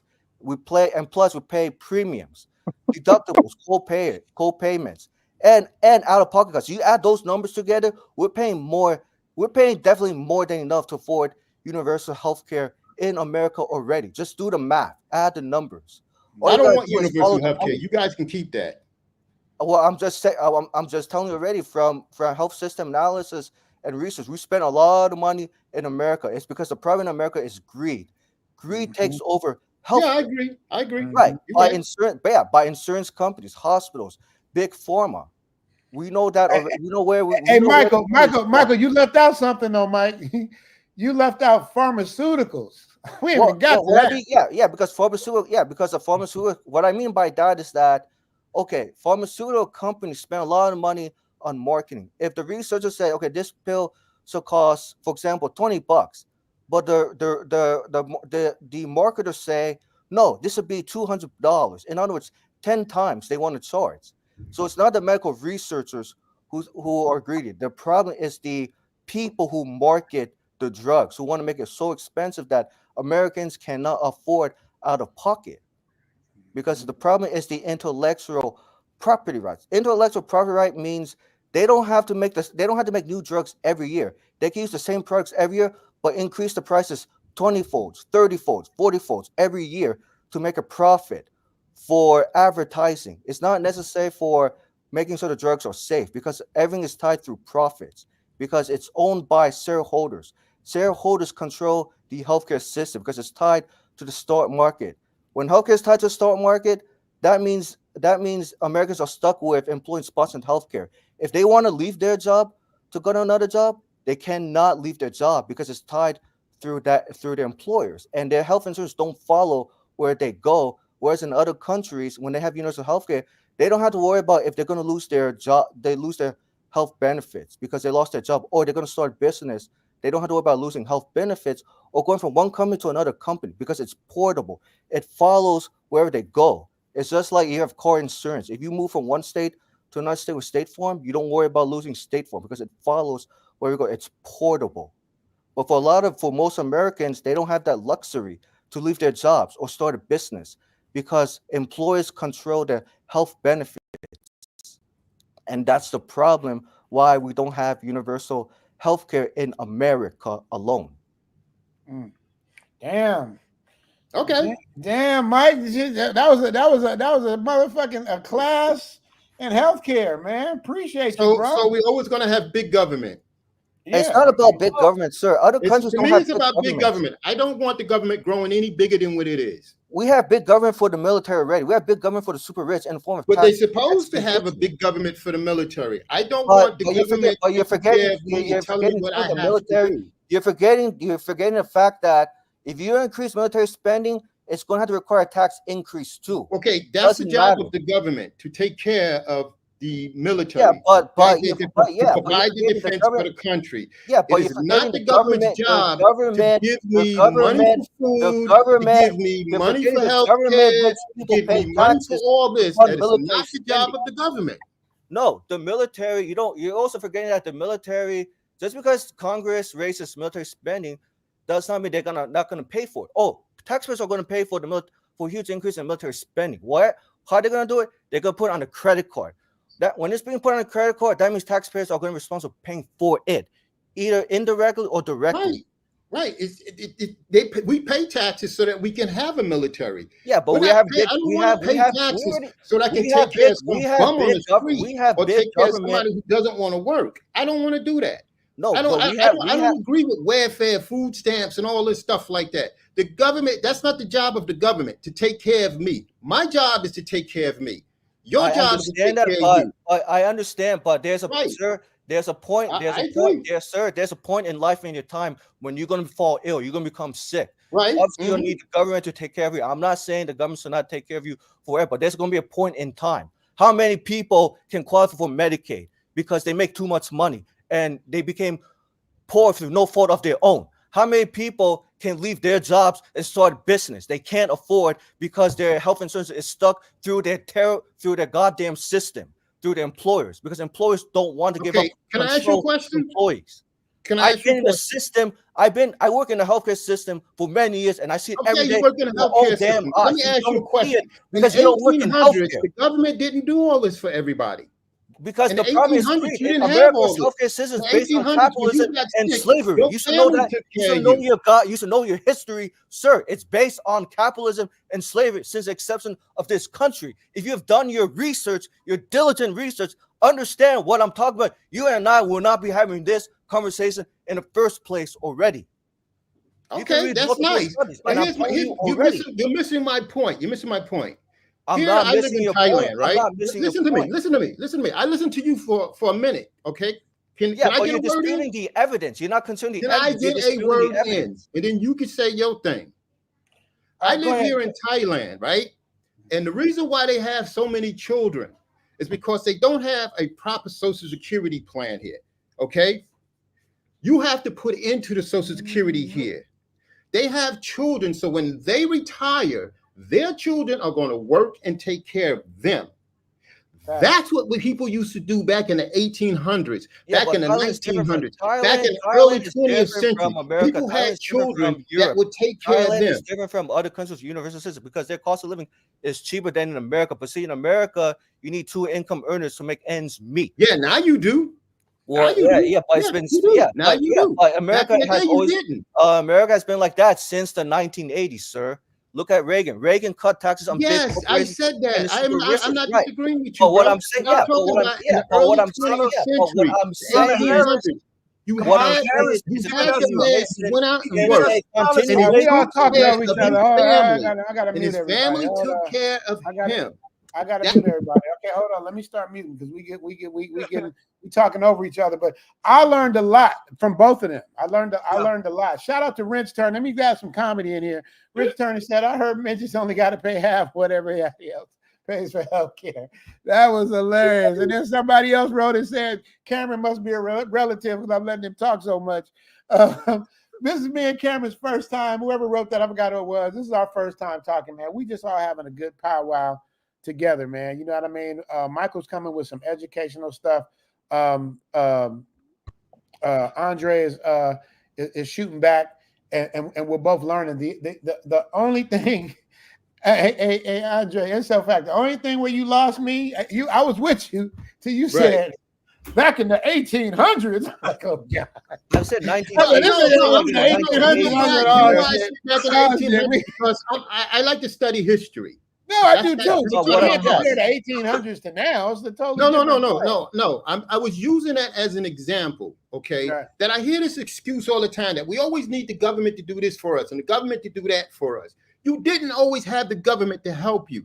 Okay, it was a time in America where the government took the taxes, how many and your employers, family and your church took care of you. Offer insurance in today's job market? Do you know what's the cost for 4 families these days for just for an employee? It's $20,000 a year, and it's been going up 20% every year in America for employers, right? Do you know how much employers have to foot for the employees' health benefits? They have to foot more than 2/3.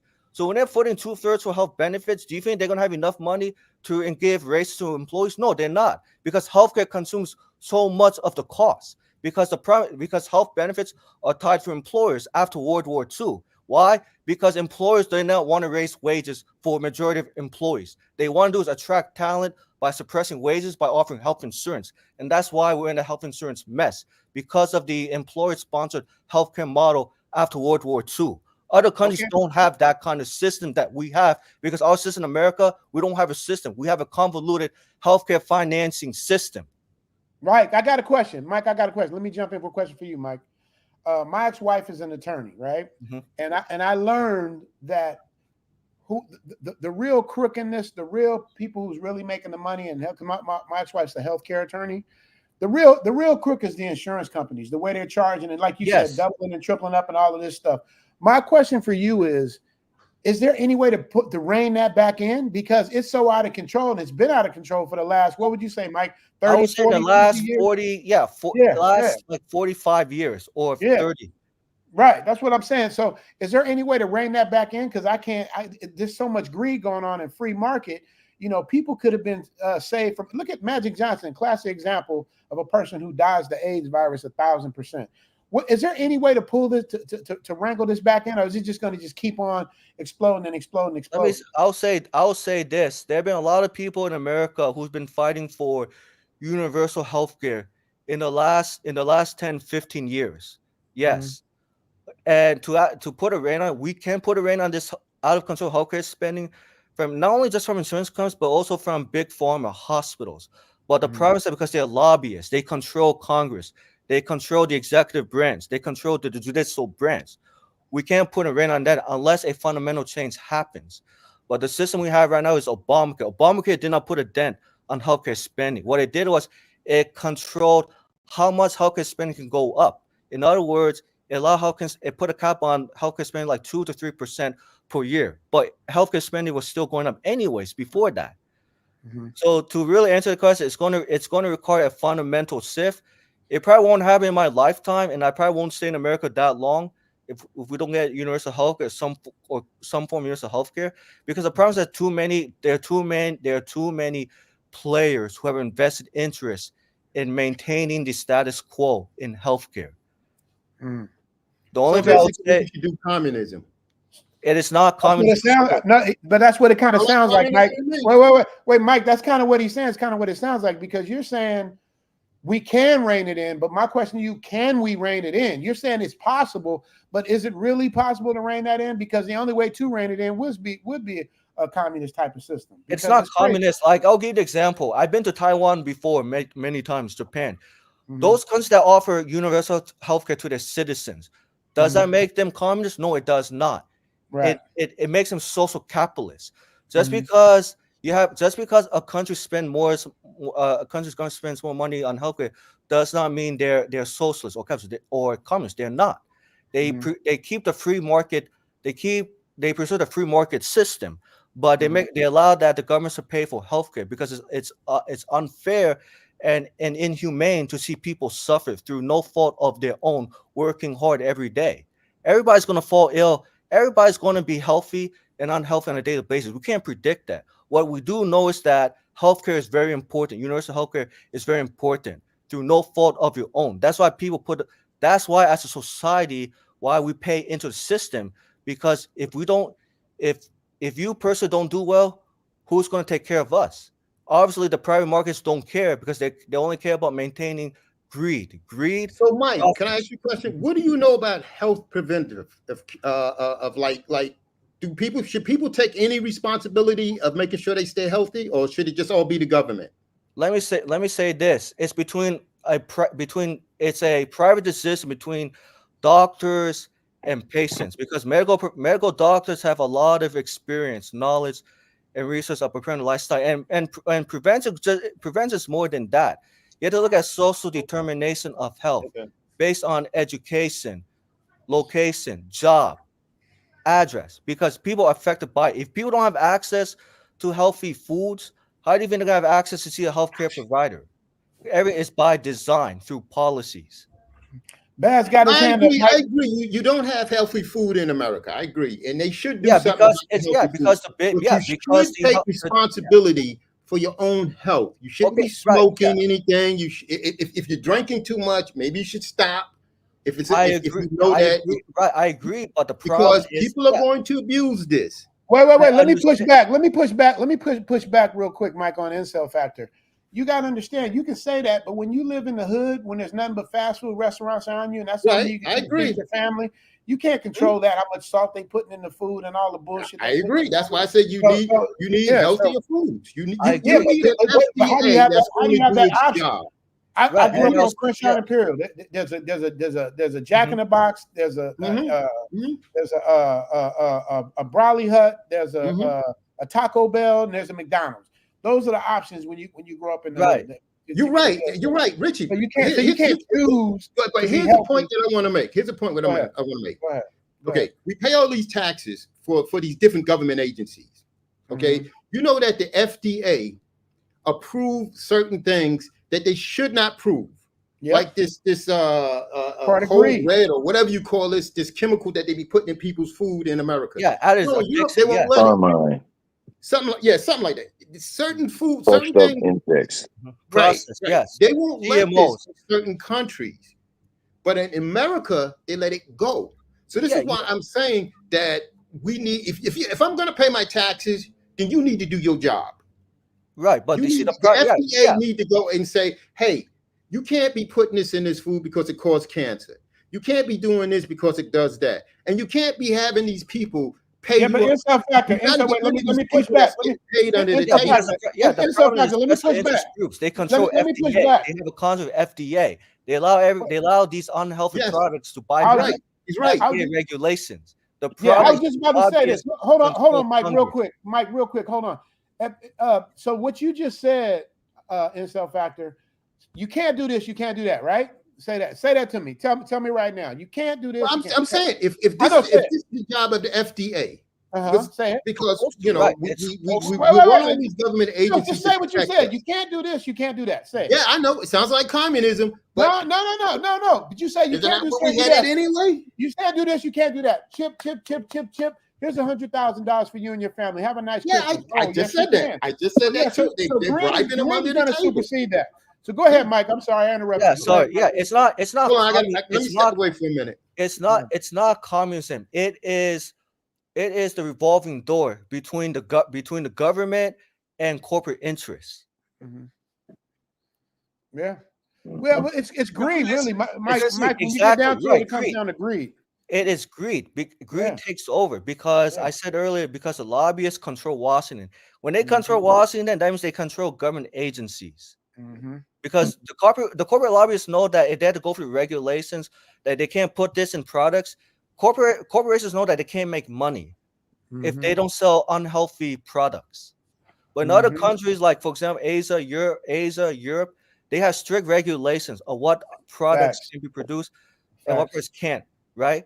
Like GMOs. They're not allowed to put GMOs, but in America, we allow GMOs because of greed. I told you, America's a very capitalistic country. Facts. Mike, I'm gonna say this to you, and Baz know that. Anybody's been to Thailand, Incel Factor know this too. The Sprite and the Coca-Cola taste totally different out here than it does at home. Am I lying? Yes. I mean, you're right. Yes, because the totally different. Yes.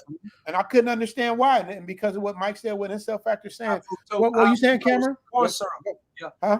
Well, like you're talking about lobbyists, and a lot of people don't realize, like the crime bills that Joe Biden did, like he didn't write that. The lobbyists actually wrote it, and those loopholes that he mentioned, they're put there on purpose. They're not actually loopholes. They're on purpose written into it because those people wrote it so that they can sidestep whatever you think you have some kind of privilege to. They can find a way to go against it and not give it to you.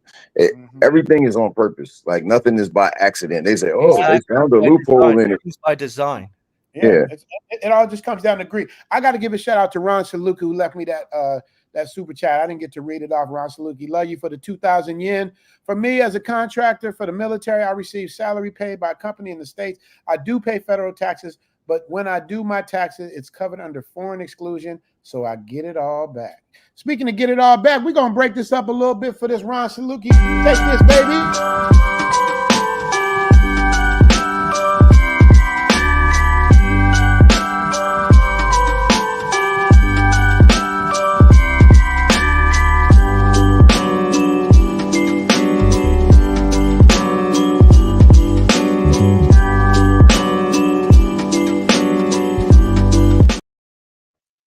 I had to break up the monotony a little bit. I said, that'll come. I got one question, Rich. I got one. Go ahead, man. One request, man. Go ahead. Can we? I got some videos, man, of some baddies, bro. Some melanated baddies that'll blow them out the water. Well, I mean, I don't know it's a contest, but do you? I mean, I don't mind watching the powdered donuts every now and again. God, give me some apple fritter or something, man. Give me some melanated apple fritter. Okay. Now you see. He's calling me a colorist. He's calling me a colorist. So I gotta throw some color in there. Don't worry, I was ready for that. Some dark-skinned Thai ladies. I was ready for that. I was ready for that though. Baz's gonna find something. I got something for you, Baz. Let me see. You know, some beauties, man. I ain't talking about no. I'm talking about some beauty.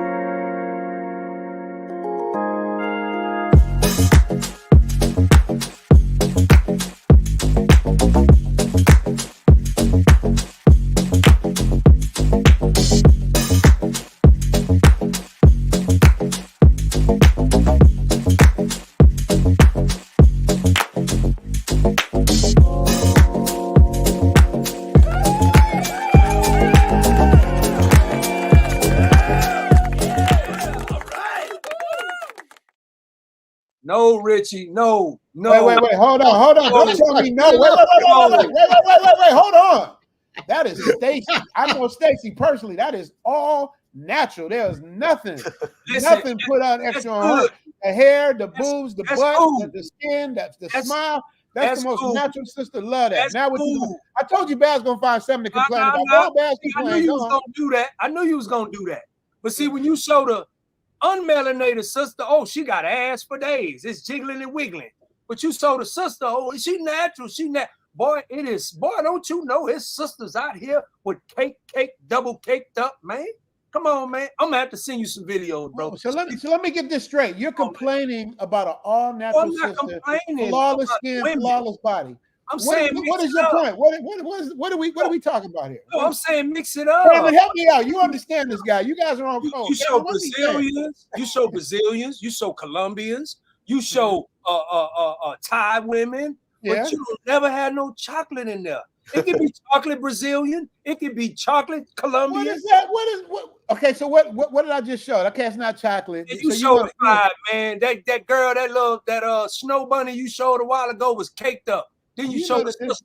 She built like always complaining. I can't win. You see what I'm dealing with, Cameron? I can't win with Baz. I can't win. First, I didn't have a black girl. Now I put a black girl on. She ain't chocolate. The camera be zoomed in. They showing cakes. You show the sister. She in a silhouette in the dark. She ain't in the. She's beautiful. Come on. Hey, cake, man. Hey, I personally filmed that. I personally filmed that. She looks beautiful. I don't know what you're talking about. I didn't say she wasn't beautiful. I'm saying. What are we saying then? What is the complaint? Because she's not dark enough. He wants the camera right up on her butt. You know what I'm talking about? He playing silly, man. He back there playing silly. He said I want the camera on her butt. Is that what it is, back? Yeah, right up on the butt. Right up on the butt. Come on, man. Now we want to show the sister. She is the originator of the butt, but you don't want to show her butt. You want to show the snow. I just showed the sister, but it wasn't good enough for you, Baz. What? I can't win with Baz. I can't win with Baz. Come on, man. You know you got, man, there's more sisters caked up than any. I got a bunch of them videos. Look at Dennis Sperling. Look at Dennis Sperling stuff. You'll see them cakes in there. Them be cakes. I be having them cakes in there. I mean, well, you know, you do edit Dennis Sterling's videos, which you never do. Don't get me started with you. Don't get me started with that. Baz ain't never edited a video for Richie Mack. Never, but you high, you up here with the editing, so you know. And Baz know where he got his style from. Come on, Baz, talk to me. Come on, man.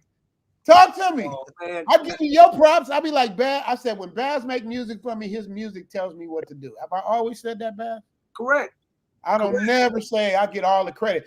I have no idea what I'm doing when he sends me something till the song resonates with me, and then I just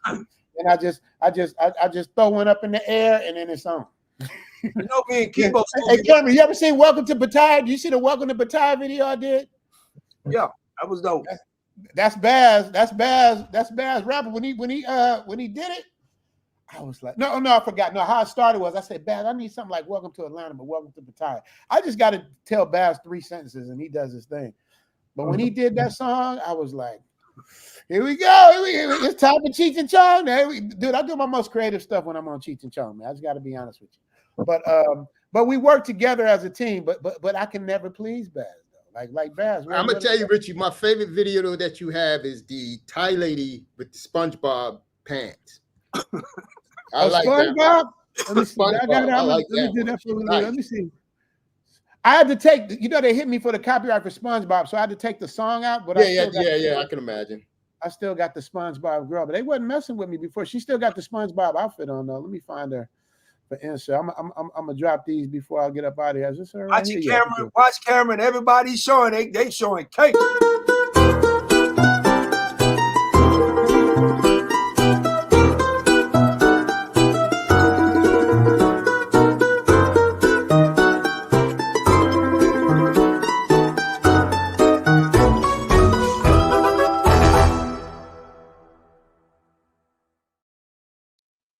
Now, Baz, I wouldn't necessarily call that cakes, Baz. I'm just putting it out there. That's not really cakes, but that's what was in the SpongeBob outfit. So, like I said, now what's the complaint? That's Thai corn muffin. That's Thai corn muffin. You know what it is. It's Thai corn muffin. Hey, Cameron, me and Baz, we do this all the time, man. We do this all the time. We do this, me and Baz. We go. That's like my little brother, man. We go at it all the time. But Mike, man, thanks so much for dropping that knowledge on us, man. It's like I appreciate that. You know, Incel Factor, appreciate you. You the one that got him No all problem, excited. man. It was, I man. just want to say no hard feelings, Mike. You know, I Oh, hope at we all. cool. That not be. I don't know you, but I hope we cool. I mean, we just I have mean, different. we're cool, Good, right? Mike. It's just that you know what's the problem because America uses propaganda to say universal healthcare is bad because the problem is that it programming Americans don't travel. Oh, don't go to Europe. Oh, don't go to Asia. Oh, don't go to Africa. These countries, they're not safe. It's by design. And and my role is to dispel myths. I've talked to people who traveled overseas, people who lived overseas, and they experience good quality healthcare, whether it's like privately universal or publicly universal. In America, we don't have a single entity to have universal healthcare because everything's based on capital, greed, and heavy lobbying. Mm-hmm. And speaking about reparations, you guys said earlier, I fully support cash payment reparations for Black American descendants of Shout out chattel to you, Michael slavery Pan. because Oh, look here. Look here, man. Let me do this here. Let me say Sure. this. And this is historic because you got Michael Pan. He's one of my. Am I right or wrong? You're my Asian brother, right? Right?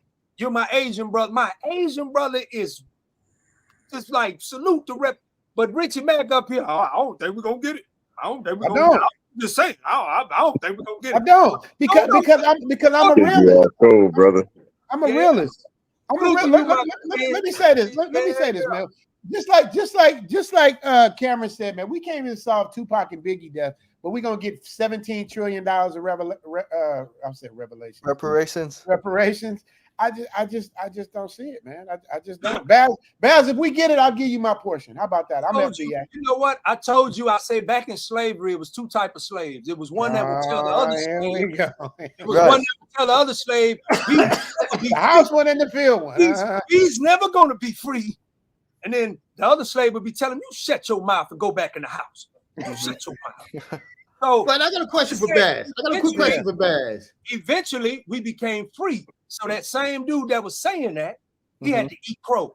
So you're gonna have to eat crow. Freedom is totally different than $17 trillion in reparations, bro. Yeah, but we have the money. We paid migrants reparations. We paid Japanese reparations, Native Americans reparations. We have the money. Even Mike did it. Yeah, the problem in America is because wait. He said Mike did it. Mike, let me ask you a question. Baz, how would you want the government to issue that money? I'm just curious. Why he asked him that? If the government can issue a check to the Mike, Japanese, don't say nothing. Mike, don't say. Let Baz answer this. I asked Baz the same thing. Easy. The same way they cut the check for the migrants. Wasn't no questions, wasn't no study, wasn't nothing. They just cut the check. The same way they did it for the internment camps. Cut the check. All we need to do is come up with the number. Cut the check. That was the whole thing in California. They came up with the whole study. Who should get it? How you gonna get it? They got records for years, all the way back, dating from the 1900s. They know who is who. Cut the check. Stop all this. But you know the Black Democrats in California voted that down. You know that, yes. right? I'm aware. Yes, the Black Democrats voted the reparations of California down. Yes, by design. And Michael Payne, shout out to you, man. God yes, damn, and that's why, and so that's why a lot of the Black American freedmen activists in California are saying, in 2026, all the Black Democrats who claim they represent Black faces, they need to go and get somebody else who's going to implement reparations. And there's no need for additional studies because why do you need additional studies? When studies have been done by Dr. William Darity, who's a economist at Duke University, who happens to be Black American freedman, he has the data. The problem in American politics, especially California, is because the California Democrats they don't want to appear divisive, right? But it's already divisive that they gave reparations to the migrants who crossed the border, and to Japanese Americans, and Ritzy. To say that we don't have the money is not realistic. Oh, it's realistic. We have the money. I didn't say we didn't have the money. Wait. I didn't say that. Tax pay, Japanese. Then we can definitely find the money to give cash payment reparations to Black American freedmen of chattel slavery. The problem in America is race because it's too racialized. Because the Japanese, Indians, Hispanics, they don't want to give reparations to Black American freedmen because they know that Black American freedmen make up 70% of consumption. So they're scared that if Black American freedmen get reparations, that means non-Black business will suffer financially, and that Black American freedmen will build their own communities and build the Black Wall Street in 50 states. Boom. Tell it, man. Baz, what are you booming about? When I said we could do it again, no, you I'm said saying we couldn't. boom. I'm saying You boom said we couldn't. because he is saying and speaking the way you should be speaking, but No. you're not speaking. No. You don't tell me I should be speaking. I'm just saying. What I'm saying is, and my story's never gonna change. I don't care if it's me and you buy stuff, but we understand. Gonna be hard headed. You always what I'm saying is, without organization, you have nothing. Period. We So that's have just what it is. We That's have. just what it is.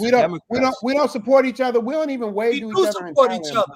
Yeah, but you pushing that narrative, brother. Wait. What narrative am I pushing? You just said we're not organized. We don't support each other. That's not true. That's not true. That's not true. Right, I wouldn't be here. We've had this conversation. We've had this conversation. And of course, Baz, I don't mean in every single situation. I mean on a wide scale. No, I ain't even talking on a wide scale. On a small scale, we started a reparations push, and we started bringing that. That's this generation, not your generation, not your mama's generation. It's the young generation right now with millennials and Black and Gen Zers. They're fighting for reparations harder because they learned that with integration from the past. It didn't make a difference. It didn't close the racial wealth gap. It didn't close the income gap because them folks at the top did not want to employ Black American freedmen after slavery. So it's like integration is like 2.0 slavery, but it's more mental. So that's why the Black American millennials and Black American Gen Zers say it's time to form our own, because our parents went through a lot for so many years, and we don't want to be victims of it or continue the trauma.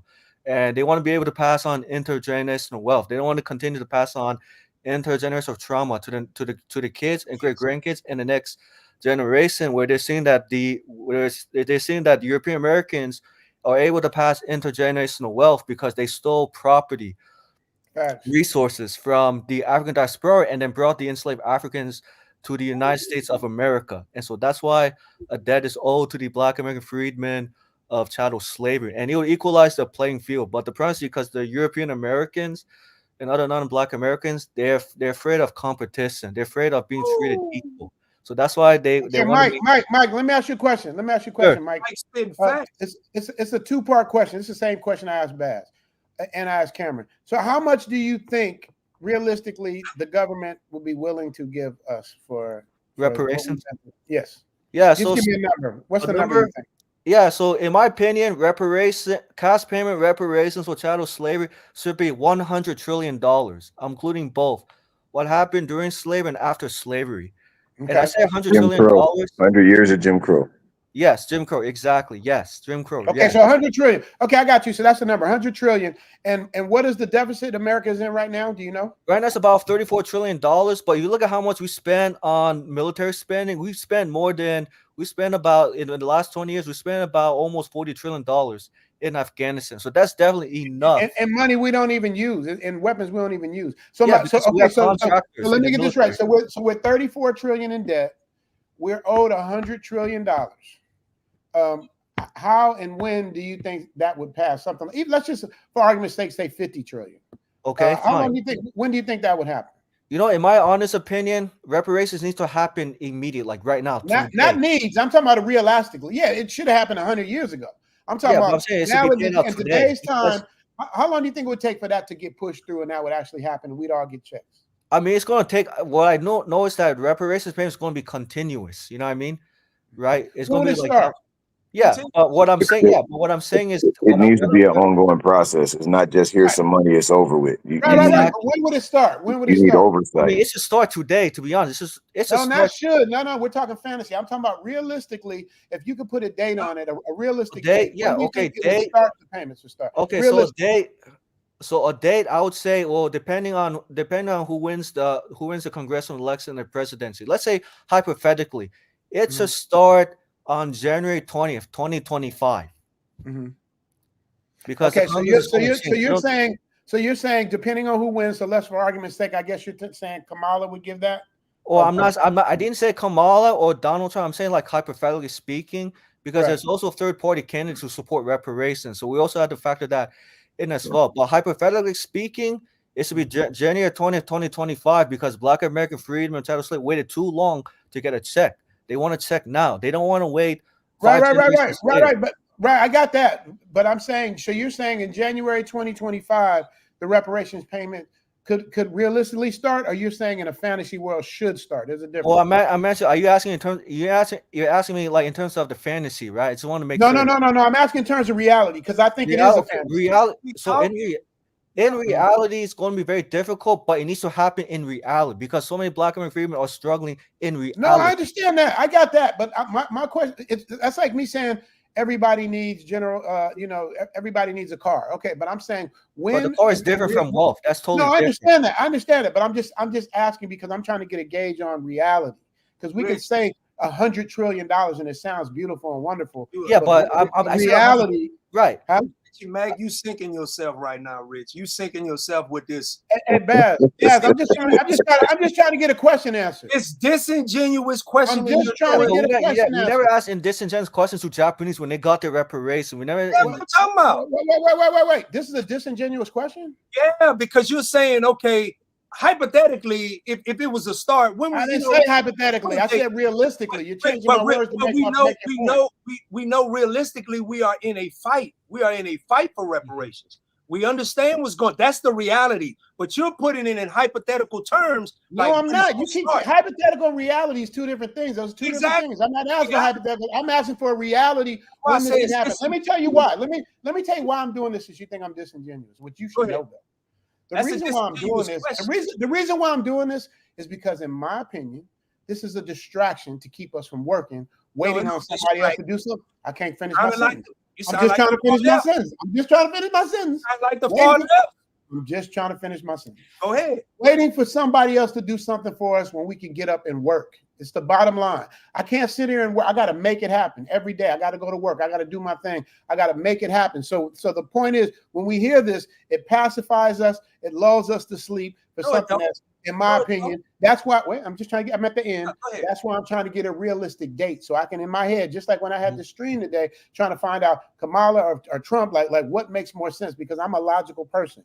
I pray to God for knowledge, wisdom, and understanding. So I got to have the knowledge to get the wisdom, so I can understand it. This is why I ask these questions, not to be cynical or whatever the word is. It's for me to get a grip on what you're saying and try to understand, so I can get on that code. But if I disagree and I don't feel it's realistic, I feel y'all giving me Santa Claus, I'm gonna tell you. Yeah, you say feel.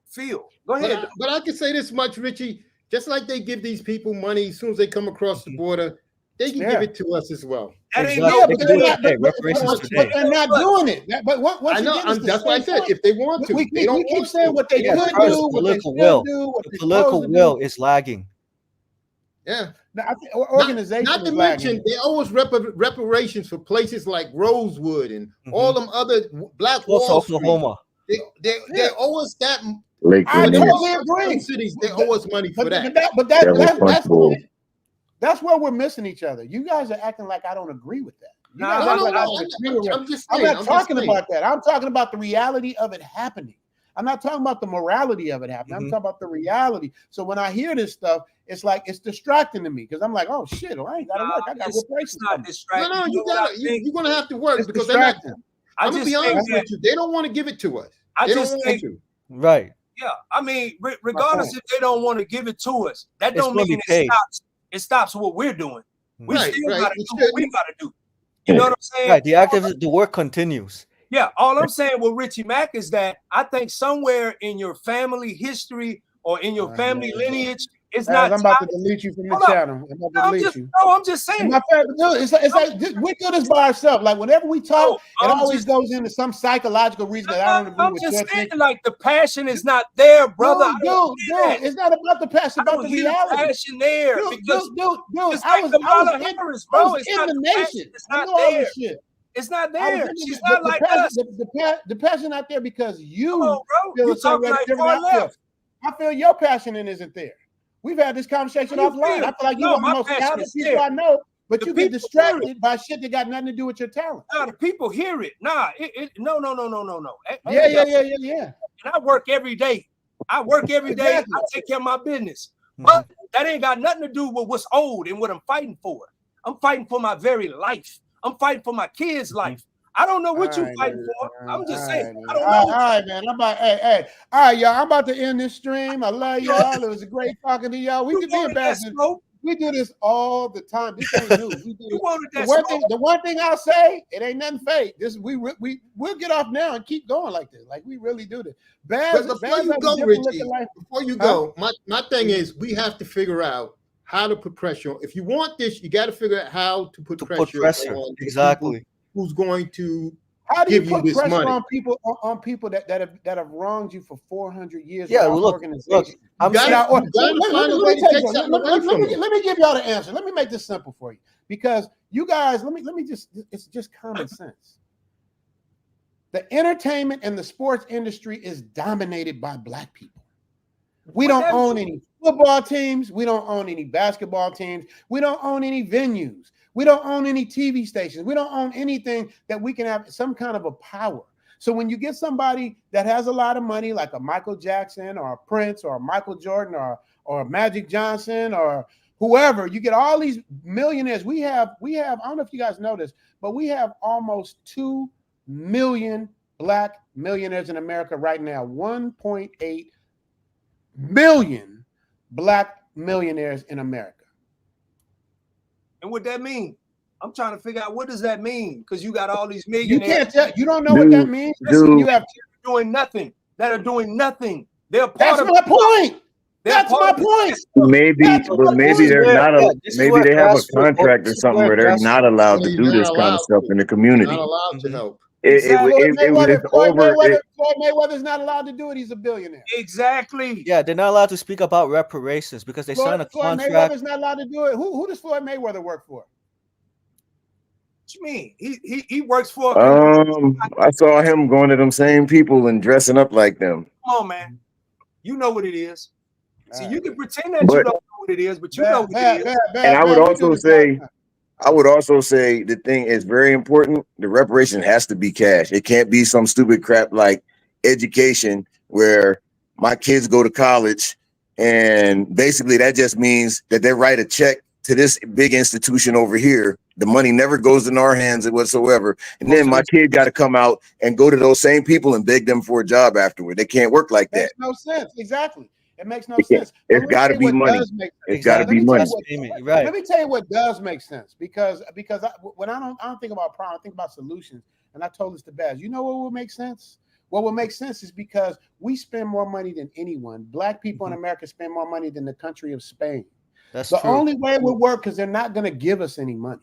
The only way it's going to work, that it could possibly work, because of the way we spend, is if we wanted to buy houses, cars, anything. We live tax-free for 200 years, spend whatever we want with no tax. That's the only way it's going to balance out, because we're not going to organize. We're not going to do nothing but give the money right back to Gucci, give it right back to rims and tires and Mercedes and all that stuff. You ain't going to buy that many rims in Jordan. We're not going to spend like $100,000. Like it ain't but so many pairs of Jordans in the world. Yeah, and Richie. How many NBA players? Look at my favorite basketball player, Allen Iverson. If it wasn't for Reebok putting money away from him, he'd be homeless right now. Mm-hmm. Right. We spend money. We spend money like it's never going to go away, because we weren't taught how to save money and how to invest money and how to do money. We just taught how to look. Nobody told the Japanese people you got to have a class on what to do with your money before they gave them their money. Because they had a country and they had a way of living. No, that ain't it. No, because they had respect. What are you talking about? They had respect for them. They disrespect us, and they teach Negroes like yourself and everybody else to disrespect us. I'm just saying. That's and yeah. And I would also say they don't do nothing but buy tennis shoes and buy rings. Really? That's the way you see us. Man, we do this all the time, man. I want to hear this shit, because you are. Yes, now one time that I attacked the way that you think. And I totally disagree. You just said it. I didn't always got a house nigga in the field nigga, because you don't agree with you, bro. It's like man, the bottom line is I'm helping my people. I'm trying to help people get out. That's all I do is help my people. I'm frontlining my shit. I frontline my shit all day, from fucking LA, from fucking Crenshaw and Imperial to now. Frontlining my shit. I'm on the front line. So when you do that, it's like a slap in the face, bro. And it's like, and I don't do nothing but help you. Just said it. But when you say that, it's like, nigga, how am I supposed to take that? But no, you just said out of your mouth, what y'all gonna do? Buy tennis shoes and buy. I didn't say what y'all gonna do. I said what we do is what we. But Bash, you don't believe that none of us would do that? Some of us is going to do that. Yeah, that's fine though. But Not majority all of us, in but black some of us. communities. Yeah, But what if? that shouldn't stop them from giving the money. That's how I look. But I tell you what we could do, right? We talking about being organized. If they gave us reparations, if they said, "Hey, all black people, guess what? 10% of your reparations go to this general fund, and we basically going to become another version of BlackRock, and we're going to take all of that trillions of dollars from everybody. It was just going to be the total of everybody's 10%, and we're going to buy a piece of Delta, Verizon, like Marriott hotels, like everything, and then basically that's residuals forever." Like we could do something like that if we had reparations. If and then the thing is then even the people buying Jordans, if you did it some other way, you just gave them their money. Let's say only 30% of black people put their money into something and prospered. That still would be much better than it is today. It would be much better. I agree, but once again, we back on the same point: is how is this going to happen? We're talking about if it coulda, woulda, shouldas. They should pay us this. They do owe us this. They did do that, but they're not going to do it. But they're not going to do it because they're not incentivized to do it. Eventually, reparations is going to happen sooner or later. They're not incentivized to do it. Just like how Mike was saying, just like the healthcare and all of this stuff, they're not incentivized to help. They're incentivized for greed and to make money. What is going to stop them from this train that keeps on rolling? And that's this election, if we leave the Democrats out and we hang them out to dry and we let them fail and fall on their faces, now we have leverage. And then we use that leverage to extract the resources that we want. But if we don't, this is probably, if you put as many people in the country as we are, and then those people are not on code with us at all. They identify as the people who oppress us. They don't identify with us. And they're willing to accept a minority of those people controlling in order to be above us and have us be a permanent underclass. And so we have to think for ourselves and this is our moment. And that's the only way, because the thing is, if you can't enforce a penalty on somebody, then there's nothing you can do about anything that they do. And this is our only way of having that strength. Right. And add to it because the problem within the Congressional Black Caucus, they're dominated by immigrants from Africa who are politicians, so they don't have the Black Americans' interest. So the problem is the Africans who are in America who only elevate themselves, but Black Americans. So that's the problem. It's the Africans who don't have Black Americans' interest. And there are a lot of grassroots activists who are pushing hard every day for reparations. The problem is that we don't talk about them. We don't talk about them because it's so localized and it's growing every day. Richard, you definitely want to check that out, because a lot of people in Chicago are protesting Mayor Johnson. You gave the migrants homeless shelters, homes. How about us Chicago residents who pay property taxes every year? We can't get any of that. We can't get pie. So they're putting a lot of pressure. It's growing, Richie. You just got to see it for yourself. Yeah, I'm from Chicago. My family's from Chicago. Right, but I'm saying Brandon Johnson, he's a Democrat, and he basically betrayed his constituents who voted Democrats 90% of the time, and they're making a loud statement saying enough is enough. Give us our check. Give us what's due, because we're sick of being tired catering to others who don't care about the Black American and haven't contributed anything. That's my point. But Cameron just made my point. And said we have to teach them a lesson by what? By using our power, by organizing, by coming together and deciding we're not going for this Democratic bullshit no more. We're going to organize our numbers and our votes and do it over here and show you where our strength is in numbers. That's my whole point. Thank you. Right, Cameron. and also it's the generational gap too. Also the older Democrats, they need to go because they've been in office for 50 plus years. They're already my grandparents' age already. Taking care of them already. They need to go, all of them, right? They can't get fired. That's why they don't do shit. If they had term limits on them, they could get fired. If they didn't, what is that called, Richie? They can get fired. They can get fired. Don't vote for them. People should stop voting for them. I don't understand. Okay, but I'm still in Washington because people keep voting for it. Stop voting. System. That's called a system. It's a system that's in place. So just like the brother, I think Richie missed it when he was talking to you. Michael Pan was talking to you about Brandon Johnson and how he was that's the constituent they put in office, and then he turned on them. That's the situation we're dealing with. We're dealing with individuals that cater to us and pander. Oh, I'm your homie. I'm your partner. I'm a vote for you. I got your interest. And then when they get in the office, they turn on us.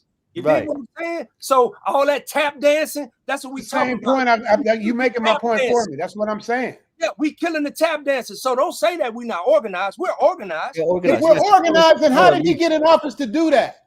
Bro, because they lie, they pander. They pander, they lie, and they give us false hope. That's my point. Yeah, by saying everybody. For example, Richie, Brandon Johnson, who was a candidate for mayor, said for everybody, and everybody's a code word for it. Does not necessarily include black residents. It means it could include immigrants, people of color. So that's why the black Chicago residents are making a statement, saying no, it needs to be for the black American freedmen of chattel slave only and exclusively, because they saw that when the immigrants came into Chicago, and by those who came to Chicago, they came here illegal. They don't work, they don't pay taxes to the system, and then they're getting like free housing, shelter, secret job fairs.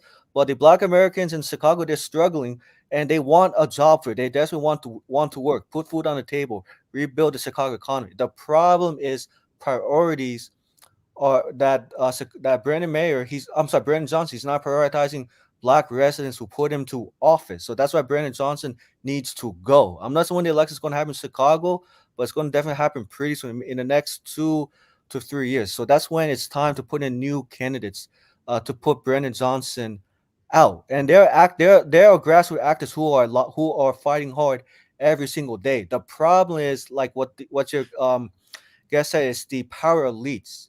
They're silencing the grassroots from going further. And the grassroots are organized. It's the problem is the older generations, the baby boomers, silent generation who are in office who don't want to give like reparations. And speaking about that, it's because of integration. Integration is the problem, not the solution. So I understand that today's grassroots actors who fight for reparations, they want separation so they can be treated equal and put money back into the black communities. And study shows that if you give black American descendants of of slavery reparations, 90% of the time we're going to put the money back in black communities, build black businesses. When you build black businesses, that means tax revenues for city, state, and local governments. And we don't tell that to the Japanese either. We don't tell that to Native Americans. Yeah, because the problem in America is because those people at the top are using a racial wedge to stop reparations from moving forward. Preach. So the other thing is a lot of those groups like the Koreans have the hair things where the women go buy the weaves and the wigs and stuff. They have that through a cooperation between the U.S. government and the South Korean government to make sure that they have that sector of the economy on lock. And that keeps our sisters from getting into that business and making money dealing with each other. They got to go through them to get the materials all the time. Yes. And they get cut off when they try to purchase, on like Alibaba or something. They try to buy the stuff and get it shipped over. Then the vendors will stop dealing with them once they realize who they are. So it's just, we're also the only group of people who have ever been legislated against. They didn't legislate against any of these other people. They targeted us, So, it's a lot that we have to overcome. But this is our moment to have some leverage. Yeah. This is our moment. But you're gonna have to do this more than once with the Democrats. It's got to be ongoing. Ongoing. And there's some Republicans who support reparations in California. There's a Republican, I forgot his name. He supports reparations, and I think he's going to be running this year. I think he's running against Corey Jackson, who voted against reparations. And Corey Jackson did not advance the reparations bill in the California State Assembly, and that's why the reparations activists were angry, upset. They could have at least introduced reparations bill. It doesn't matter if the state assemblies were going to vote against it or for it, but at least it could be introduced and have a vote. Because they do this for other groups. They allow the bills to be entered in office, in the state assembly, and have them vote for it or against it. But it's only for the Black American freedmen. Oh, we can't introduce these bills. It's too controversial. And that's why they didn't want to vote and show a position. Right, exactly. And even they went to Corey Jackson's office. They protested too. Like they wanted to come out why he didn't introduce those bills. Same thing with Sam Bradford. So both of them are puppets who are maintaining the status quo. And California's black population is shrinking every year. So in California, I think the black population is down to maybe 4 or 6%. So that's why the black California residents of chattel slavery are saying enough's enough. We don't want the black population to continue to extinct, whereas other groups, Asians, Hispanics, Jews, are growing California. And they know that these groups who are moving to California, they're not going to hire black American freedmen at all. So that's why they say this is our moment now. We can't wait any longer. And so that's why you're seeing a lot of reparation candidates running for office at the local, state, and federal levels because they're making their statement very clear and loud. And they're telling the both political parties, don't play with us. If you play with us, I'm gonna call my friends to run against you. And so that's why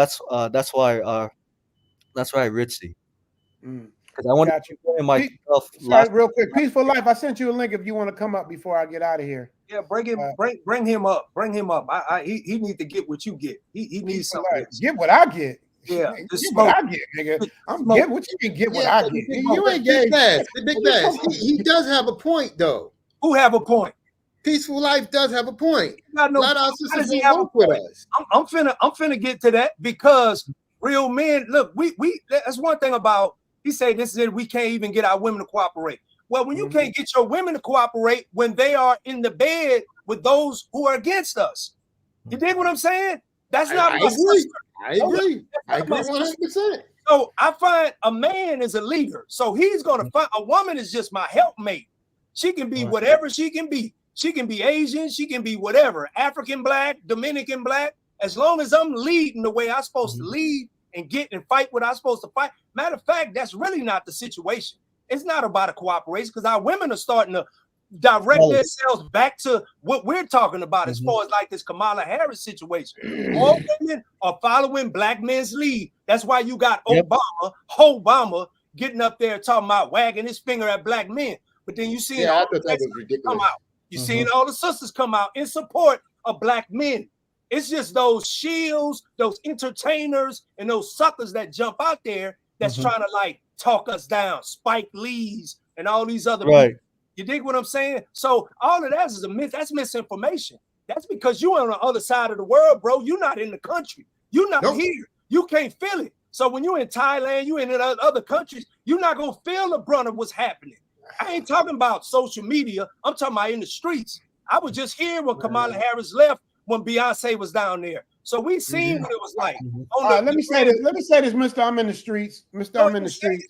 Where you on your way to? Where you on your way to, Mr. I'm in the streets? Oh, I just came out of the streets. Where you on your way to? Where you on your way to, man? Where you get on your plane and coming to? What you mean? For the fourth time. I'm coming to Thailand I'm coming to Thailand to vacation to free my mind of the U.S. bullshit that I've been fighting all this time because I'm fighting. My point exactly. All right, so what I'm saying is, it looked like Cameron's like agreeing with you with what you're saying. You guys are in lockstep. Cameron, let me ask you this: am I wrong in thinking that we need to be organized in order to get what we want? I mean, I would say in large part, most of us are in agreement that we need to take some kind of action.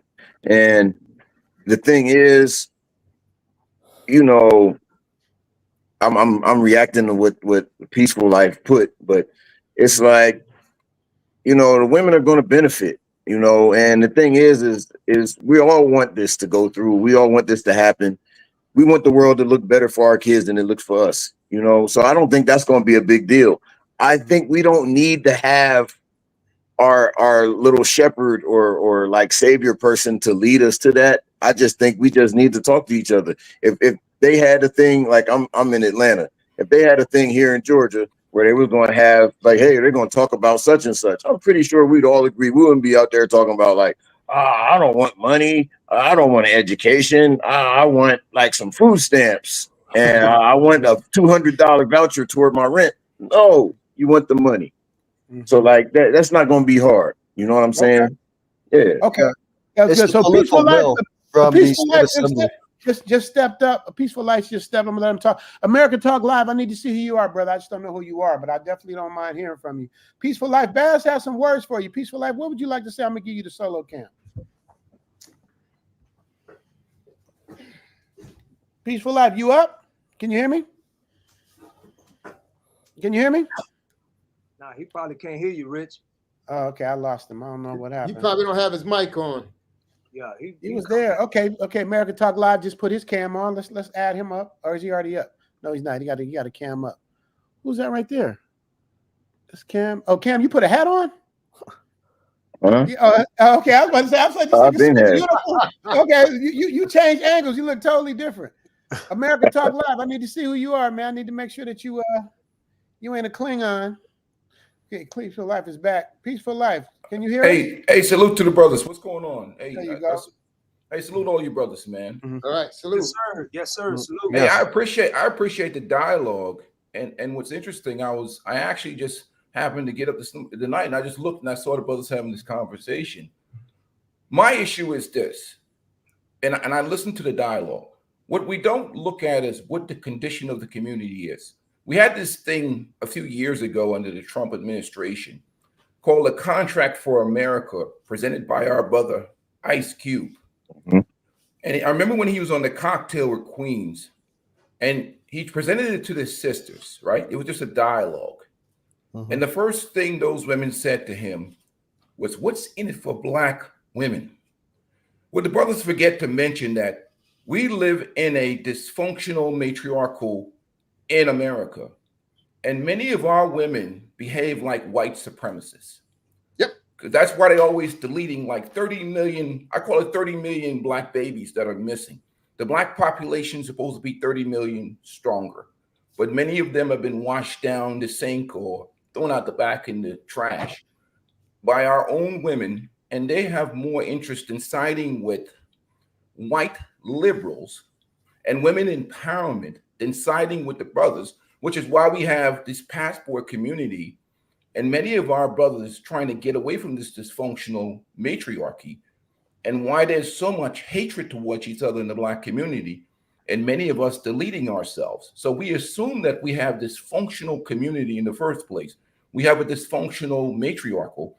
Many of our men grew up under the thumb, the power thumb of our own self-imposed white supremacy in our own community. And that's why there's so much hatred towards each other. And we're so quick to delete each other. So I don't know what functional community that we're operating from, because the foundation itself is flawed. There you go. Bev, you got something on that? Well, my thing is this. I agree with pretty much what he's saying in terms about the dysfunction in the relationship with our women. But those women that you was talking about with Ice Cube don't represent the majority of the Black women that are in lockstep with us.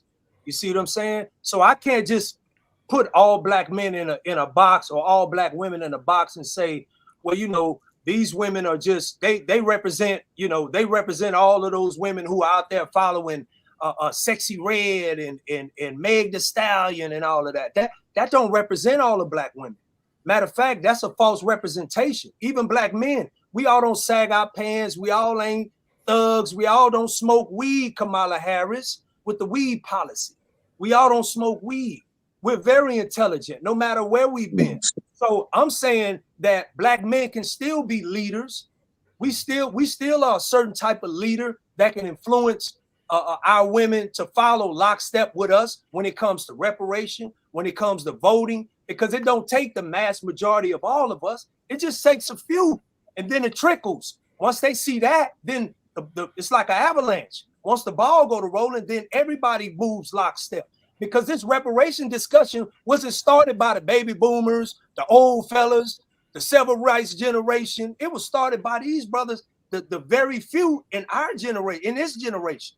That's who started that conversation. That conversation been going since Obama.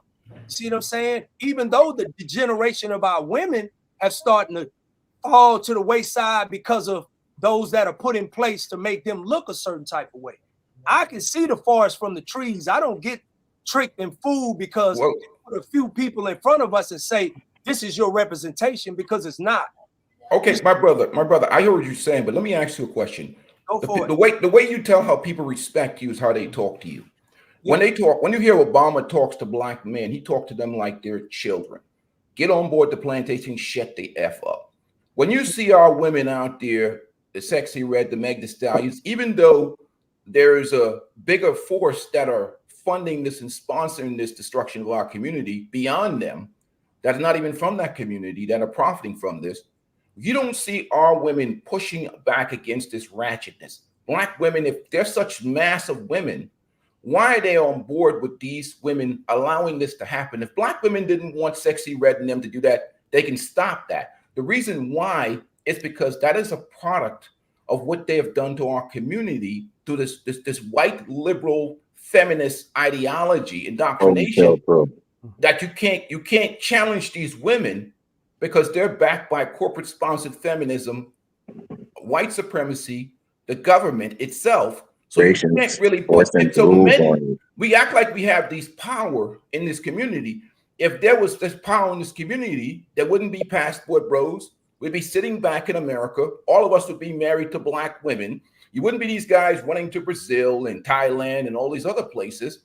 If you had a functional community, a patriarchal community, we have a matriarchal hyena community. Most of our men are simps, especially the boomer simps. Most of our men don't have any spine. They're ran by bitches and they're weak. They can't stand up to their queens. You see the Hotep Sims, the woman is God. Many of our men are weak bitches and they don't deserve, they can't lead women. We have a community that's matriarchal, ran by the iron fist of the hyena queen. Most guys cannot stand up to their wives. There's many divorces happening right now in America because the men are standing up and saying, we want to take control of this. We're asking for these reparations. We're asking for these things. And the women are more worried about baby deletion and that type of stuff. Those things, I say, why you so they're obsessed with this baby deletion thing. That is their number one agenda. If you try to do the contract with America right now, the Black women will fight against you and they'll say, well, what about Project 25? And that's from the Heritage Foundation. That has nothing to do. Why are you so obsessed with baby deletion is my thing with them. You're so all they care about is baby deletion, women empowerment. If you talk about anything with these politics about Black boys, say something about Black boys. We got Black boys that need this reparation, that need this help. Try and talk on a Democratic plantation about helping Black men and boys, and the women will flip out like they did with the Contract of America. We talk like we're functioning from a proper patriarchal environment. We don't. That's what I'm trying to get to. We don't function from that environment. Most of our, let's be honest with you, we got a lot of simps in the community. I agree. I agree. But I don't think it represents the total mass of brothers that are actually educated, that are actually working behind the scenes, and that are actually moving and shaking. Just because, you know, I speak reparations and speak. But they're the worst. They're the worst. Look at them. You look at Roland Martin and the rest of those guys. Look at the brother on CNN crying. But they don't represent us. But they're put in put there on purpose to do that. The example of the masses is how they talk to us. If the masses of us were so powerful and they didn't represent us, they'd be scared to talk to us like that. But they talk to us like bitches. Look at Obama. That's condescending. He's standing on the high, talking down to Black men like we ain't shit. That's disrespectful. Yeah. I'm saying, look at Roland. Look at Charlemagne. Look at everybody. Go sit on there, boy. We'll tell you what to do. If the massive of us, reparations ain't handouts, Kevin. They wouldn't talk to us the way they talk to us. I'm saying the evidence of how weak we are is how they talk to us, how our own women talk to us. Let me tell you something, man. I used to work in law enforcement, right? And I used to see some jacked up shit, man, about brothers getting locked up, brothers getting thrown in jail. Their own women. I ain't seen. That's why I be calling them KK Keishas. I'm like, yo, the dude didn't even do no crime. You're trying to get him locked up. So I know firsthand on the front lines about how dysfunctional our community is. I'm like, the dude didn't even lock him up anyhow. Well, you know, fuck that. I'll just have to go to IA. You know, they ain't did shit. You know, false allegations, locking dudes up because you vindictive using the child support system against him. So we can't even have a functional community because, to be honest with you, we're led by bitches. That's the way it is. Bitches and weak men. Not all of us. Not all of us are led by bitches. Not Yes, the majority of the populations are bitch-made dudes. Let's be honest.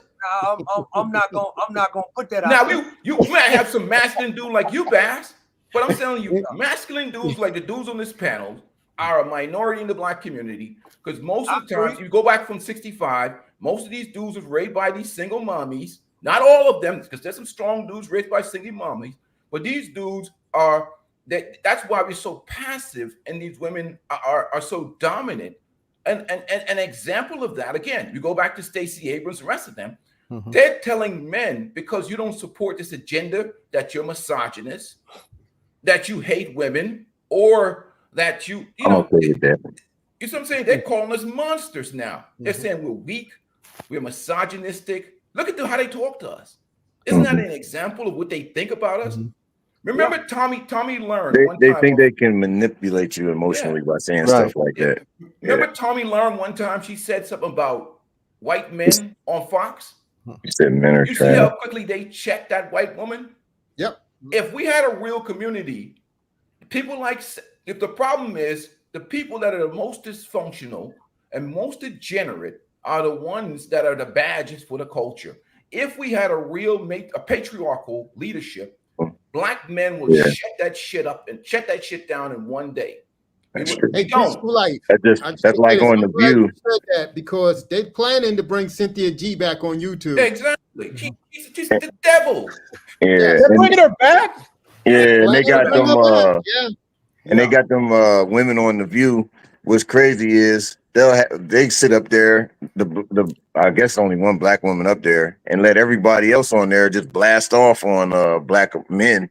You know, and I was just like, how they just sit there and let them go in on black men like that? Like, and you Right, black, you just especially sitting there taking it.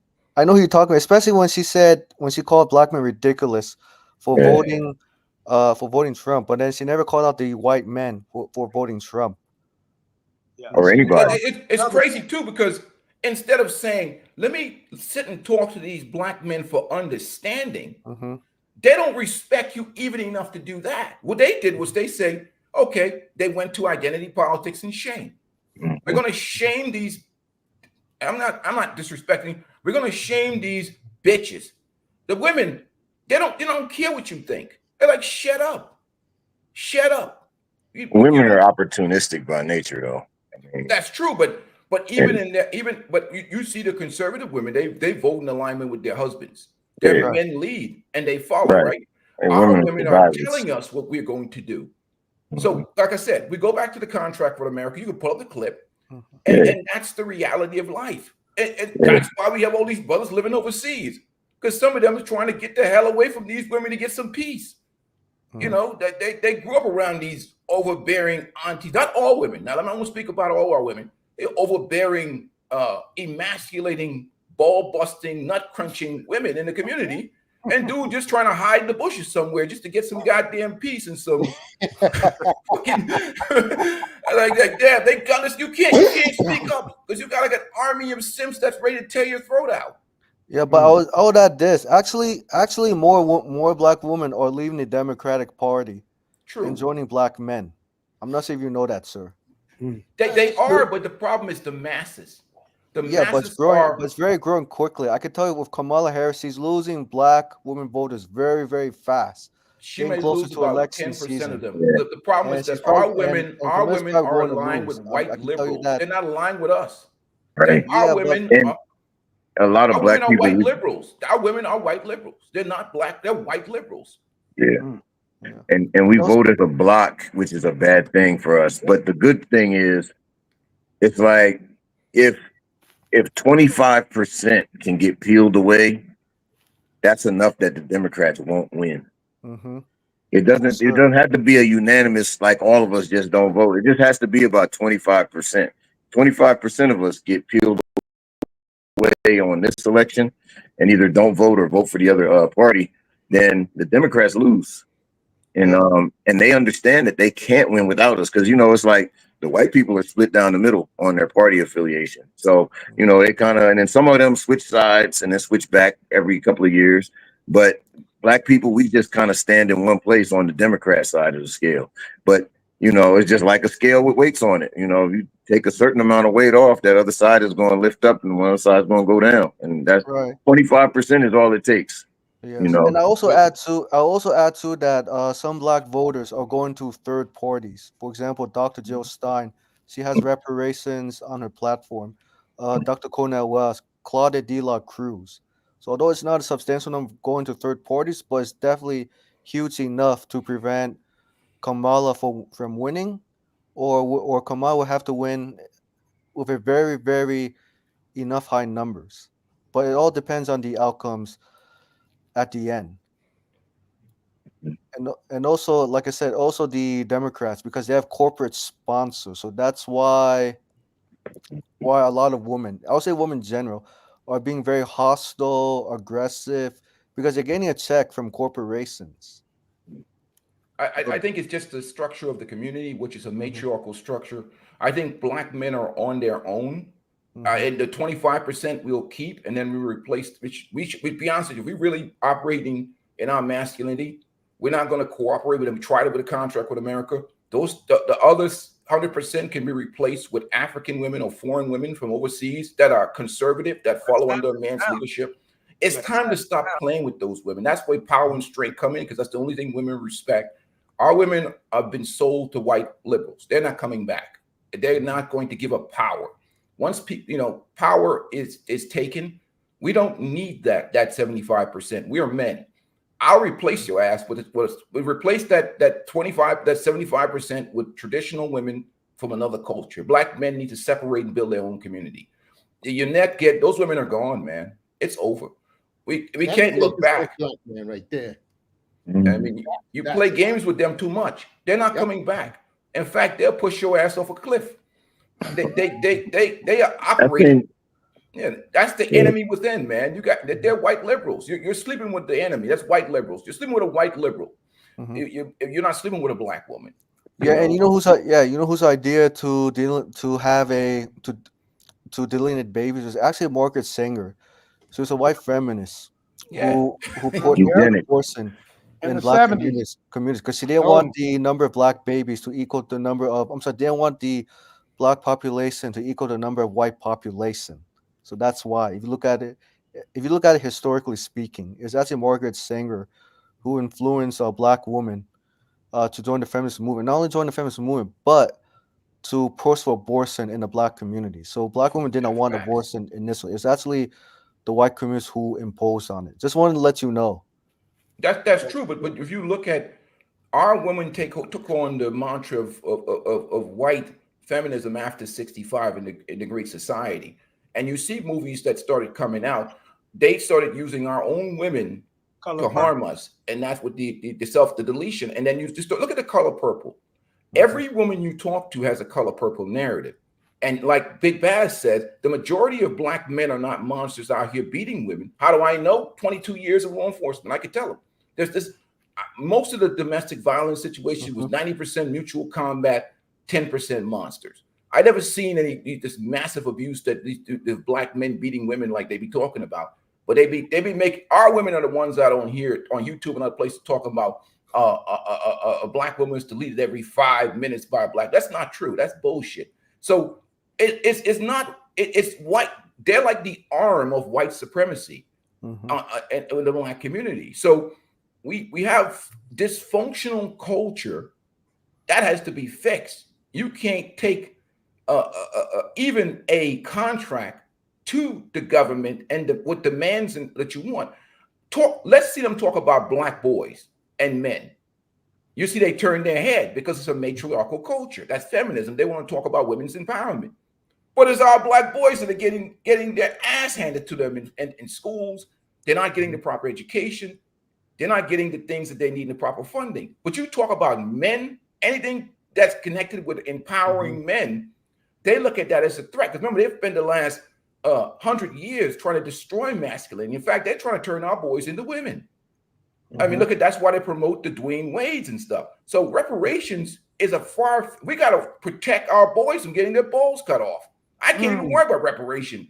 They got a cleaver over our boys' balls, and they try to clip off our women's breasts and turn them into men. So we're fighting demons right now. Yeah, We're but fighting also, demons. yeah, but we got it. It's an economic war more so than it is. Even though they're coming at us with the gender thing and all of this, if we don't fight for our reparations, if Kamala gets in, it's over for us. Well, we've lost the brother. We got to win the economic war and the spiritual war. Yeah. So we got to push for reparations. How do you? But you can't. What I'm saying, if you present a united front, I mean, how do you push for reparations when who's pushing for representation with you is the enemy of you, and the enemy of you by how they move? I would say. Go ahead. Sorry, I didn't want to interrupt. I mean, speaking to what the ex-officer said, I would disagree with you.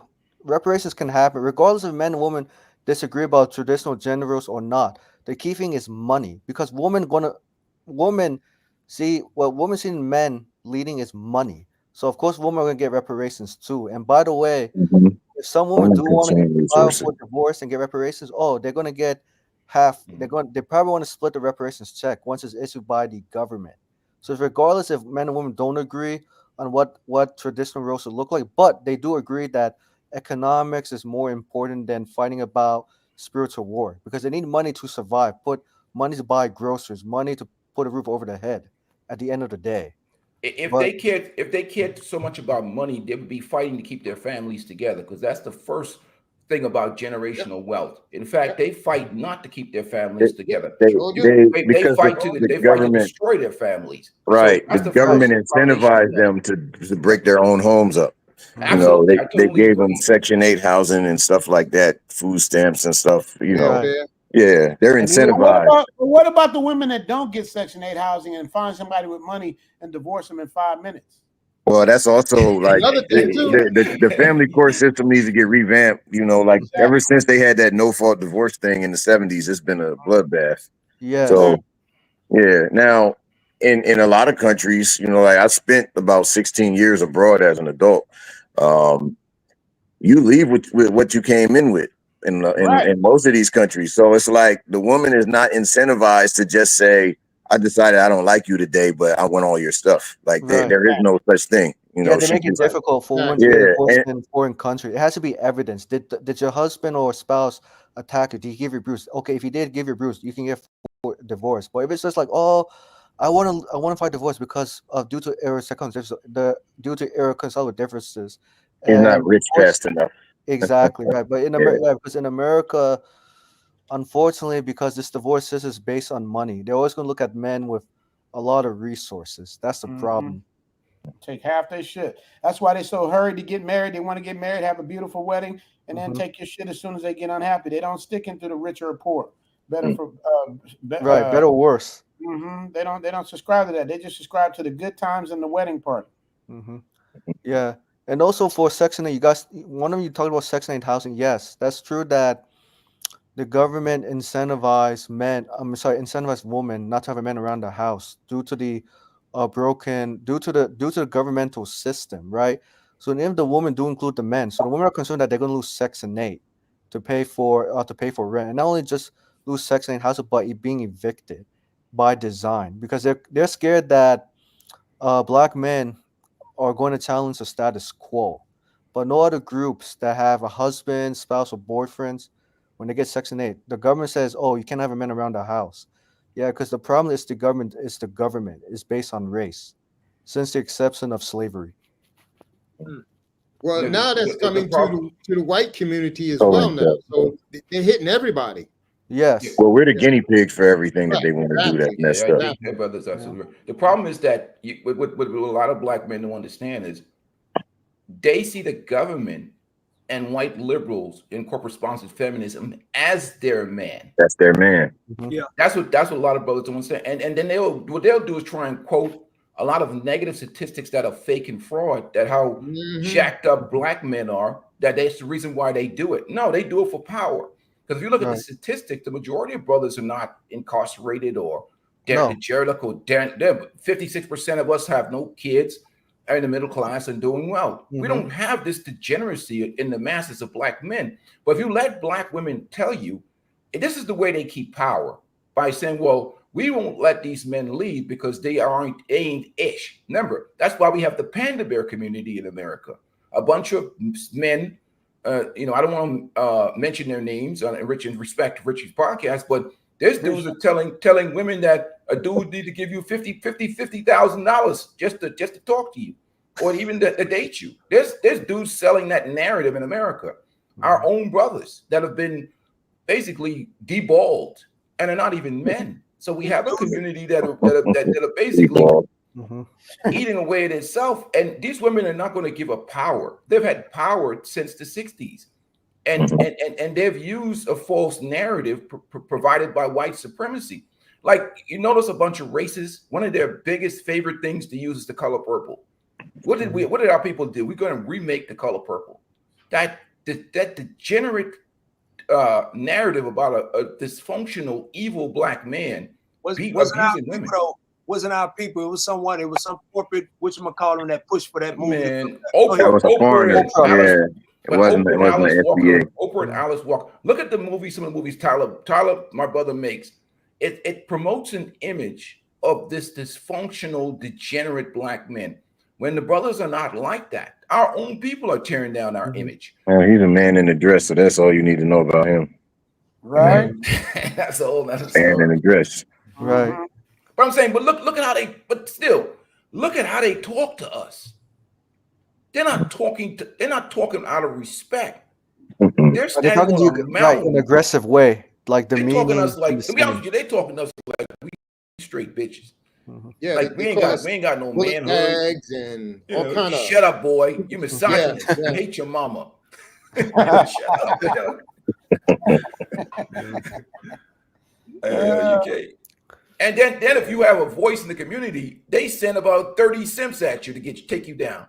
They got their bitch made husbands and boyfriend. Like Baz talk right now. If he talk powerful like that, man, the hyenas are coming for you. We'd have to come in there to back you up, man. Like, get off our back. Get off my brother Baz's back. We have to fight them dudes off. Like 20 hyenas to jump on your back, Baz. Yeah. I'm gonna tell you something. Remember when the Passport Bro movement started, and how we had to how brothers had to fight other brothers to explain them? Yeah. You're trying to power yourself and lift yourself with a black man. These sisters, so-called sisters. Any masculinity, or you say anything. See, that's why the Panda Bear community is so successful, because you have to say everything that agrees with black women's feelings. Or if you're not a certain type of slick talking hotep simp type guy, they don't respect you, because anytime you talk straight and power, that's why they came for Ice Cube so hard. And they're coming for my brother Corey Holcomb right now. Even Ice Cube said this is also going to include black women in the contract with Black America. That wasn't enough. Right. So we've been here, done this. The biggest problem is from within. And I agree with Bass to a certain extent. But right now, we don't have the intestinal fortitude to go up against the system and get that, because our own people will cannibalize us anytime a man shows power and strength. That's why you see they got guys like Obama that's ran by his wife, and other men that try and speak for us, and they speak for us from a feminine perspective, telling us to just be quiet, shut up, and go and vote without having a comment, without having a voice. They're more interested in pacifying us than listening to us as men. They don't care what we think.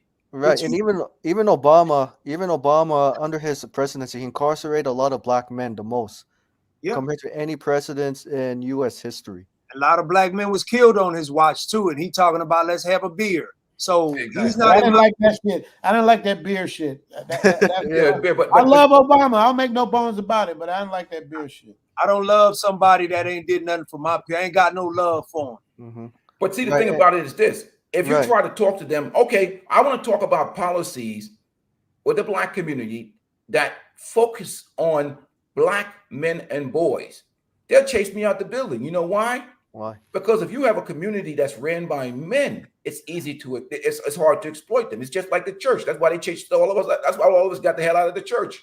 Because you have dudes like Jamal Bryant in the church with this feminist crap, talking that woke preaching that woke gospel. So most of us exit out the back door. And that's what they want. You see, that's the problem, you know. Yeah, and you mentioned when you're a former police officer, I was wondering, did you ever work with female officers before? I'm just curious. What was that Yes, like? I have. And what was the experience? No different, right? No, I mean it's man. Look, to be honest with you, man, even some of the brothers in uniform of my complexion are full of shit because they be getting to some of the women too. But that's a whole nother dialogue. But the biggest fundamental problem is that we have dysfunctional culture and dysfunctional community, and anything that has the stench of masculinity that's not pandering to women is quickly destroyed.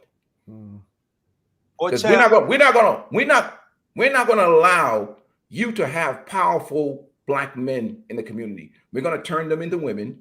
We're gonna emasculate them, and we're gonna do everything policy wise to keep their women in power over them, so we can rule those weak men and use them just as votes. We're never gonna let these men lead, and that is the best way that they have figured out how to control us as a population. Empower the women, because anytime you talk about policy specifically to men and boys, that's what they did to us. They focus on our women, emasculate us, weaken us, because you just can't. You having strong men in the community, that means you would have to fight against that community when it comes to voting, when it comes to reparations, when it comes to resources. If you look at the kind of businesses that we as men start and the type of businesses that they start as women, they only make things that cater to women. They don't whereas we make a business like where we fix cars, where everybody drives a car, we might open a store, something like that. They only do hair and nails. That's it. They don't offer something that's for everyone. They think in a more selfish way than we do. But that's why they talk the way they do, bro. They ain't talking about you. Think Obama talking about black men and boys? Hell no. No. Any of these people, none of them will talk about black men and boys because they don't want you strong. They want you to be bitch-led men. That's just the way it is. I don't understand that. What is the point of that? Sorry to interrupt you, Baz. What is the point of trying to bitchify us? I don't understand. What is the point of that? It's easy to control a community if your men are weak. Exactly. If you got strong men in your community, it is very difficult to control. hard to pull this crap that they're pulling on us now. They did it with the church. If you had strong men, you would probably have your reparations already. Damn. There you go. That's the point I'm trying to make. Damn. Drop the bomb. Because that's what Ice Cube went in there with. He put on his football gear and ran up in there. And I thought Ice Cube put him on his back. I thought Ice Cube was very strong. He's strong, but he's strong fighting against oppression. But when your own sisters come at you after you put that whole thing together, and now they jump on him, he's like, man, I don't need this shit. I'll go do the big three. Fuck these motherfuckers. They cut him up. I'm gonna add a little context to that. And he refused to disrespect them back too. He not fighting against just the system, the sisters. He's fighting against the system that the sisters are set up behind. So it ain't just Ice Cube. You see what I'm saying? It ain't just that's true. Just a few sisters on the panel. It's the system he fighting against. Yeah. So then they go to attacking him. Most of the sisters follow those kind of women.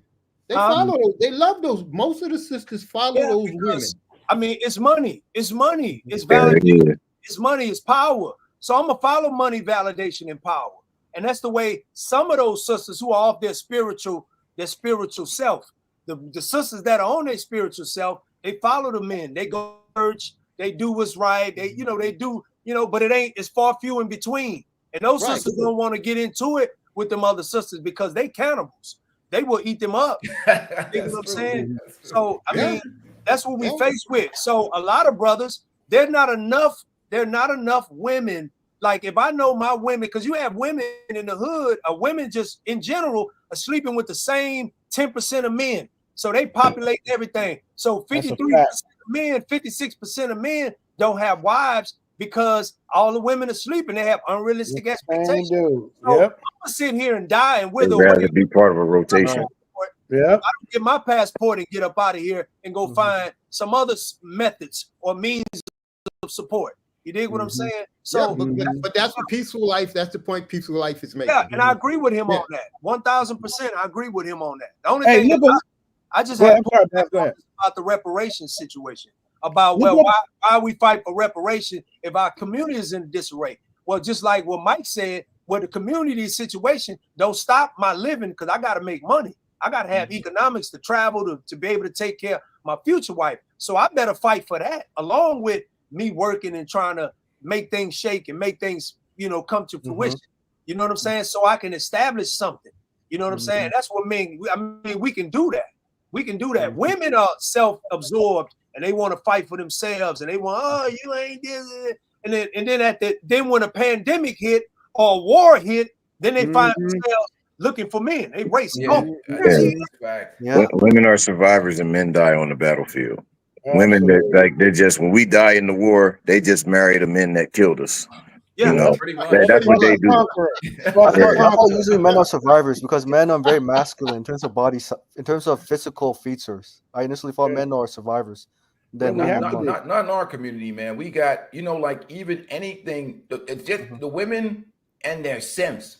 They gang up on you. That's why we have the passport community. You got guys that understand that they're up against dangerous.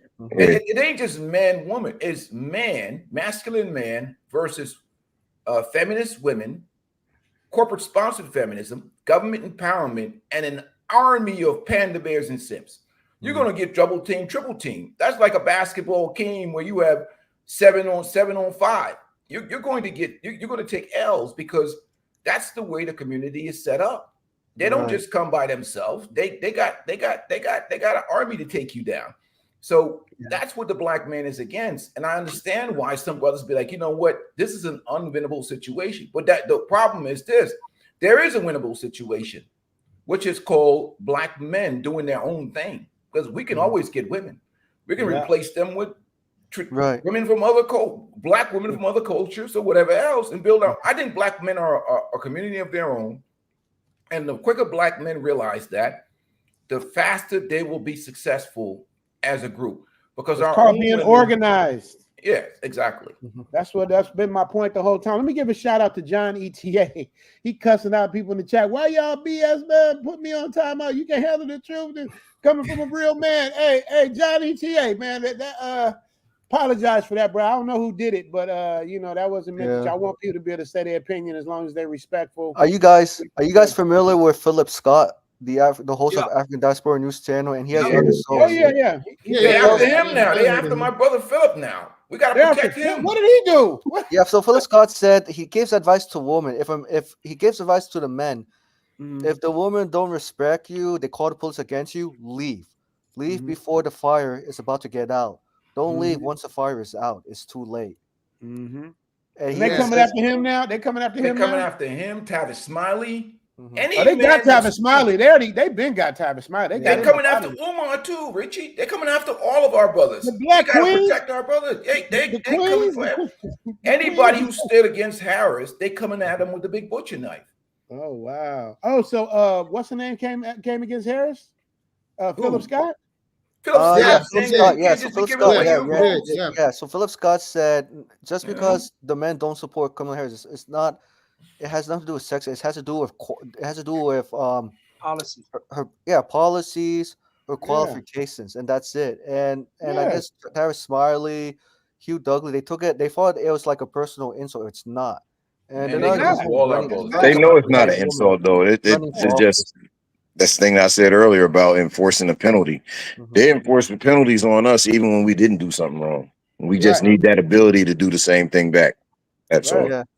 And I noticed too, like when women a lot of sisters don't like that. They don't want you to force no penalties on them. So right, and they don't want to take any kind of responsibility, and that's the issue I have.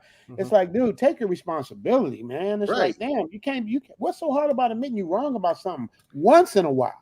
Right, once in a while, I agree. Yeah, the problem with women, they don't want to take accountability because I guess with women, they have this hormone in their mind, like they have to be 100% correct, right? Especially like when they're married, especially when they're dating or married to men, they have to prove themselves. So I think that's why it's an ego issue women are experiencing. You know what I mean?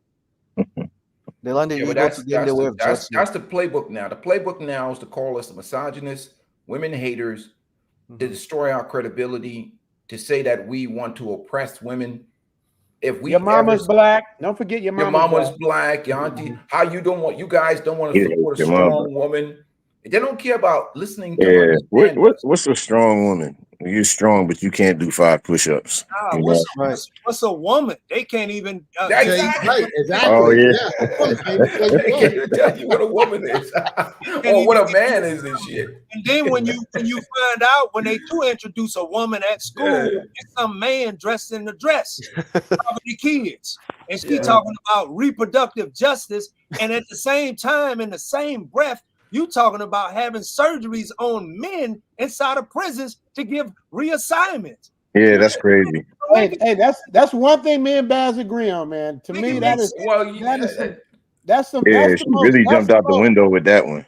But let me ask you the kind of the type of world we're in when you can do that with your chest out. When you can make it okay. You can't watch a PG movie, you can't watch a rated R movie, you can't do this, you can't do that, you can't show this. But you can walk into a school dressed up like what was that movie? What was the movie Peaceful Life? Dustin Hoffman, what was it? You come in like Tootsie. Tootsie's okay. You know what I mean? You come in, but if a man want to come in and have 2 girlfriends, that's a problem. But if you want to, I believe if you're gonna open up one form of alternative lifestyle, you got another time. So it's like the best thing to do is none of it. You know what I mean? Kids are kids for a reason. Their brains aren't developed. So when they put that in their head at 6 years old, 8 years old, they turn into what's your boy's name, Baz, the basketball player who went along with the shit. Who went along with the shit? Dwayne Wade. It's like Wade. Now, don't get me wrong. They did that so his wife could get back into Hollywood, I think. Well, you imagine ain't no better. That's what I'm saying. It's like that. If you're gonna use your kid as a tool to do that, you know what I mean? It's like if that's your business, man. But you know what the influence entertainers have on, especially the black community. It's like, if it's okay for D Wade to do it, it's okay for such and such to do it. And that's the problem that I have, because I believe everybody should be treated the same, have the same equal protection and everything. But don't force some shit on us that we're not ready for. That's like forcing a kid to watch porn at 4 years old. They can't process what the hell's going on. So why you gonna put Miss Doubtfire in my shit? You know what I mean? That's the part I don't get. Y'all gotta make this shit fair. Yeah, but how about when you're in Hollywood, Richie? They want us to be feminized so that they can control us. So this is why Hollywood pushes this crap out. But that's everybody though. It's not just a reason. But it's not just us. It's everybody in Hollywood. Right, everybody. But we're the best. We're the best at it. Yeah. Unfortunately, we're the best at it. So you know what I mean. Right. So it's like, me growing up in Hollywood, like you guys, it wasn't like this when I was doing my thing. And this is over the last 5 years that it's just became so crazy. Like I said, there's no line. I believe everybody should have equal everything, but it's like, but where is the line? Because I drew the line when I had daughters. I'm like, okay, the line is the bathroom. Okay, you want to do whatever, that's cool. But my daughter's going in that bathroom, man. And it's like, and that's where I have my issues. So I was like, well, what do you do? Because I'm always about solutions. You just create a third bathroom. You got male, women, and then whatever the other thing is, and then everybody's happy. But you don't whatever it is, because I don't know what to say, man. I don't know. I'm not trying to be offensive. Right. I'm not trying to be offensive. So whatever you want to call that, whatever you want to call it, because I don't want to get in trouble. But that's what I mean by scared and organized. Like it's like us as men gotta say this. You know what I mean? That's the kind of shit. Woke, right. Yeah, because and speaking of, and Richie, it's a problem because when you say alternative, right? According to the transgender, they feel it's like an insult. You know what I mean? Right. So that's what I'm saying. Anything you say, it's like them, they. It's almost like anything you say wrong, you're gonna offend somebody, and that's the scary part. Because I watched, who was it? The Baby. He talked some shit. He was like, baby's, I'm Suge and and he's tough. Right. He said something about the community and stood on it for about 4 days. After the 4th day, he was bowing down, apologizing because they took him right off the tour. Like they will stop your money. And that's how they get you with that, because you got to be organized, better just stop somebody's money like that. Just stop their money. Flagrant, that was the name of the channel. Flagrant. Who had Trump on. It was the best Trump interview I've seen, you guys. If you guys get a chance, watch that. You see the Joe Rogan one? I did. The Joe Rogan one was good. But did you see Flagrant though, Baz? No, I didn't see that one. Watch Flagrant was a lot more fun. Joe Rogan was good, but I think see which one you like better. I want to know what you think. Sure. But they had Trump. What was I going to say about Flagrant? They had a really good interview with him. It was a point I was making. I'm sorry I got sidetracked.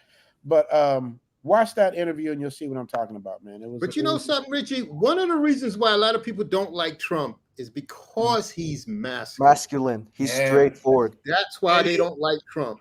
It is. It ain't that he racist. It ain't that he white. It ain't none of that. It's just that he speaks in a way that I don't need approval to speak in such a way. I don't seek women's approval. I'm gonna say what comes out of my mouth.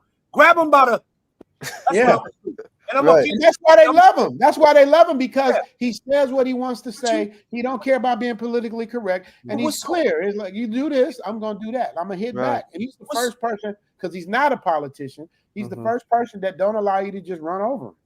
Right. What's so crazy is white women voted for him in mass. Yes. And black women didn't even take notice. But they were screaming about, oh, he's misogynist, he's this, he said this, he's a felon. Now it's the felon. He's a felon. Well, it's a bunch of people black. A lot of black men are felons. 94 Crime Bill Joe made a bunch of us felons because he incentivized the government to lock us up. So what's the problem? I wanted to jump in earlier too before Richie put the link on when Fred Sanford was on here going off talking about he's a convicted felon, and it was like, it's like, this is lawfare, right? The Democrats are actually abusing the power of their office to try to eliminate one of their political opponents. So it's like, and it's like, oh, he did all this stuff, and it's like, these people are just throwing everything at the wall. Like, you know, they tried to, like, and then the thing, like, the news calls that January 6th thing an insurrection.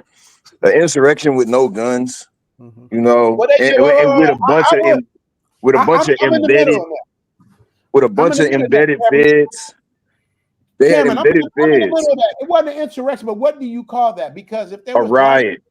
Okay, right. Because if black people would have been in thick like that and running into the Capitol, we know the outcome would have been totally different. And that's the part that when I tell people all the time, because like I said, I argue both sides. So when I tell my white friends about white privilege, they don't understand it till I say, look at Donald Trump. That's white privilege. So you can't say you don't know what it is no more, because he's done it all. So it's like, that's the thing that, like, all I care about is I would say, but an insurrection would have been like the 82nd Airborne and the 1st Infantry Division have seized the Capitol and stopped the proceedings of the government. That's an insurrection. But like, you know what I mean? Like, but the way language, right? The same thing they do against us in the media, right? They'll just say, like, when I grew up, when I was a little boy, and like the news in Philly would be like, a Kensington man was arrested this morning and he's suspected of committing 2 rapes. And then the next report would be like, Brian Joseph Smith of the 900 block of West Arch Street. There's his house right there. That's his mom getting in that red car right there. Excuse me, how do you feel about, that's how they did the black people. So it was like, we're going to show who you are. And then they're going to say something bad. Like, you know, they always make us look bad the way they present us. And it's by design. You know what I'm saying? And it's like they can do those tricks on their own people because they've been practicing on us for a long time. Right. You know, like that the Birth of a Nation movie a long time ago made all these white people think something about us. It was powerful. But that shows how powerful the media is. And that's what I tell you guys. It's like, you can make Richie, people think whatever they want. Yeah. That's why I always say, us black men, we have to control our own image. Yes. We need our own media. Yes. We need our own YouTube. That's why they wouldn't let them guys buy BET a couple years ago. But they decided not to sell it because they didn't want us to get it. But I'm gonna say this though, Cameron. Like this is the thing where I have my issue. It's like, we have enough resources, money, power, and talent to create our own. Like, we were talking about land. Like, there's all this land in Montana. We could start this whole thing all over again and get the same like-minded people to get stuff going. But it will never happen. Now, when I say it will never happen, Baz, I'm not saying because I don't want it to, because I'm not believing in it, but I'm saying it because I grew up with Bloods and Crips. I grew up in a hood that only knows a certain type of thing. I got taken out as a kid. That's what saved me. If you notice, most kids from the hood that get taken out at a young age, go to a private school, go do something, they see something else, it opens up their mind. But when you don't get that same outlet that I got, then it changes. You get caught up into that whole systematic thing. So that's why I'm so strong on organizing and doing things together, because if we don't do things together as a team, like the lions, like the hyenas, like the monkeys, like everything in the animal kingdom except the cheetah, and the cheetah always gets his ass whooped because he's by himself. Everybody else that does teamwork wins. So I'm just really, really strong in that. I believe once we get the teamwork part together, once we get, and like Peaceful Life said, I don't know if it's going to happen, you know, our women to support us. Do you know how strong a black man is when he got a strong black woman supporting him and believing in him and pushing him, aka Denzel Washington? Like when you have these things behind you, it makes all the difference in the world. So thanks you guys for letting me go on my diatribe, but I just had to say that. Appreciate you. But I want to say this, Bill, Richie. That's what Richie. That's we should work together, but we need to work together with like-minded brothers. That's first. Yeah. Yeah, but that's the key. So without like-minded brothers, you can't be organized. Right. You know what I mean? Like you know, I agree on some of the things Baz and Cameron says. It's like maybe we don't need I think you said it too. We don't need a leader, but we need like-minded people. We need a faithless movement. Yeah, You know, I'm speaking for everybody today, but I have no authority over the group. The group has its own thoughts, and I just say those thoughts. And then tomorrow is you.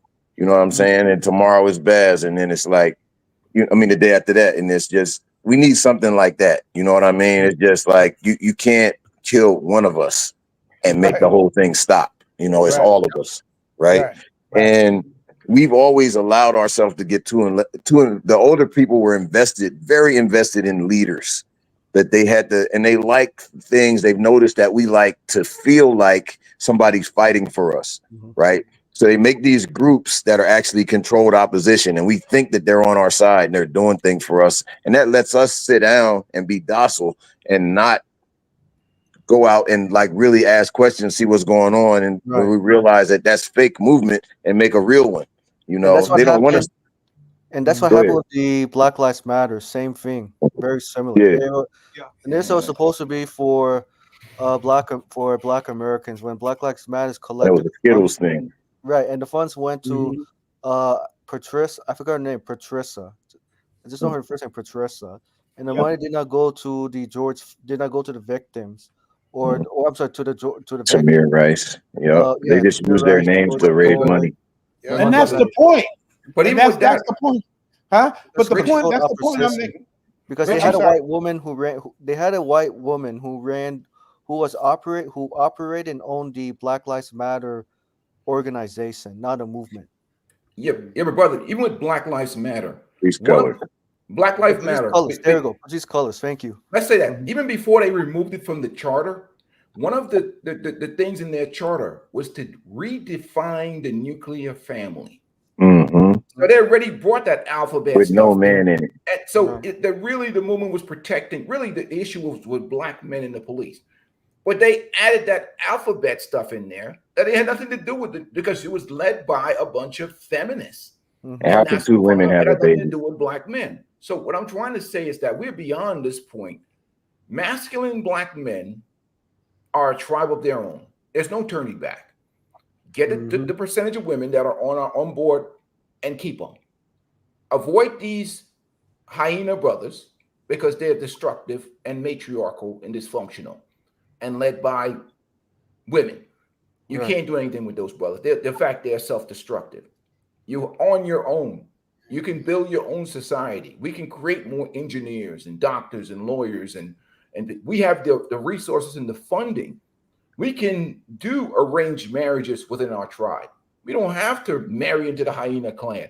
And the most scary thing right now that America is seeing, Black America is seeing, is the separation now of the men. The men are showing agency and strength. We are saying, we're not no plantation slaves. We have our own thought. We have independent thought, and we can direct ourselves and lead ourselves, even without those women that represent white liberal plantation slavery type mentality. Agreed. Jay Shar says what I've been saying the whole time. Like we got to come together, and that's the thing. Like nobody wants to listen to somebody else, and like Cameron said, like you got to have a faceless leader. But in anything organized, you got to have some kind of leadership. Like how do you organize without having leadership? That's a whole nother issue. Well, do you have a leader in the Passport Bros movement? No. Do you have leaders in Save Yourself Black Man movement? But what kind of agenda do they? But what kind of agenda do they have to change the world or to change our situation in America or somewhere else? The Passport Bros movement is to get the fuck out. Okay. Let me answer that. Right now, in Save Yourself Black Man, some of us would like to build a community, maybe here in Thailand.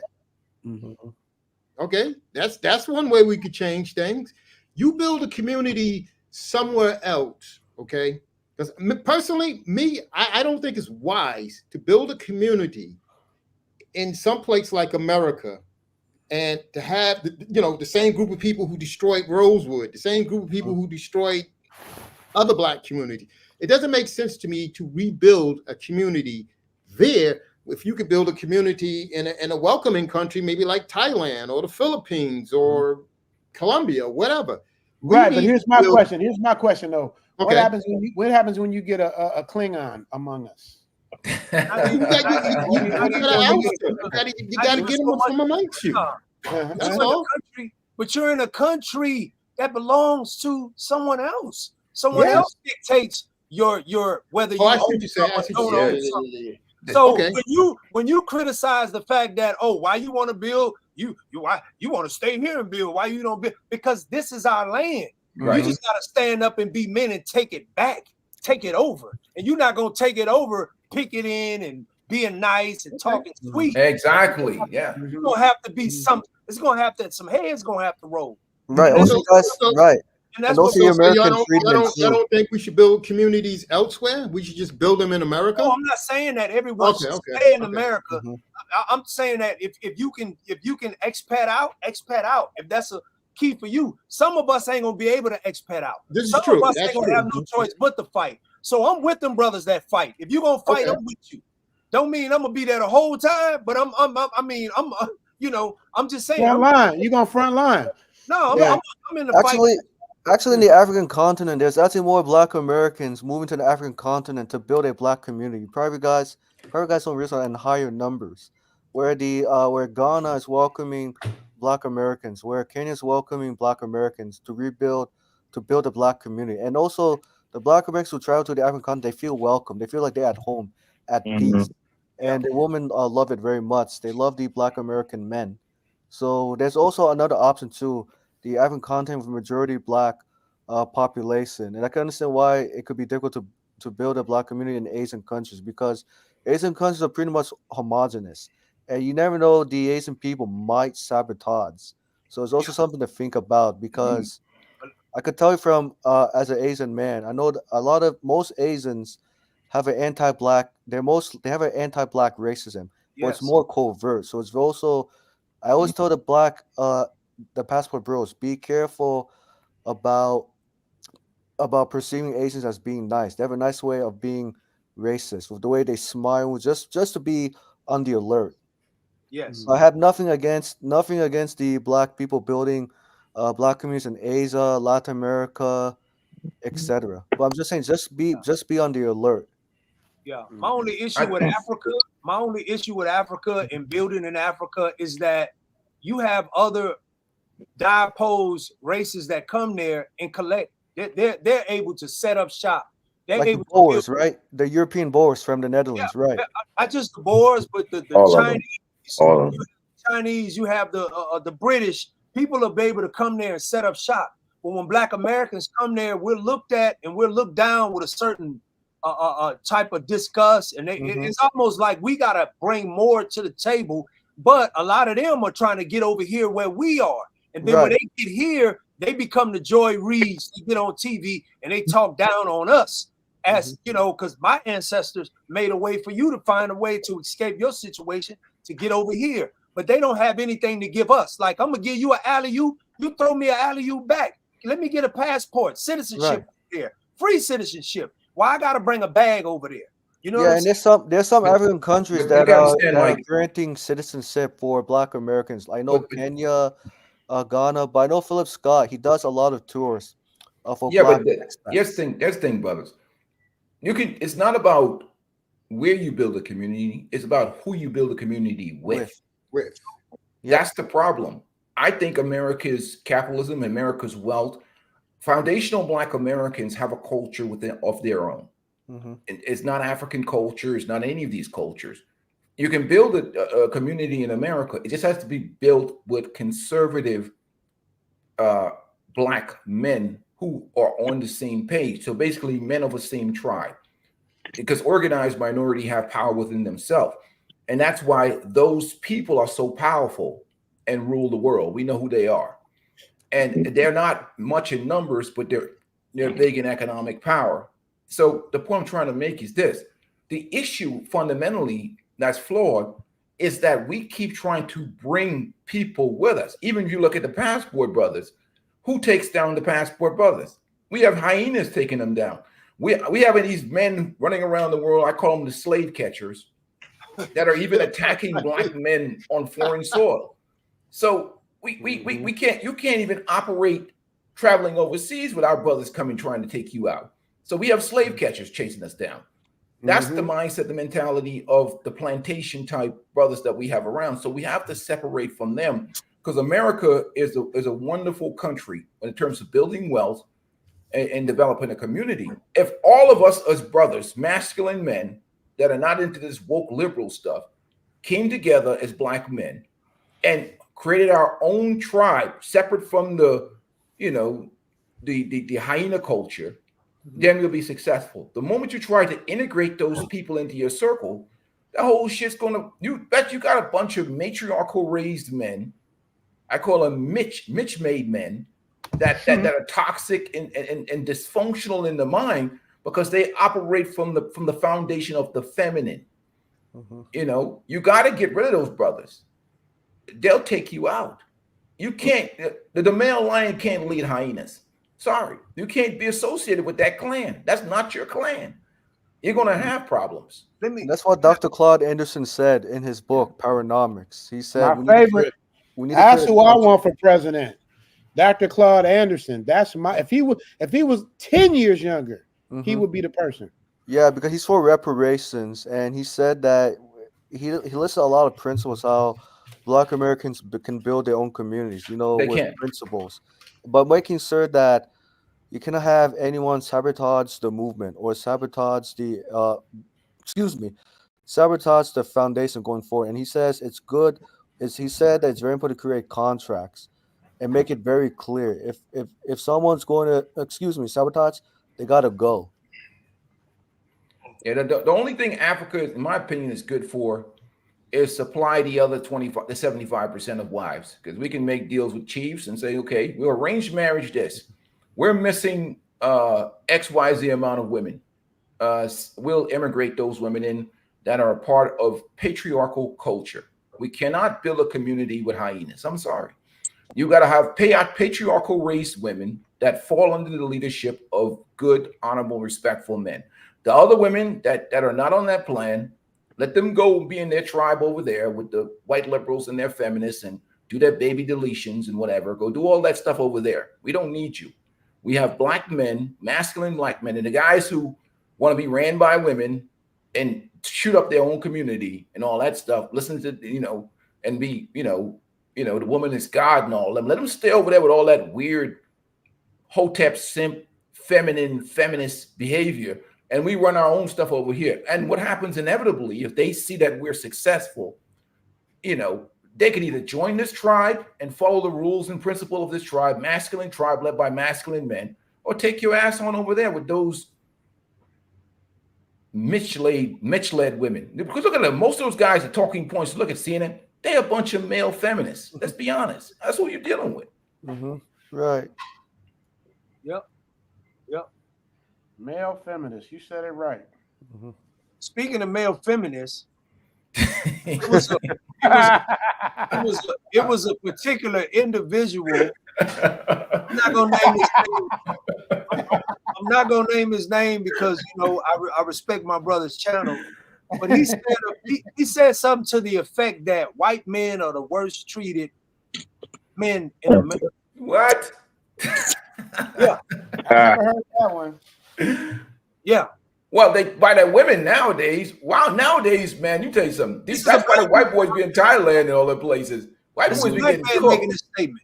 This is a black man making this statement. He's supposed to be an intelligent black man, first of all, made this statement that white men are the most disrespected or something like that. Something to the effect that white men are the most Treated worse than everybody. Yeah. Like, black dude said that? you know what's happening to them is yeah. A lot of white dudes, man. Their women have turned on them, man. Not the conservative ones, the liberal white boys. I mean, them white women be tearing them to shreds. They be cooking. The white women be cooking the hell out of these dudes, man. I used to work with these dudes on patrol, man. Oh my God, you talk about dudes with sexless marriages and getting abused. I be in the car, the phone be ringing 20 times a day.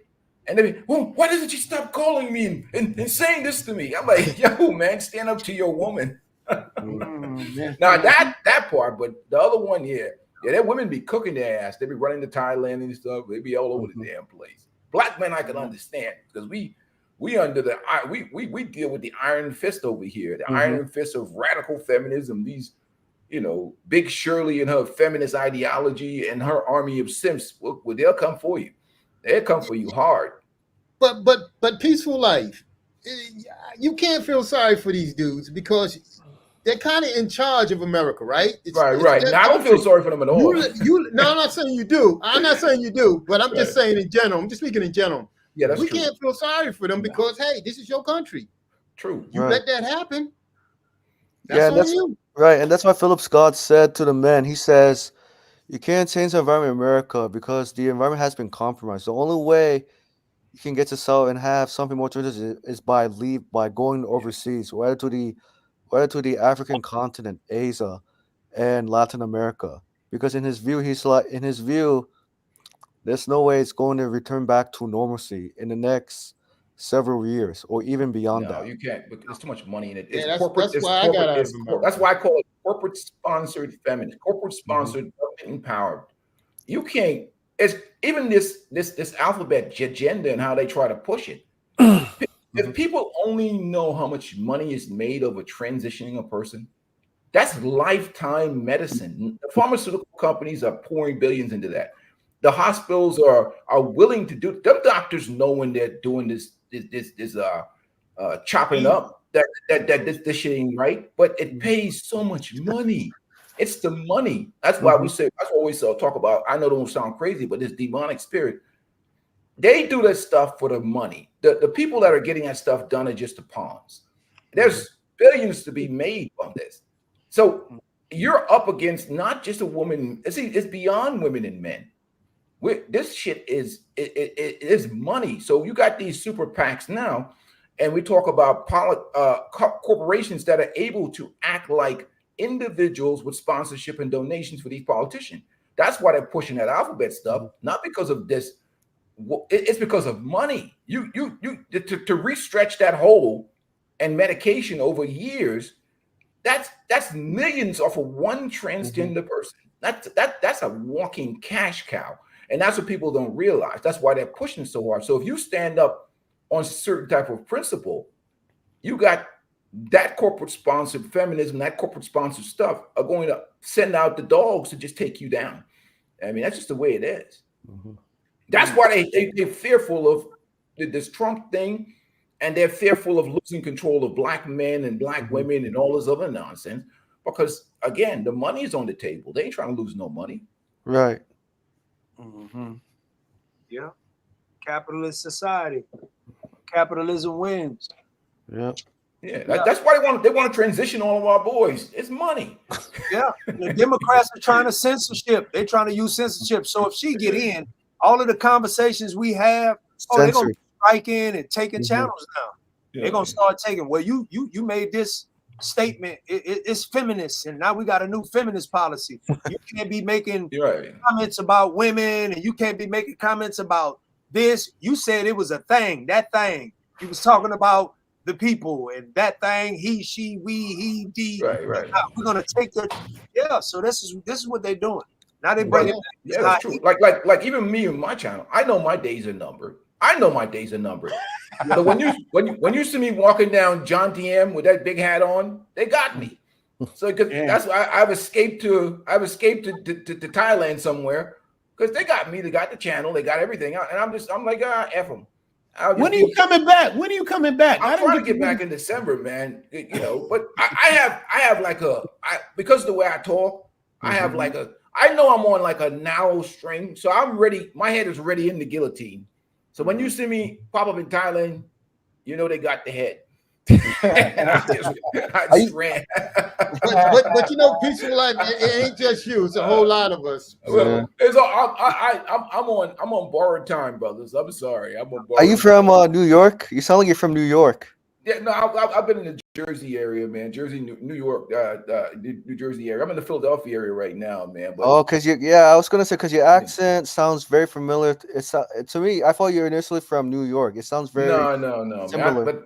But my days are numbered. Big Bass, I'm sorry. I already know they're coming for me. I mean, that's why when I YouTube, I just say what the hell I want to say because I already know, and I try not to say anything, on anybody's channel. But I already know they're coming for me. It's just the way it is. Anybody that has a masculine voice or that's advocating for men, especially black men, you better hope Trump wins. That's why Elon Musk took over Twitter to uncensor a lot of that stuff because they have this war on masculinity because they want to turn us into a bunch of women so they can make some money off of us. Yeah, it's the way it is. I heard Elon bought YouTube. I don't know how true it is because I looked on X to see, but I heard he bought YouTube. That would turn the whole. That would change the world if he bought YouTube. I'm hoping and praying he did. Man. I'm hoping and praying. Oh boy. Oh my God. If he bought YouTube, it's over. It's over for a bunch of. It's woke culture is doomed if he bought YouTube. I mean, you talk about the return of masculinity. It's over. Yeah, maybe we can have freedom of speech on YouTube. Oh my God. Yeah, the social programming is doomed if he bought. It's already bad because the social programming is collapsing now. But the problem is they don't know how to handle men, especially black men. So they sent out their dogs, Obama and them, but not to see. When people respect you, they try to earn your vote, pander to you a little bit, offer you some things. But they don't even have the respect for us to even try to pander to us. They're telling them, you old boy, shut up, boy, before I get my belt off. You go in there and vote for your mommy, Kamala. And you start, well, what about shut up? What about what? You a misogynist? You hate your mama? That's what they treat you. They're not even trying. Right. Listen, what's so disrespectful is you tell this woman, you got these Negroes on there talking about Mamala. We need some loving from Mamala. And this you didn't say Mamala. You did not just say Mamala. He said Mamala. I call Camilla. The letter from Van Jones. Yeah, he said Mamala. He said we need some Mamala, a love letter. He said her policies is a love letter. Her got a policy on weed, but this woman goes home to a white man. She putting the powdered donut in her mouth. she raising white kids. I mean, she raising real white kids. I'm tattoos all over her. But and those kids are supporting the Skittles movement. Right. So, and you telling me that I'm a fool and I'm crazy about vote for Trump over some chick you talking about Mamala that go home and put powdered donuts in her mouth. Like, you crazy. Like something wrong with y'all. Like, really is like something wrong. Yeah. You know who crafted the agenda for Kamala? To be honest, it was actually BlackRock and the Democratic advisors, not Kamala herself, and they forced her to do it.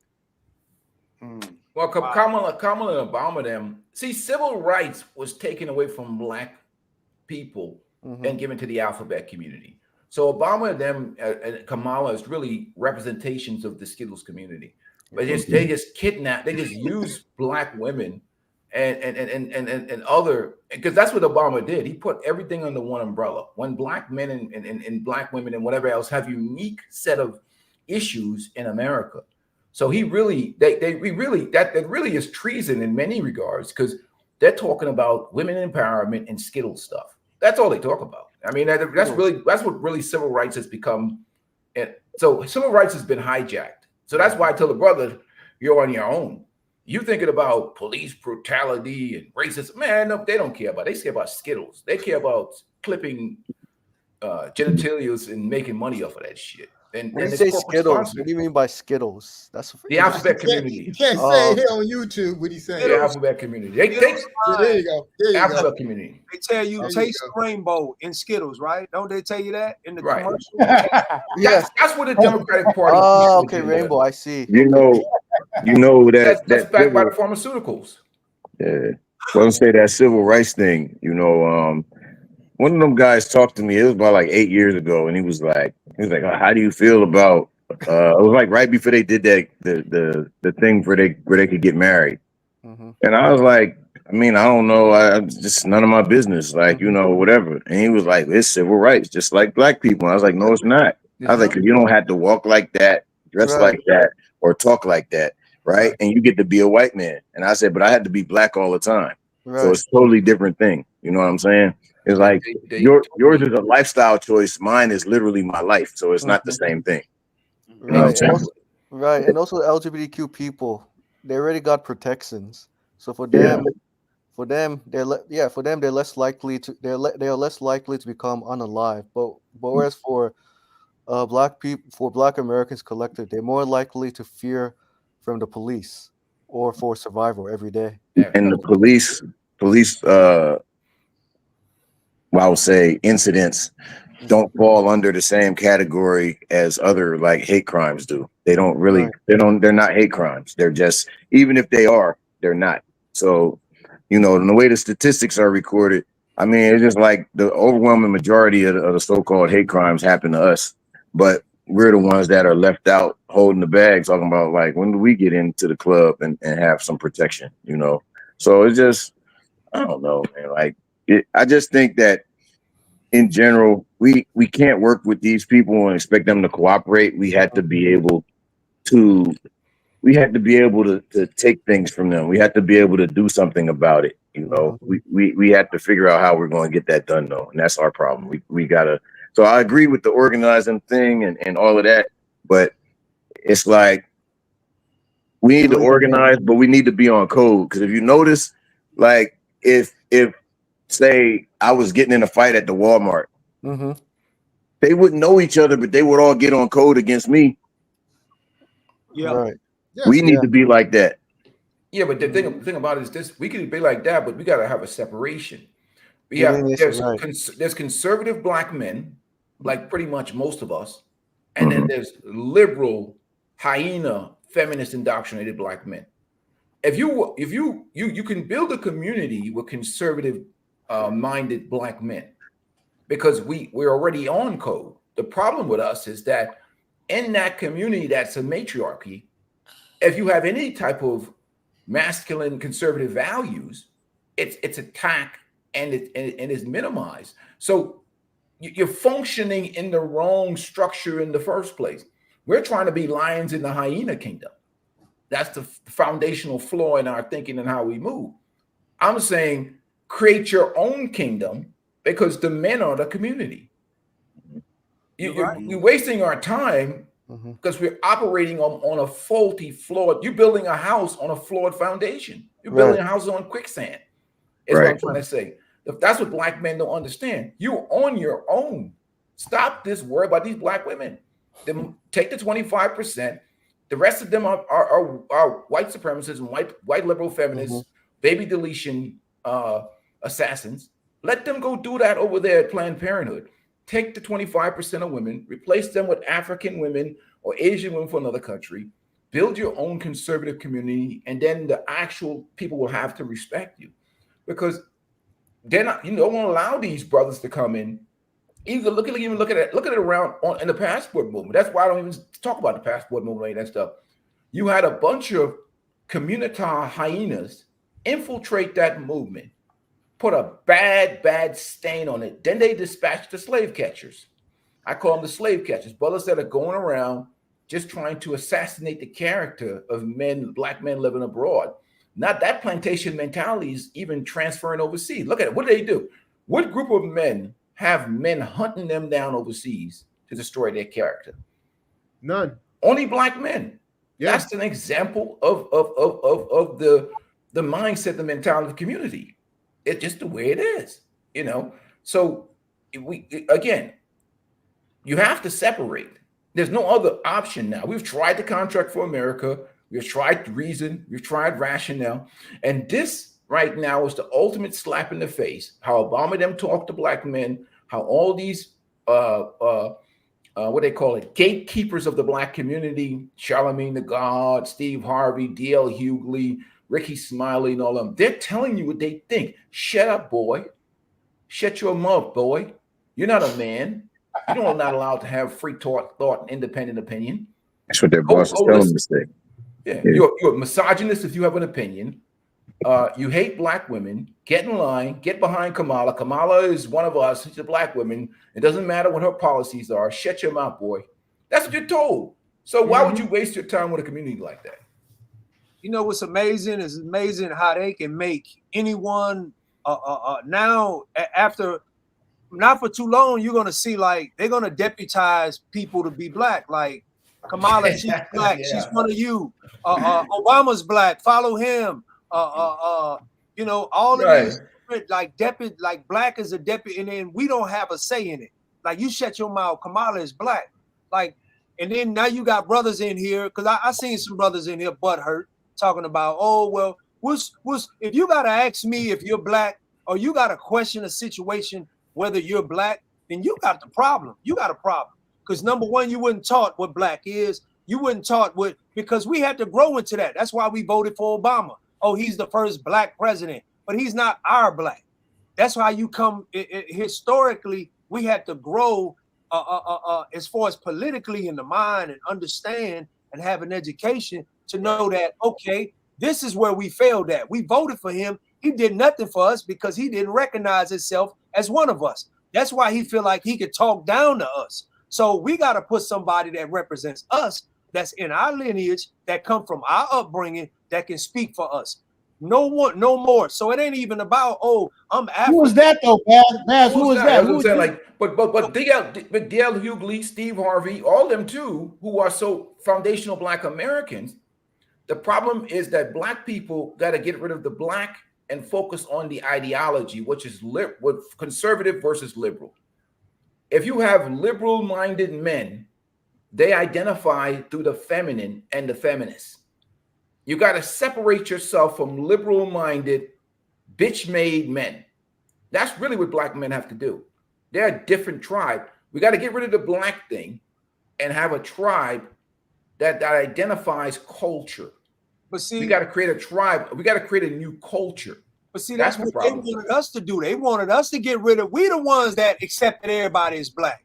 Right. We want everybody to come in. But so when they come in, they shit on us. Exactly. Oh, I'm Nigerian. Oh, I'm this. Every time they succeeded in something, I'm this. They planted their flag. They did this. So I don't. But then when they commit a crime, they're black, and it's all of us. Yeah, but it's only when it's like convenient for the Africans to be black in America. But and when we do something good, we're all black. But even it doesn't matter whether they're Nigerian or not. Do they have conservative values?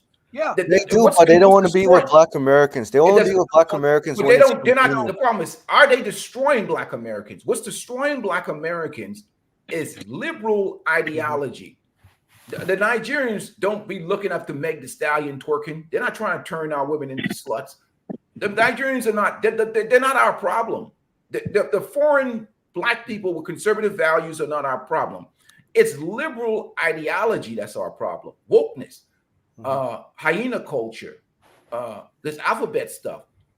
I see more of a problem with a lot of foundational black men that follow behind these white liberals than any of these other ethnic groups, because those ethnic groups stick together. They push education. But I don't see a bunch of foundational Black American men or women in position of power to dictate things. There's always those foreign tethers that are in power that are always but they're liberal though. As a team, though. They're functioning as a team against us. So no. I'm just saying, I mean, they're functioning as a team, but the thing about it, guys, is this. Yeah. They're functioning as a team, but they're on the white liberal side. Exactly. Joy Reid is on the white. They're not functioning. They're not. So you're looking at them as in terms of they're not foundational Black American. No, they're hyenas. It has nothing to do whether they're from. Their values are liberal. That's what I'm trying to tell you. Anybody from anywhere that has conservative values that is Black are on our team. It doesn't matter where they're from. I would have to interject with that, because the Democrats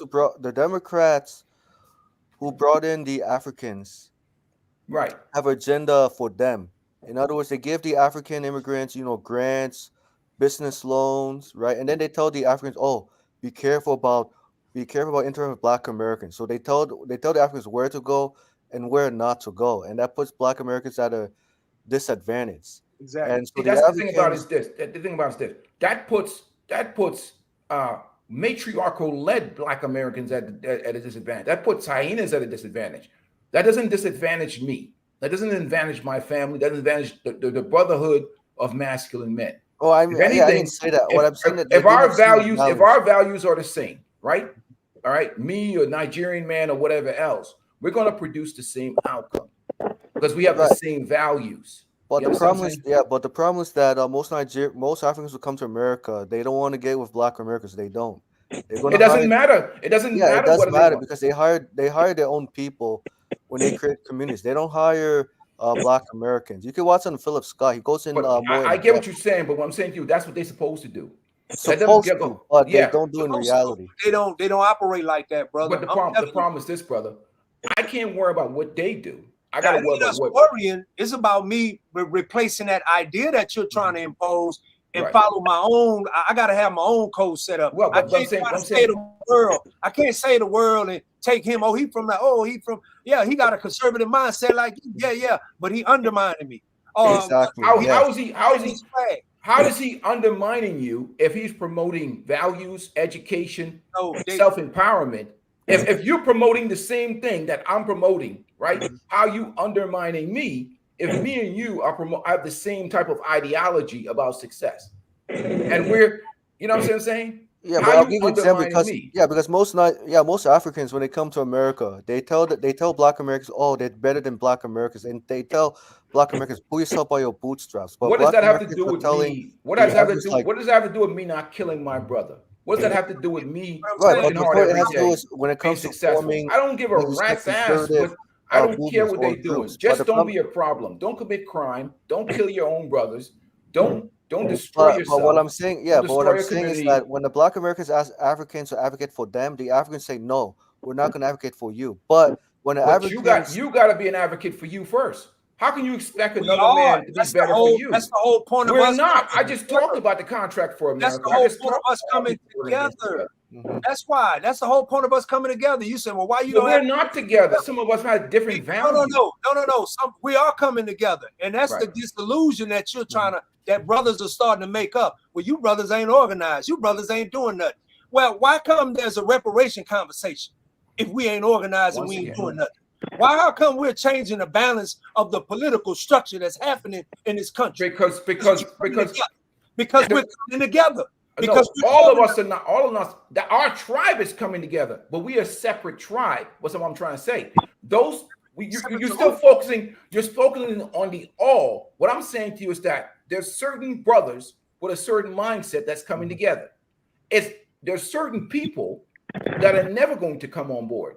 And that's fine with them. But we're not you can't worry about the masses because that's just not going to work. It's not going to happen. And that's what I'm trying to say. It's not that I don't think people are coming together, but we keep focusing on people who don't share our values. Exactly. That's the problem I have. It's important why we got to do that. That's why you got people like on our own. I know, right? Delineation is important. You got Yeah, people but like what I'm saying to you is we're on our own, brother. If all of us on this panel decide to build a house, right, and we're on the same page, I ain't worried about what's going on down the street there. You know what I'm saying? At the end of the day, that's what I'm worried about. I'm worried about our tribe and what we're doing. Because at the end of the day, that's the fundamental flaw and problem that we have. We're so focused on those other people that we're not taking care of our own stuff, the things that we have control over for us.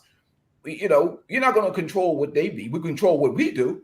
If all of us live on this block as men, we could control who comes on this block. You know what I mean? What happens 20 blocks down the road, we can't control that. You know what I'm saying? That's all I'm saying. Control your block. Yeah, no, I get it. I still feel kind of opposed to, I've seen it far too often. I've tried. I've bent over backwards trying to like, oh, that's my brother and this and that. But then they have communities. They form communities here because they're led by men. They're led communities. Our communities led by women, and I'm not gonna say we're not being led by men here on my side. We're being led. We're doing what we have to do in small numbers in excess to what's going on in the majority. But I'm saying these people come here and they led by patriarchal. They separate themselves from Black Americans. They set up shop and they separate themselves. Just like the brother was saying, he walk around in Thailand and he nod at brothers and they don't nod back. Probably because they're not your brother. That's why. So you need to separate yourself. You need to separate yourself with those who are like-minded. Just like but Baz, let me say this though. Baz, you know we Black, we grew up in the state. You can look at somebody and pretty much tell if they're from the state. Exactly. They just got a whole different swag to them. We kind of know. I think these dudes is from the state. Face, the hairline, the way they dress. Yeah, the way they stand up, you could just tell. Like I could see an African a mile away. You know what I mean? Just by the way they stand, they posture different. Yeah, not even speaking. I'm saying talk in their throat. Right. Yeah. You know what I mean? But go ahead. I'm sorry. Go ahead, Baz. I'm gonna interrupt you. Nah, you good. But all I was just saying is that that's the big confusion we having now. And a lot of those same people, they want Kamala in. You know why they want Kamala in? Because she's pro immigration. Yeah, she's gonna fast track the African immigrants come to America, especially people from Jamaica who look like her, think like her. And so that's the issue. I think that's the issue that Black Americans have with immigrants come to America to get resources, but the resources go to the Black American freedmen because they built this country involuntarily. The issue that Black America have is we have a hyena matriarchal culture. Start from the beginning. You can't get to these other people before you fix your own house first. I can't worry about them. You have a dysfunctional culture in the Black community. Forget these foreign people. Our problem is our women function as our enemy. That's problem number one. You see, the problem with this is we keep focusing on things where we can't solve what's right in front of our face, which is take care of your own house first before you worry about the other man's house down the street. If your grass is overgrown, cut your grass first. That's my position on that. You can't worry about what the Nigerians are doing. Your own women don't respect you. Yeah, but I think the brother was meaning not come in higher numbers very quickly.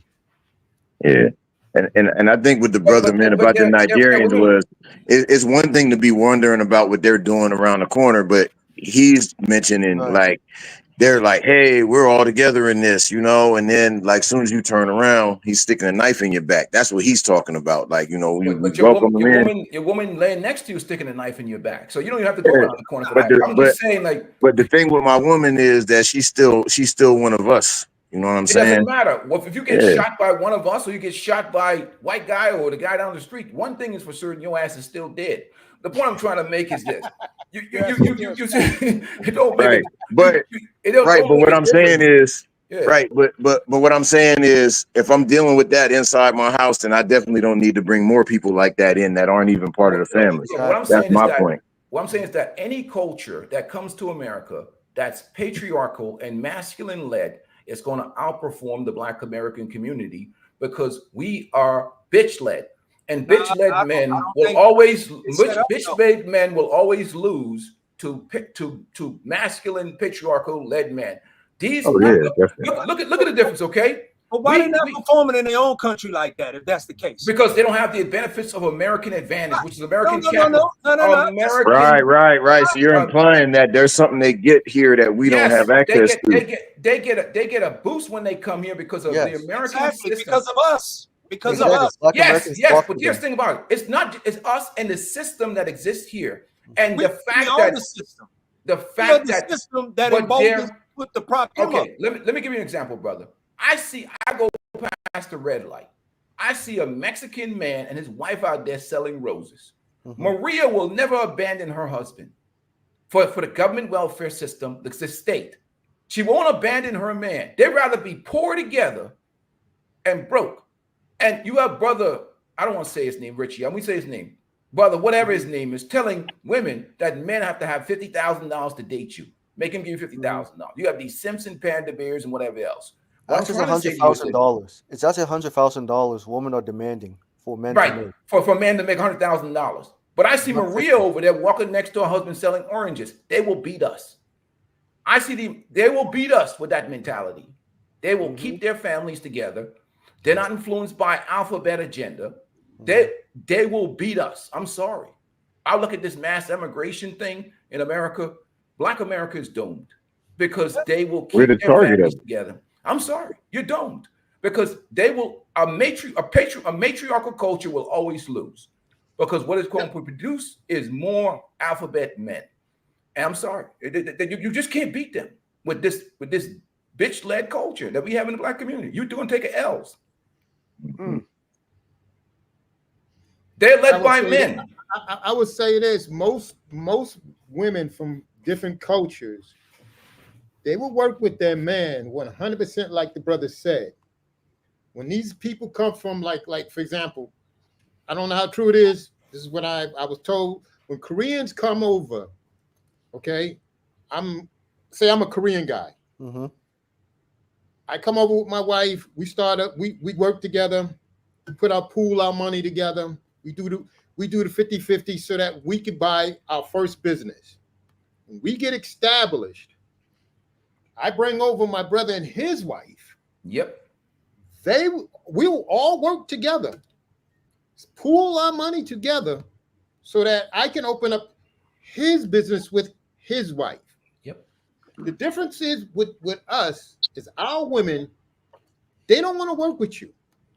They wait at the finish line. Well, they wait for you. If they work with you, then they feel like they're your equal, and then they don't respect you.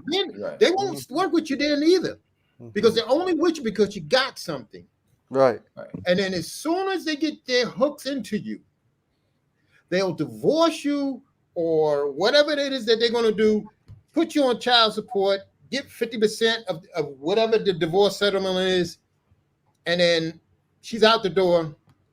And Pookie and Ray Ray is spending your money that you send her every month, because Pookie and Ray Ray is, I guess, they're more attractive or they're more manly than you because you get up and work 9 to 5 every day. So you're boring, you're corny. Yeah. That's the difference. The difference between our women and their women are looking for men who work. Our women are looking for men that they could take advantage of. Right. And men, that's all it is. They focus on, like a masculine-led community, you focus on a man's character. Right. Our community focuses on money. And not only that, when you talk about an immigrant group that's going to really, really, really become more powerful in America, I would look at the Indians. The Indians will, all these immigrant groups, the Indians are going to put us out of business fast because they keep their stuff together. They'll come, all of them, they'll take use of apartment complex. They come out in the evening time now. You got like about 20 of them walking together. The men are working. So you talk about organized minorities in power. They are patriarchal-led communities. I'm sorry. We got a bitch-led community. We need an exorcism. It's going to be messy. I'm sorry. It's going to be messy, Bass. You're going to have to, there's going to be some lion bites to the back of the neck. We got too many simps, too many weak men, too many bitch-led men. You can't even challenge these other communities or even talk about them until you fix the dysfunction in our culture, because the moment you start standing on some masculine principle, your own brother will put a round in the back of your head. like Dennis Sperling said on his channel, you got to be willing to step over dead bodies. Mm-hmm. You're gonna have to be willing. Yeah, you never. I'm telling you, man, it's even worse, man. I'm telling you, like right now, the Panda Bear community is just making me vomit. Every time I see a black man get on the internet and pander to women and make excuses for them and don't hold them responsible or accountable for anything, I see that's a sister that's going to end up with diabetes, going to be massively obese, that's not going to be productive, not going to be feminine, that's not going to be able to want to provide anything of value or substance to a black man in a relationship. The evidence of the fact of our community is what exists now within the passport community. Why are these brothers running? Why are they going places to find some peace somewhere in this earth? Because they understand they're in a no-win situation. The evidence is us. Most of us have been married, responsible, law-abiding men our whole life. Why are we overseas? That's my question. If the community is so great, why are we here? They're going overseas because they're looking for women who are traditional, who work with men. And Philip Scott said this on his podcast. He told the men, if you're going to marry women overseas, do not bring them over to America because they'll become very westernized and follow the American woman in like filing divorces. So he advises them, if you're going to find a woman overseas, right in Africa, Asia, Latin America, please get married and stay in those countries. Don't bring them over to America because the foreign woman in America will change very fast. But have you ever seen an Indian wedding in America?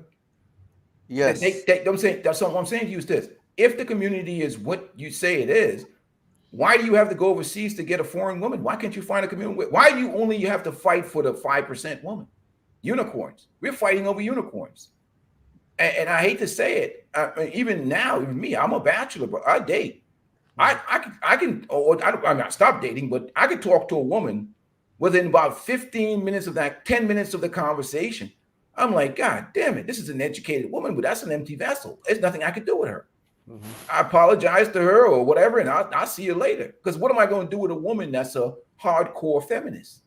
I can't have that in the house. Your whole house is going to go down to the ocean, bottom of the ocean.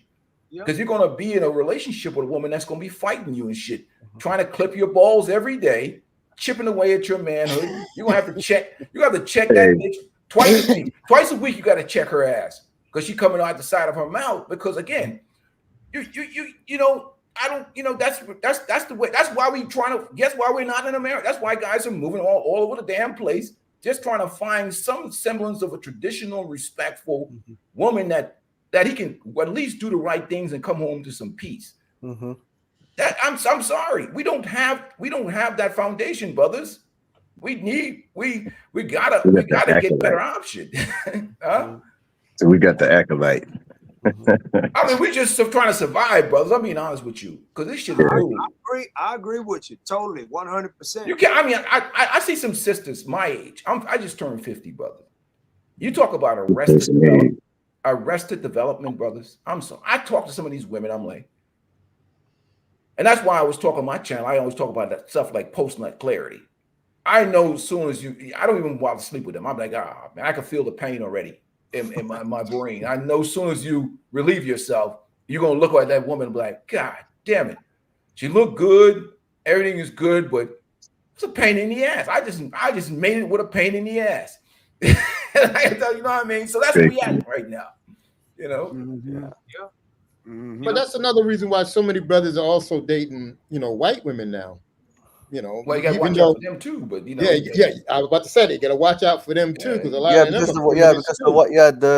The Karens, because the Karens are more covert, man. I'm like, and they know how to weaponize the system. Yeah, so we have an environment now where dudes are just hunting for some damn peace. White dudes, black dudes, everybody's like, let me find a hole in the world that I can crawl into and get a good night's sleep. But can I add something? In those countries, I just noticed that Thailand's friends, it's nowhere near America, but it's growing. But it's not extreme like in America. I'll tell you that. And there's also another guy too. He married a girl from Colombia. Right. Didn't work out well either because she was very independent, he wanted to provide for her, lead, and she couldn't take it, and so he had to end the marriage after maybe after 1 year, Right. and then he went to another country, Poland.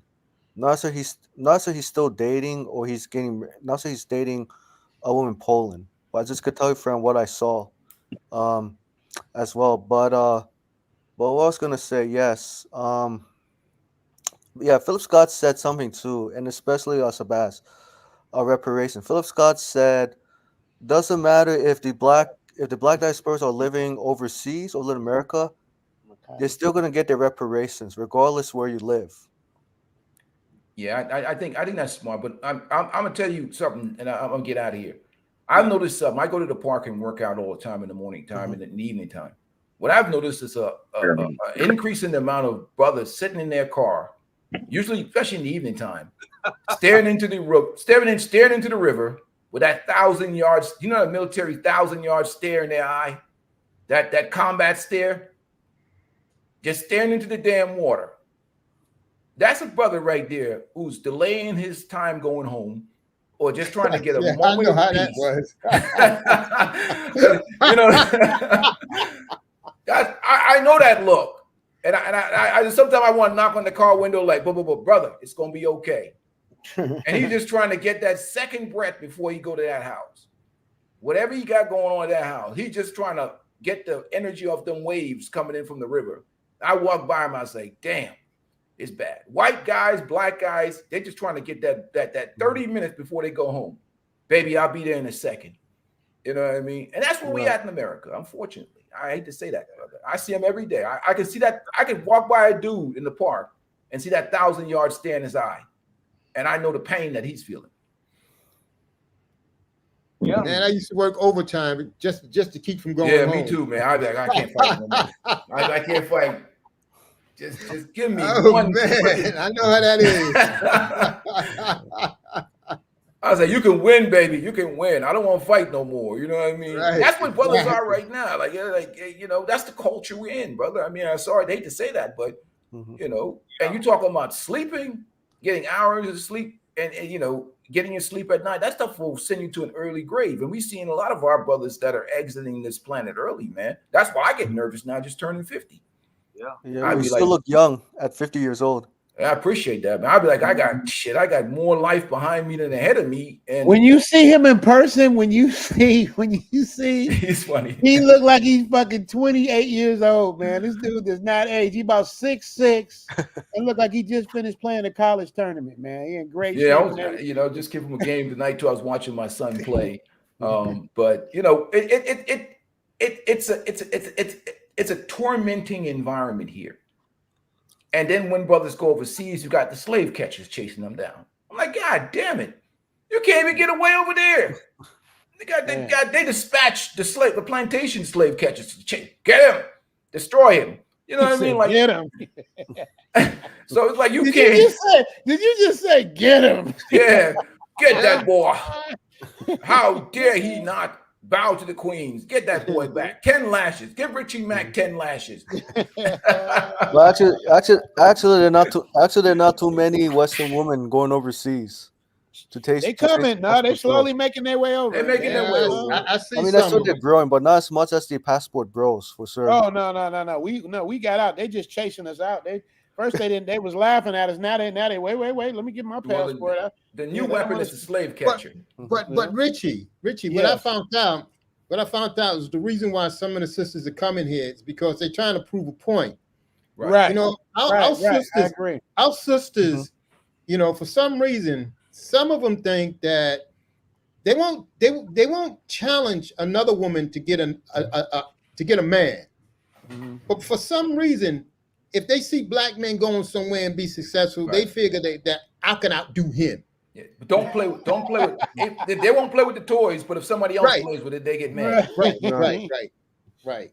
They do think that they can outdo us, but they get a rude awakening when they see that attitude don't fly. Once they get into a patriarchal culture, all gloves are off. So, but anyhow, I'm going back. You know what? I'm just going to go to the gym, man. You guys kept me awake now, so I gotta get ready. I gotta be ready for my trip to Thailand. So I'm out, brothers. Appreciate you guys. When you head out, thank you. We've only been on for December. damn near 7 hours. You know what I mean? You know I'm gonna have to clip this string. Yeah, I know 7 hours. Yeah, definitely. Yeah, but shit, but man, maybe it's good. Maybe, hey, maybe them not hearing what I say will give me a month or two extra on YouTube. But you know what though? You came out with the Tupac attitude. You were like, I don't care. I'm gonna say what I want to say. You started out like that. Oh man, is that why you changed the name? Is that why you changed the name of the channel? Oh yeah, because I hate these talking narratives that they bring towards the brothers. You know, they bring weak narratives like tricking and all this other stuff. I'm like, tricking? You crazy? 89% of the men on OnlyFans in America are married men. See, they can't bring these talking points towards me. You want to talk about tricking? America is the kingdom of tricking. Pay for play. You got Panda Bear Sims like Yada Awakening talking about when men need to give you $50,000 to get some box. I'm like, get out of here. Man, they can't bring these weak talking points to me. They'll get obliterated. All right, get out of here. You trick? Are you crazy? Every marriage in America, most marriages in America is worse than tricking. You got guys that are in sexless marriages. They ain't had sex with their wives in multiple years and they paying all them bills. Trick. Yeah, and that's worse you than better trick. not go out and have sex with another right. woman. That's worse than trick. That's abuse. Hey, so you know, in a hostage. You're in a hostage situation. I put a crown on a trick. To a married man in America, a trick is a king. Because you know why? At least he's getting return on investment. He paid for something. Dude's paying copious amounts of money. He can't even get no box at home. He got to go to therapy and shit, or go get some prostitute. Get busted by the police. Get with some prostitute because it is a married man. America, that's America for you. Look at that's why these guys can't bring these talking points towards me. I'd be like, man, get out of here. You just a slave catcher. What's that saying? We can respect a hoe, but a bitch, we can't deal with a bitch because a bitch wants something. She thinks she deserves something. Absolutely, and don't want to return. Yeah, a hoe will give you something, but she just want a little change for it. So that's all. Yeah, like you got dudes married begging on the end of the bed for some box. You're a married man. I mean, you can't even get no box from your wife. Pathetic. So you know you want to come after masculine men living life on their own terms. When you come from a bitch ass society with a bunch of weak dudes that pander to women and they paying for things that they're not getting. You're paying to have a house, a wife, and everything. You can't even get no box with enthusiasm, no intimacy, starfish sex. And you have the audacity to come over here and talk to masculine men. They better get out of here. You pay for play? How about pay for no play? That's called the American relationship system. Yeah. You don't even get a return for what you're paying for. Who's the fool? You Yeah, paying actually, guys, gotta go. Gotta get up early to do something. But thank you so much. It was good talking to you guys, man. I'm out here, man. Yes, sir. Good night. Yeah, I'm gonna punch out too. Peace out, man. Good hollering at y'all, man. Cameron, make sure you get in touch with me. I'll drop something in the chat. All right. Okay. All right, bro. All right, Baz. All right. I'll get at you, man. I got some good info. Okay, I'll see you when you get here. You can be here soon, right? Yeah. I got a couple weeks. Huh? Got a couple weeks, but I everything in line. I'm talking about some other stuff. Oh, okay. I got you. Okay, I got you. Okay, hit me on the sideline. All right, All right, bro. Peace all out. right, Ansel. Catch you later, bro. All right. I'll catch you later. Peace. All right. Okay, brother.